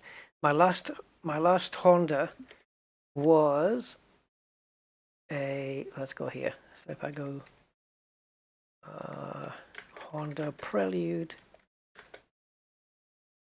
Mark 5 blue, let's say. Yeah, this was my car in that color, but I had a body kit on mine, paid for by my company. So it looked a bit more, I guess, like this one. Yeah, my car looked a bit more like this, but I had different wheels. I had Japanese rims on the car as well, but it had the rear wheel steering. The rear wheels would steer as well, and I thought it was pretty nippy. It had the full blown VTEC on it. It was a 2.2 liter. It was pretty nippy, but the Clubsport would just trounce it. So there you go. They should bring the Honda Prelude back. I don't know what's going on with it these days. Oh, is that the body kit I had? Yeah, this is the body kit I had. It's the Wings West body kit. This one. That's the body kit I had on mine. I don't remember this being so pronounced, but I guess it must have been. I've got photos of it somewhere. I had the sunroof. I had the rear spoiler. I even put one on that was even taller, but I took it off because it was horrible. But it was this color, but with this kit on. That was my last car. That was Japanese. I had 4 Hondas. I went Accord, Civic, Accord. I had a let's have a look, Honda 1990 Accord, gold. There, I had this. Ah, but wait, it looked like it had these wheels on. There you go. That's how mine looked, except without the tints. That looks horrible. Like, yeah, there you go. Just like this. That's what mine looked like. I'll tell you what. This thing, comfortable. The seats, oh, beautiful. Velour seats, right? Now, my Beamer's got leather seats. If it was me, I'd replace them with fabric or velour like that. Because leather seats, after a couple of hours, they're not comfortable. I mean, they're okay. And the Honda Prelude had leather seats as well. And after 2 hours of driving in that, you just needed to get out and wake your ass up. The Beamer, not so much. After 4 hours, you're kind of still okay.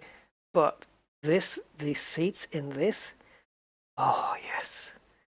It was really, really comfortable. I loved it. And the one before that one was, I think, a 1986 Civic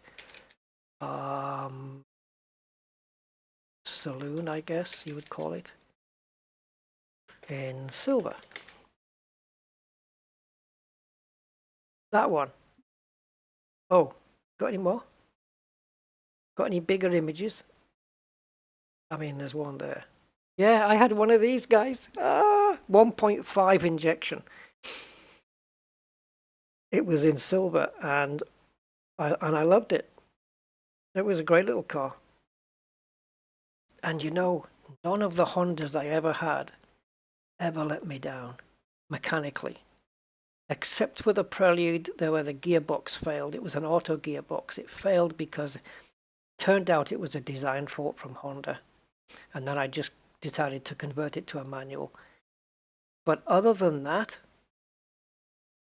they just went into the garage for bits and pieces, you know, consumable items like the drive shafts, which always tended to go on those, where you would turn a corner and you'd hear them go clack, clack, clack, clack, clack, clack, clack, clack. Nightmare. But other than that, mechanically, I don't think a mechanic ever saw my cars. They were just bulletproof. They're just like Toyota, Honda. They're the same. They're just bulletproof reliability. This was the other version, wasn't it? The fastback or whatever it was called, Aerodeck, when they had the 1.5 injection as well, which everybody was, all the boys used to like driving these ones. All the boy racers had this one. And then the one I had before that one, my first ever foray into Honda, I don't know what year it was. It was an Accord hatchback. It was painted in black, but it was horrible. It was pretty tatty, I'm not going to lie. Might have been an 84? Yeah, no. Before this one. Oh, please don't tell me it was before this. 82? Yeah, my first Honda, guys. There she is. I raced the hell out of this car. The police were always pulling me over, to the point where they just got used to me and they just used to say, it's just him, leave him alone. I had it in black with black wheels. It was tatty as anything. But it was a 1.6 and I thrashed it. It was my third car, but it was powerful for its day, you know. Yeah, this thing. This. And it looks just like that as well. I had tinted windows on it. It was dark tint, black car with black wheels.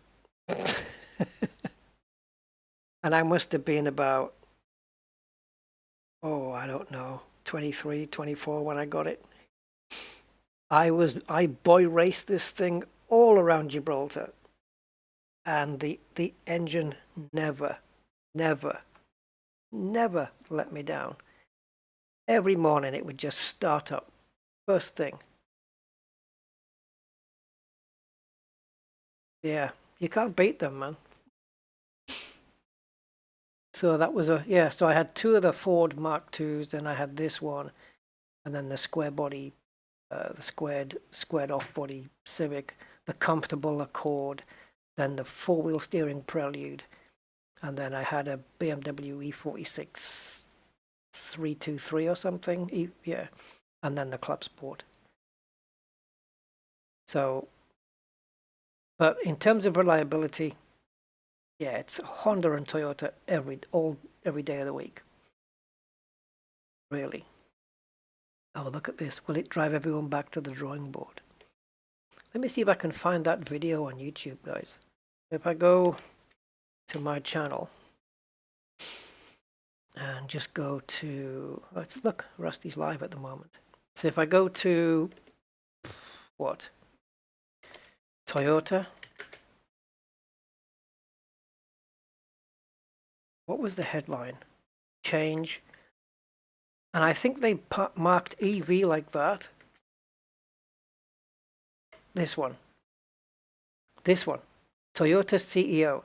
This new engine will destroy the entire EV industry. Now again, as I said, if that headline had come from anybody else, Whether he actually said that in those words, I don't know. I have yet to watch the video. But Toyota says this will stop the EV race. I hope so. Yeah, had it been anybody else from except Toyota, I would have said, shut up. Even BMW, I would have just kind of ignored it and, 15-minute headlines. But I'm going to watch this later. It's got 10 million views already. I'm going to queue this one up for later. Let's do it right now, actually. Save to watch later. Yeah, I want to see this.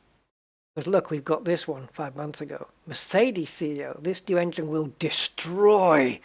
It's like Revenge of the Sith, these headlines, isn't it? We will destroy the entire EV industry. I'm more inclined to believe Toyota than Mercedes, to be fair, but it'd be interesting. This was 5 months ago, it's got 1.7 million. This was a month ago and it's got 10 million views. My dream car is kind of pretty new. The Seat Leon Cupra R 2000. Yeah, they are sporty cars, those. Sit in an Audi A2, fabric seats. I do like fabric seats. I know on the Clubsport you could specify leather seats, but the center bit where your arse and your back goes was like a napper, it was a material. Those are the seats I would like. I don't think you could get them in grey. My car has a grey interior, so I'd have to convert my entire interior to black, which means getting the dashboard out of the car. I don't think so. Yeah, my headliner is black, so it could be done. The carpets would have to be changed because they're grey. Imagine doing a grey to black changeover. But yeah, fabric seats are so much better though. They're so much more comfortable than leather. I mean, it's fake leather, right? Because if it was real leather, I would just hope it wasn't. Because, cows and stuff. I know, I eat beef and stuff, but yeah. Toyota finally revealed new hydrogen. This is the way to go.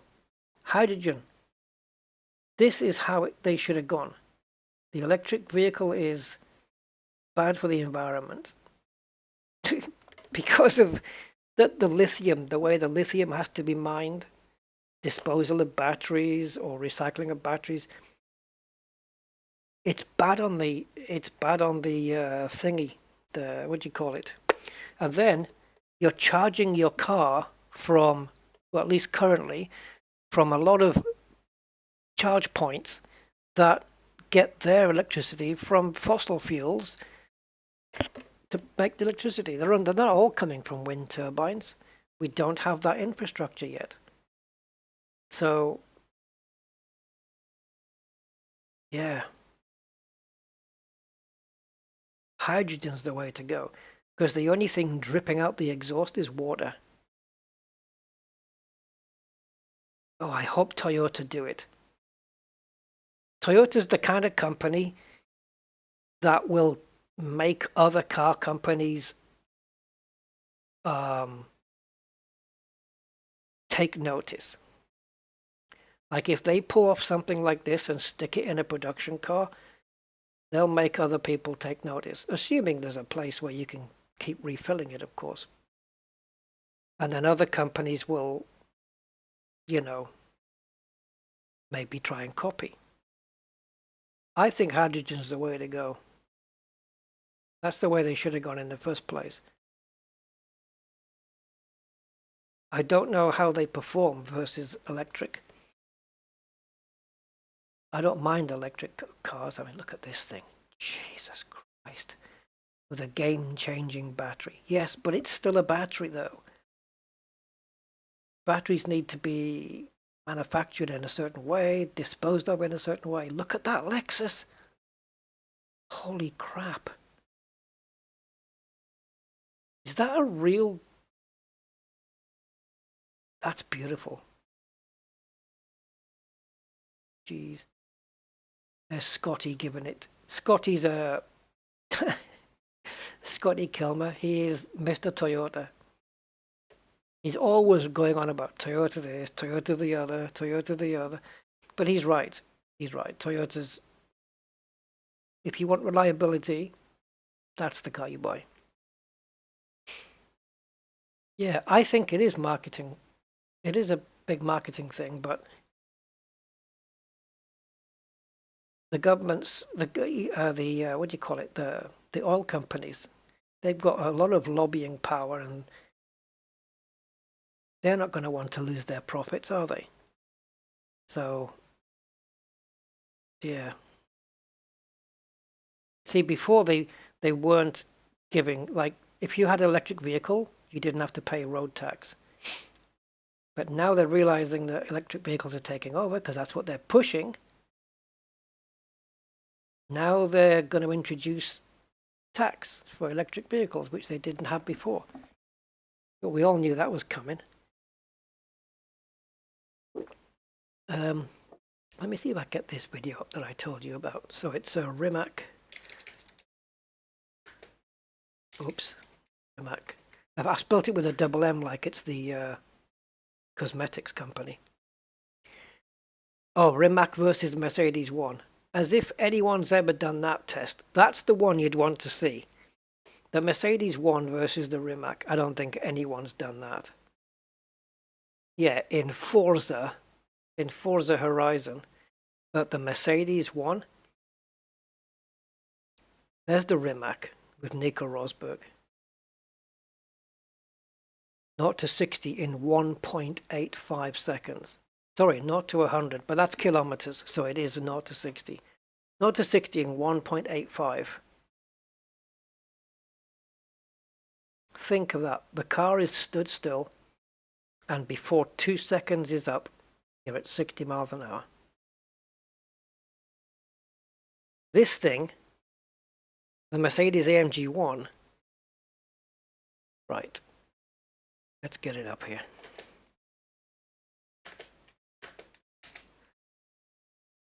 All right, so this. I've seen one of these in real life. I went to the Goodwood Festival of Speed and I saw it. And it looks incredible. It instantly became my new favorite supercar when I saw it. It was encased in a glass box, but it has a 1.6 litre engine. And it goes like hell because the 1.6 litre engine in it came from the previous year's Formula One car, straight in the back. So the engine that Lewis used to drive with the previous year got stuck into the back of this car. It's a 1.6 litre turbo hybrid. And so it's a Formula One engine in the back of a supercar, hypercar. I would love to see this against the Rimac. I would, if I had to guess, I'm saying the Rimac's going to win because it's electric. Well, this is hybrid combustion, right? Although this one does have all the trimmings that the F1 engine had. I think it's got the, that extra boost that you can, the MGUK and the MGUH systems, I think it has.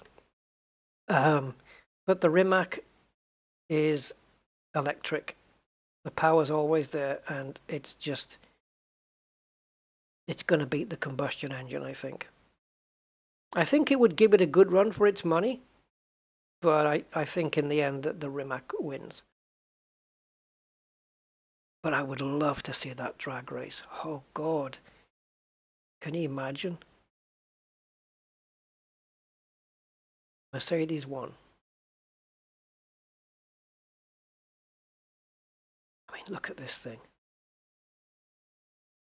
Nico Rosberg, who drove for Mercedes Formula One, ordered one of these, and even he had to wait 2 or 3 years before he took, or I think it was a couple of years he had to wait before he got it.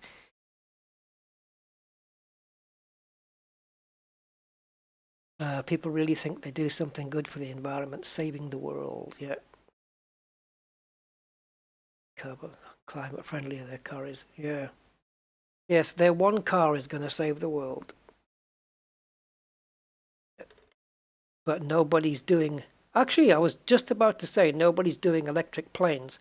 But they are, in fact. I think they are being worked on. Because it's planes that pollute as well, isn't it? What was this thing I was going to dig out? It was on YouTube, wasn't it? So it was Rimac versus SF90. Yeah. Now, as I said before, I've seen the Ferrari SF90 beat the Porsche 992, which is a fucking quick car. And then you have this one. Let's just get straight to the drag race. Crazy, right? I'm good. I want to get rid of because he's a bit of a knob.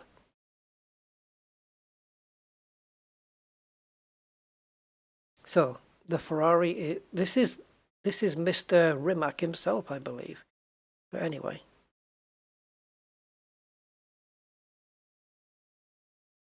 Now trust me guys when I tell you the Ferrari SF90 is fucking quick. Because, oh, have you seen this thing? This little tiny thing? Yeah. That'll go from 0 to 60 quicker than anything you've ever seen. Alright, check this out. So, very fast car versus Rimac. Watch this. 3, 2. Oh. Yeah, he's gonna stuff this, but never mind.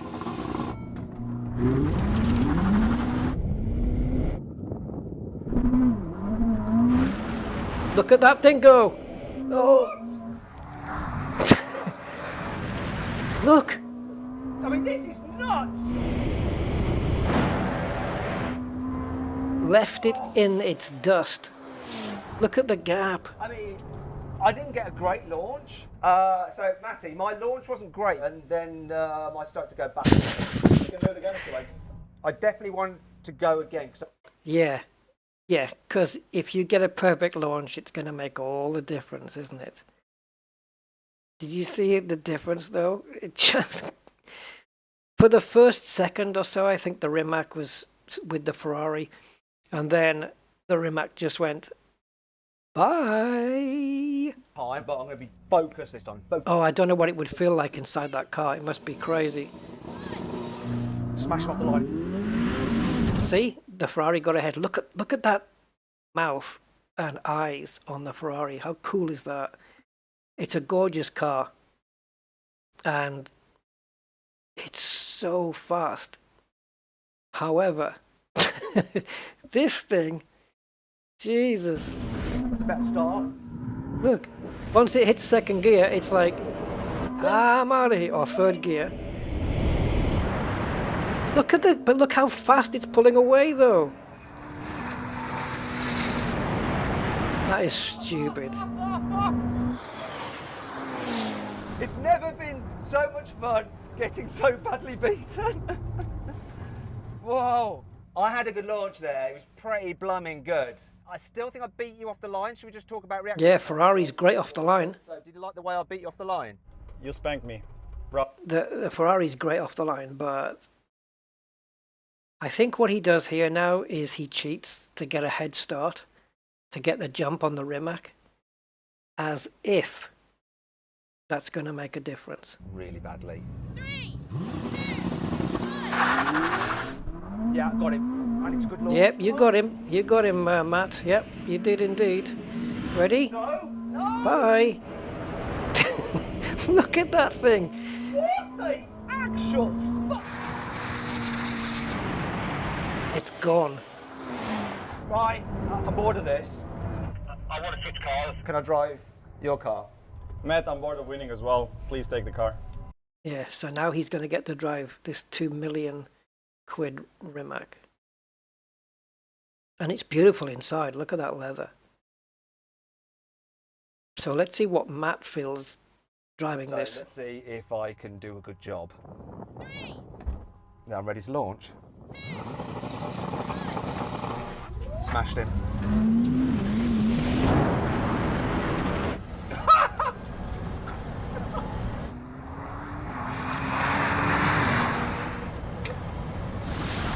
Can you imagine what that feels like, though?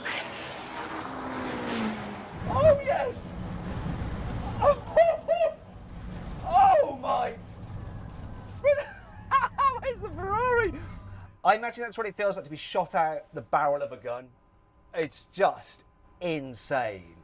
There was a Ferrari in that race. It got beaten quite badly. There she is, the Rimac Nevera.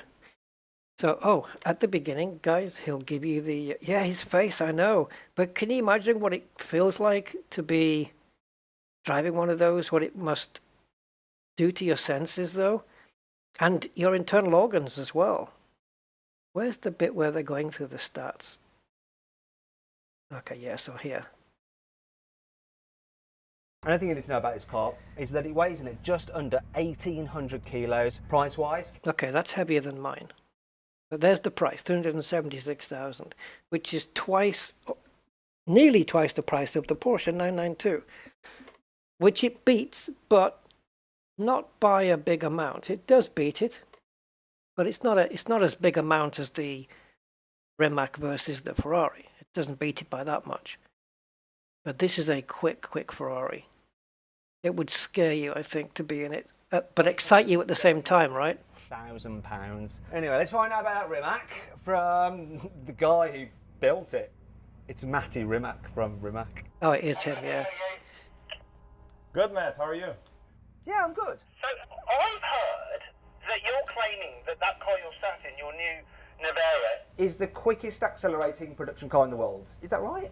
Well, Matt, I'm not claiming anything. Let's see. Before we race, though, I'd like to know the stats on your car. You should know them, right? 1.86. Let's see if it is, because Horsepower, 4 electric Yeah. motors, 120 kilowatt-hour battery pack, 2,360 newton meters of torque, and lots of power on the wheels. Yeah, I think you've said that before. That's like the quickest run out of stats that I've ever heard. 2,000 Anyway, torque. what we're going to do is just quickly pause. That's like a Scania truck. Yeah, there you go. 2 million. There you go. Let's get on with the race. Now,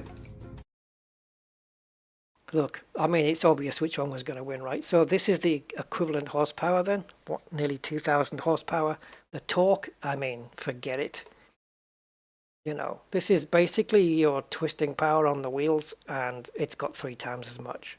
So, yeah. And it weighs more, which you would expect, but as if it matters. 2 million, including tax. Or including a taxi, I guess, to the Rimac factory. Yeah, I know. This is what you would expect in a truck, right? Those with, you know, like the Euro truck simulators. Do they even have those kind of torque in those trucks? I know. It's really, really insane. But is it the fastest accelerating car? Well, you've got this one. I'm sat in a new £2 million hypercar, which is supposed to be the quickest It looks tiny. accelerating road car ever made. I've got my specialist timing gear up here. I'm going to launch it. See how quick it really is. Let's do this. Go!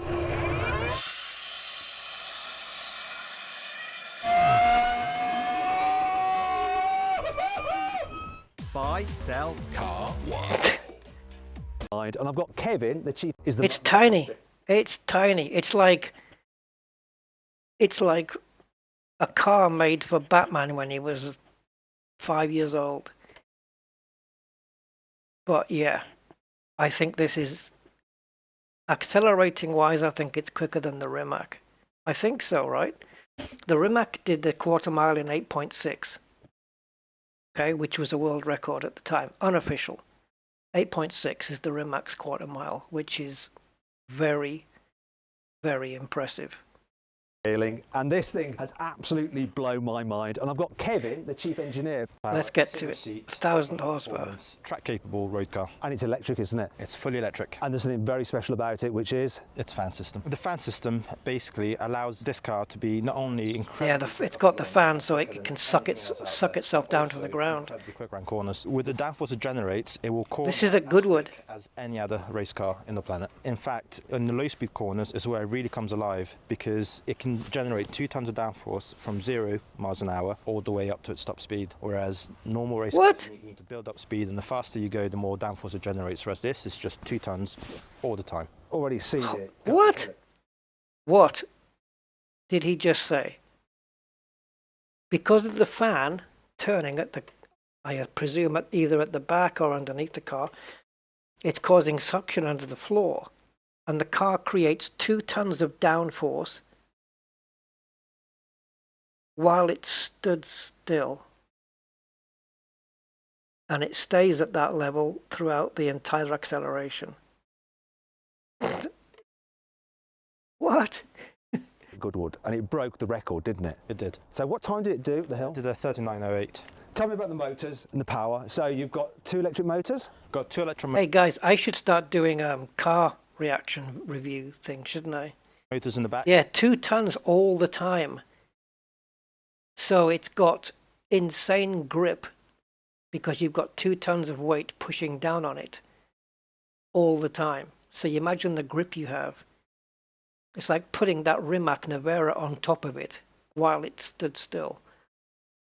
They are behind the driver's back is where they're packaged in here. And can you use them independently for torque vectoring and stuff like that? You can, absolutely, yes. So that'll help cornering and acceleration out of the bends and stuff like that? Yes. The car It's weighs British how as much? well. McMurtry, Okay, that's so the you've car, got more McMurtry. than 1 horsepower per kilogram. The quickest accelerating car I've ever driven is the Rimac Nevera. That has almost 2,000 horsepower, but it weighs over 2 tons, so it has just less than 1 horsepower per ton. And obviously it doesn't have all the downforce that this thing has. So what's it made out of? It's all carbon fibre. Got carbon fibre chassis, carbon fibre bodywork. When it comes to an electric car, efficiency. I don't even want to know what that's going to cost. The fewer batteries you need to carry around. I'm sure that, I think that's the only one there is so far. Similar to 1960s Grand Prix car. And how many kilowatts are the batteries? It's a 60 kilowatt hour battery pack. Okay, so let's do like geeky consumerist stuff. So how far can you go on a single charge? So on the road, on a WLTP cycle, it'll give you over 300 miles of range. How long Wow. can you flat out for on track with 300 miles of range in a car. If you turn Wow. everything to 100%, if you want to use the full 1,000 horsepower and go at a similar pace to an F1 car, you're not limited by the capacity, you're then limited by temperatures. So everything is going to start getting very hot very quickly. So on qualifying mode, you will be able to do just over 1 lap. But if you turn it slightly down and you want to go I don't think they'll all be monstrosities getting damage. you have to do a 20-minute track session. Wow, okay, and that's on a full charge, and then your battery's done, and you have And to then charge it. within 15 300 mile range in that thing is 8% neat, isn't it? and go back out on track. So what's the charging rate at DC? It's over 200 kilowatts. Okay, but you need a 200 kilowatt charger at your track day. So let's have a look at the front. Let's start at the front and walk to the back. So what's going on here? So My you've got arm is still stinging like a So you bugger. have these letterbox intakes, so they cool your brakes. and then The you've thing with cars like this is that every hole, every gap, everywhere is functional. It's all for a reason. Yeah, pressure builds up. It's none of it's there for behind the wheels as well. show. To control that pressure and to reduce the amount of turbulent flow spilling out. What about this part here? This is like sending air towards the back. Is this into the diffuser? Yeah, again, it controls the air that, from the wheel well, as well as the air that comes in to cool the brakes, and it just manages it and then sends it towards the back through the tunnel in the back, which is designed to improve the aerodynamic efficiency of the car, and it sends some of the air down to the rear brake ducts to cool the rear brakes. This is crazy. At the back of the car. And I noticed this effect round here. Oh right, getting damage. It's actually quite common in lots of F1 wing mirrors. It's just designed to accelerate the air behind the mirror and reduces the drag. And then you've got this on the top. Yep. It's like That Mirror that mirror, that's very Formula One like. The new F1 cars have got this like this. I've never heard of McMurtry before, but they've come up with like out of the blue with this thing. reduces the drag. And then you've got this on the top. Yep. It's like it's got a mohawk. But this serves a purpose, right? It certainly has purpose. So we have 2 fins on the car. The main purpose. I know on cars that have got things like that. Certainly in Formula One, it was for stability in corners and stuff. For this door fin here, if you're running without fans and you lose control and the car spins, what this fin does, it breaks up the airflow over the top of the car and it prevents it from lifting off. Now let's move back to There the you go. fantasy, because one of the things about a Formula One car, say if you start to spin or something, you lose all your downforce, don't you? Yes. Whereas with this, if you start to spin, like you're going sideways, you still got your fan sucking into the ground, You still have pushing the all of tyres your into the downforce. ground. Absolutely, you do not lose any downforce in a yaw or in a spin, or even if you're going backwards, you still have all your downforce. That can be a good or a bad thing. Which means you can just, stamp on the brakes and the car will slow down better than any race car will going backwards. Wow. So can you tell me exactly where... I hope showing this video doesn't demonetize my stream. For the car, we have two fans here. We have one fan on the right, one fan It's on still the left. running, The right? reason we have two, it's a dual redundant system, similar to what you find in aerospace. It means that it can keep driving. Let's get over to the actual... Like an inverter. You can use F1. Oh, let's do that with a bag.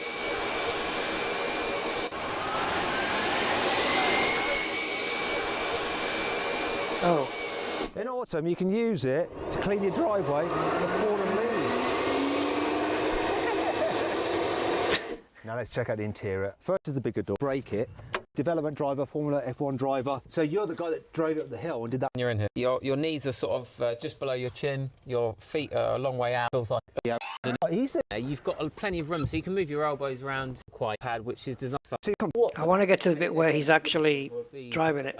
Not when you're talking to the stereo widths, depending on what you're locking, but from mom's break, You guys can watch the whole video if you want. Holy Grail. This That's exciting. you sound all the this was my steering. This came through the steering wheel, so that walked through.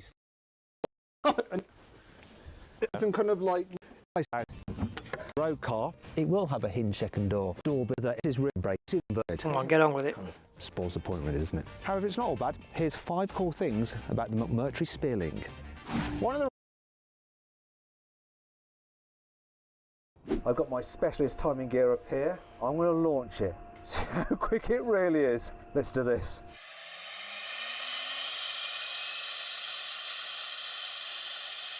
Go!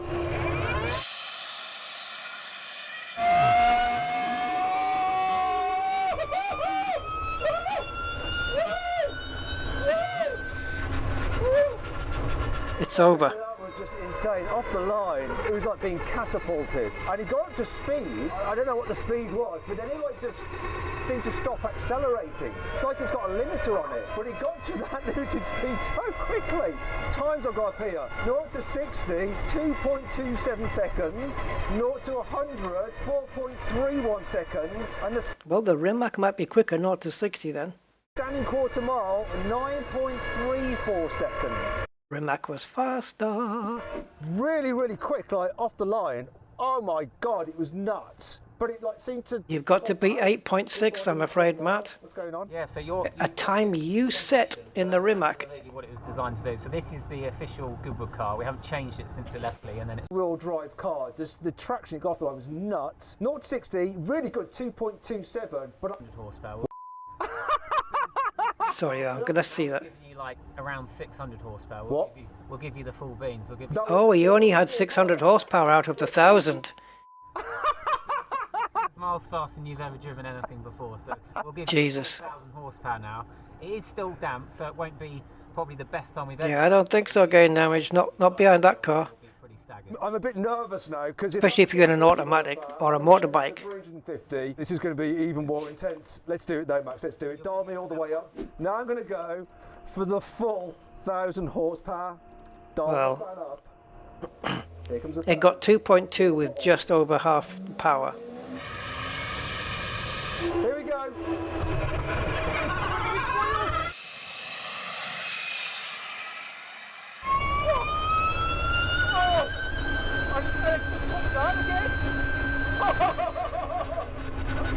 Okay, so that's really interesting. Damp track, had some wheel spin, 0 to 60, 2.09, slightly slower than that Rimac, standing quarter mile, 8.64, but Oh. it's actually like hit its limiter halfway through the run.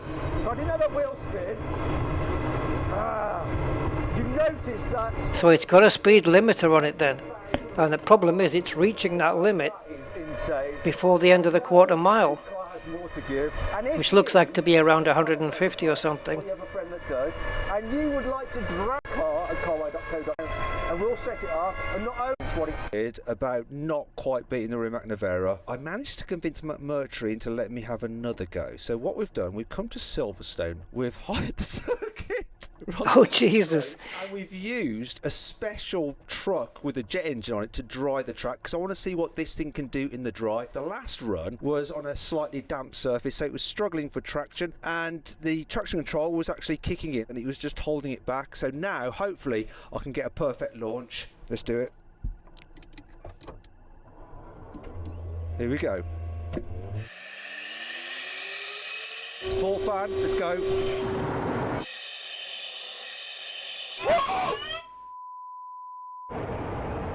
Oh my God. Did you see that 0 to 60 time?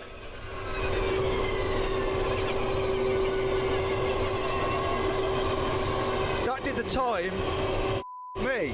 8.35. It hit like it's 150 mile an hour limit. I'd put it to 145. 150 miles. Seconds, and it's got like 0 to 60 in 1.4.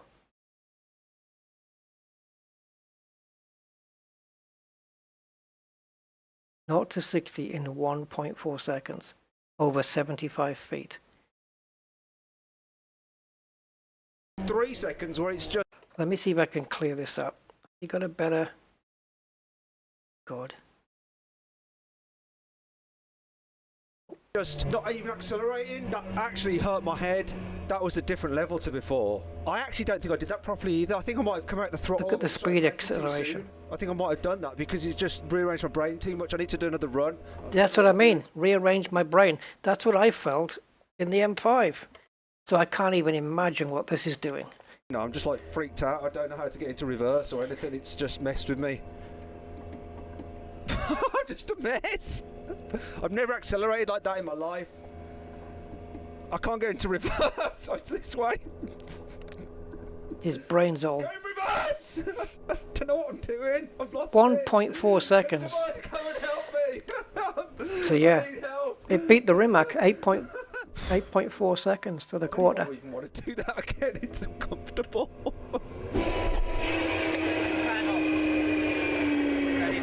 But I couldn't help that. My brain's just... I don't know what... I couldn't find reverse or anything. I was just a mess. You can get reverse. Well, what did it do? It's 1.4, 8.35, but I backed out.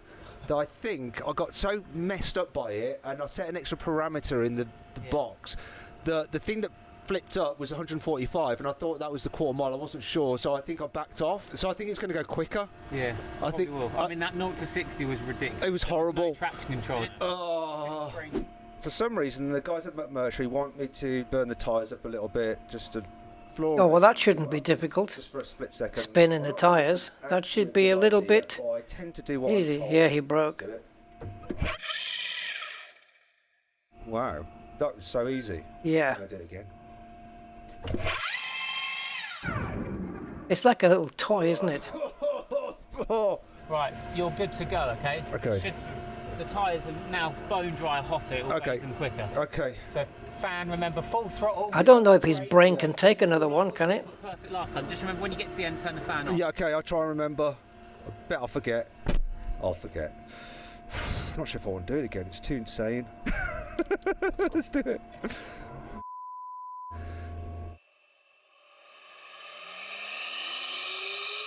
Here we go. Yeah, you can see the car dipping.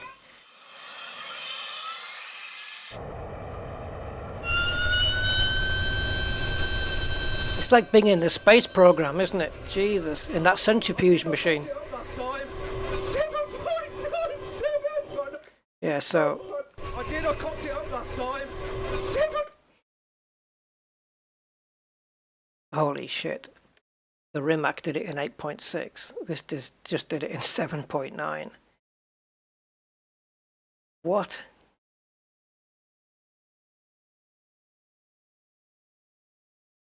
Not to 100 miles an hour or 160 kilometers in 2.6.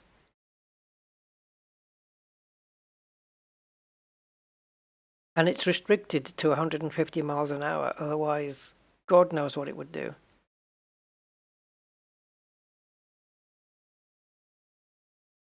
I don't know why they've got 145 there. I guess that's because where it's near the limit. It's basically saying that it's pretty much reaching its limited speed of 150, which I guess is they've programmed that in. It's reaching its maximum 145, 150 miles an hour speed in about 5 seconds. Yeah. You got 146.6 out of it in just about 5 seconds. Right. So, okay. That's fast a bit. 7.9. I think I know what's coming now. 7.97! Fan off! Remember to put the fan off.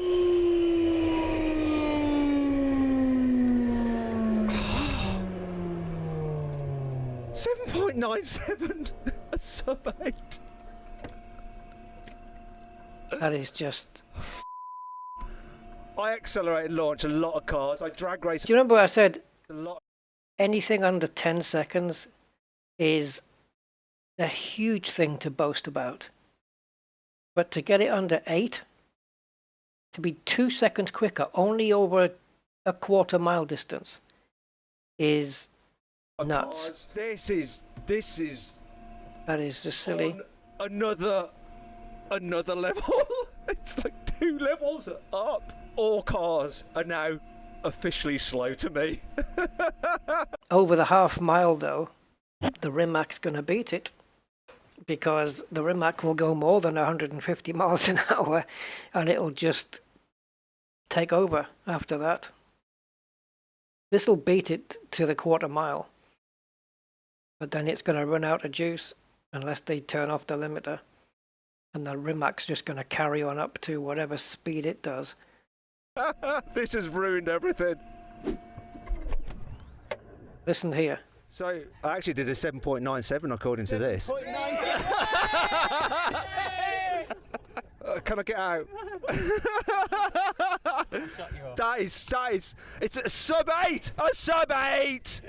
Not even I've done that, mate. That's Really? outrageous. That's because I'm a better driver, you see. I'm a professional. I'm not. Perfect, that was. Perfect conditions. The launch is just mind. So even the official test driver guy hasn't done that You time. didn't have me on the first one, but then we got your tyres nice and warm with your burnouts. Well, I didn't back out this time. I backed out the last time. That was a problem. Oh, wow. I've got to try and get out now, and I'm absolutely broken.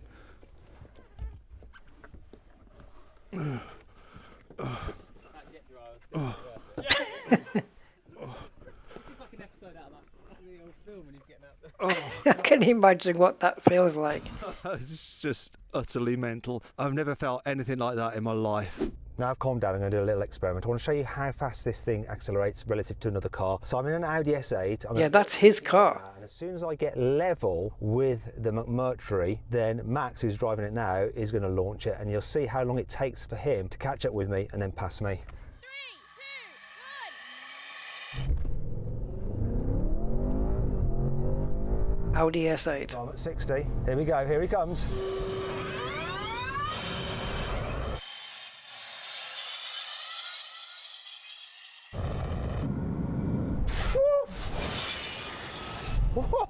It's just buggered off.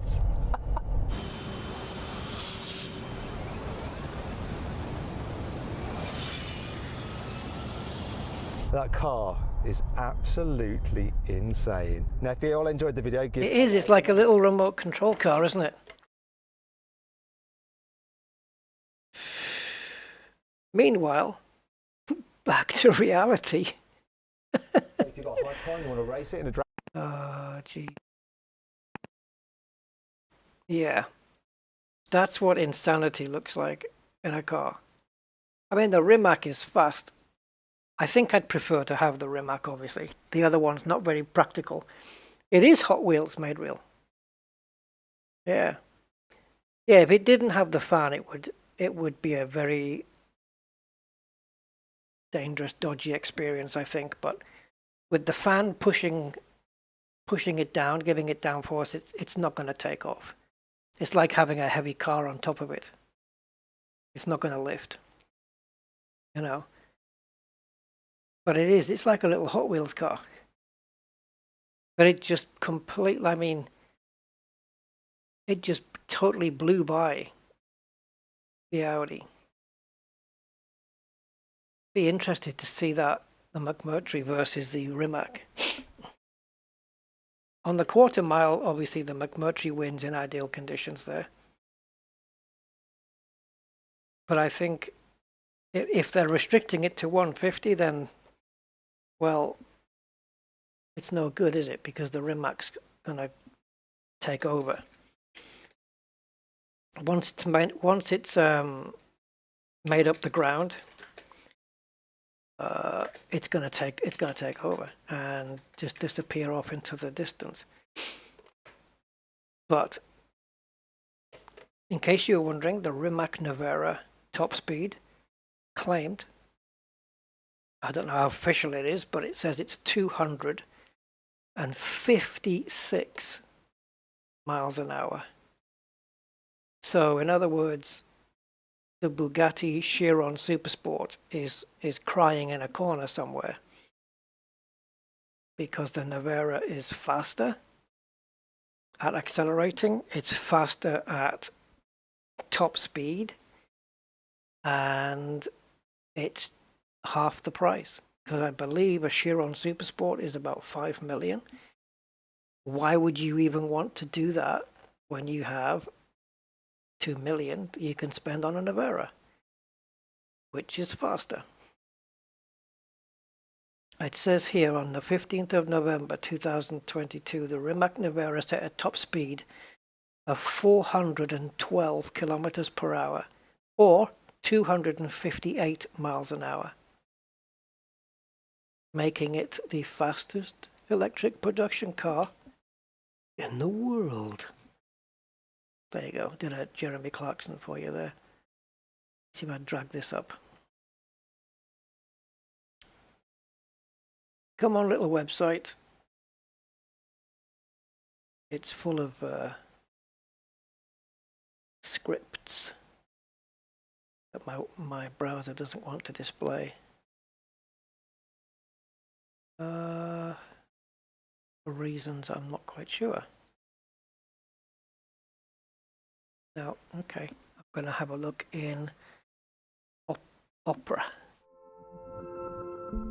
Boo, boo, boo. Opera GX browser. So you're a tough guy, like you really care.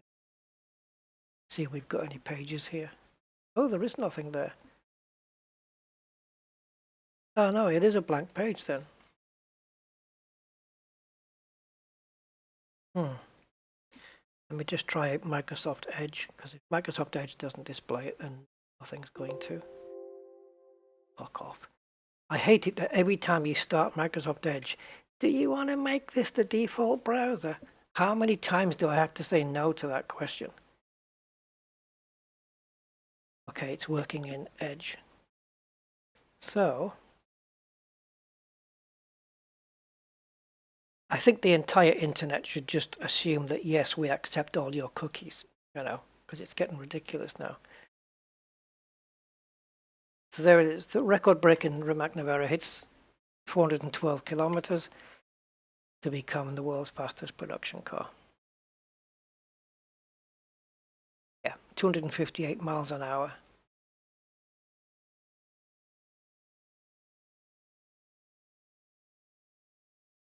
And they completely verified it. It was done. Actually, it says production is in Croatia.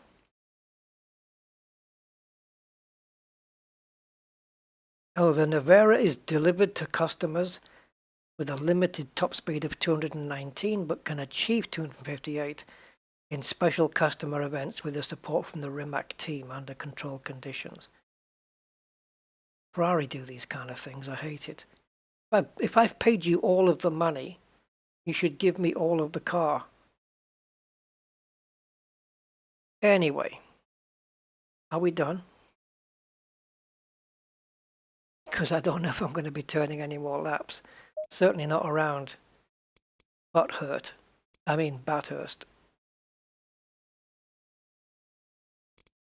might get some more private practice in at some point. Oh, I know. It keeps asking me, do you want to make it your default browser? No, I don't. Piss off.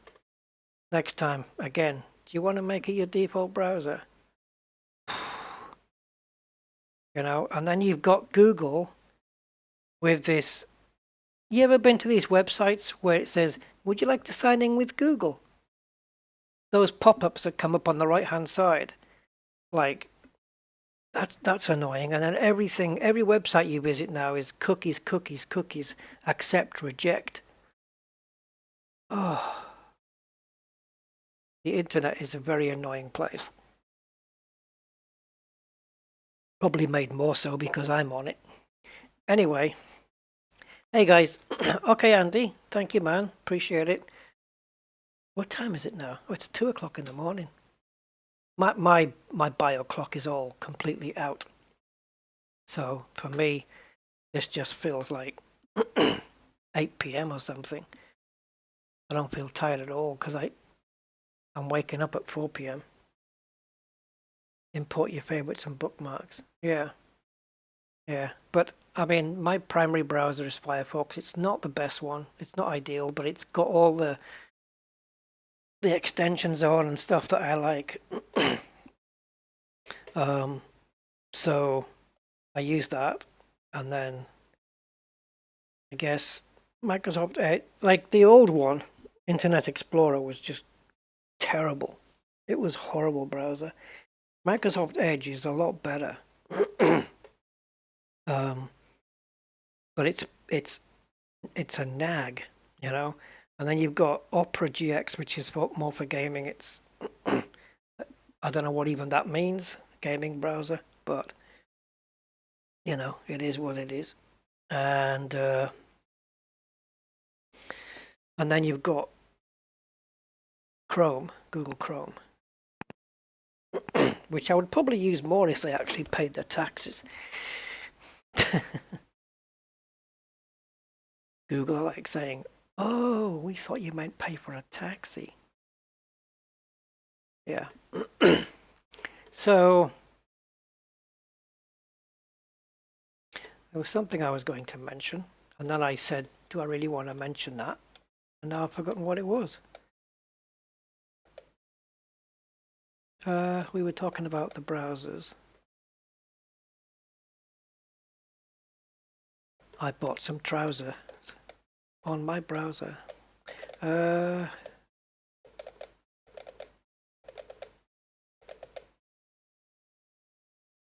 that's right. Chromium. Chromium core sounds like something that the Terminator's made of. And every time you shut the browser down, it goes, I'll be back. Okay, Mark. Good night. Take care, man. I think I'm still on here just nattering away. I don't know what I was going to say there. I had something in my head that was completely off topic, which is probably why I've forgotten what it was. Oh well, never mind. Okay, dudes, dudettes, and all those undecideds. I bid you all a very fond farewell. Oh, I know what we were talking about. Times. Waking up at strange times and going at 2 o'clock in the morning. Yep, still doesn't ring any bells. Does the name Quasimodo ring a bell? Right, I'm out of here. Take care, guys. Thank you for watching. Thank you for listening, and I hope you enjoyed the fast cars. The ones that we showed on the videos afterwards. Yeah, so save up your money, and one day you could have a Rimac Navara. Yeah. Okay, I will catch you next time. Until then, goodbye. See you.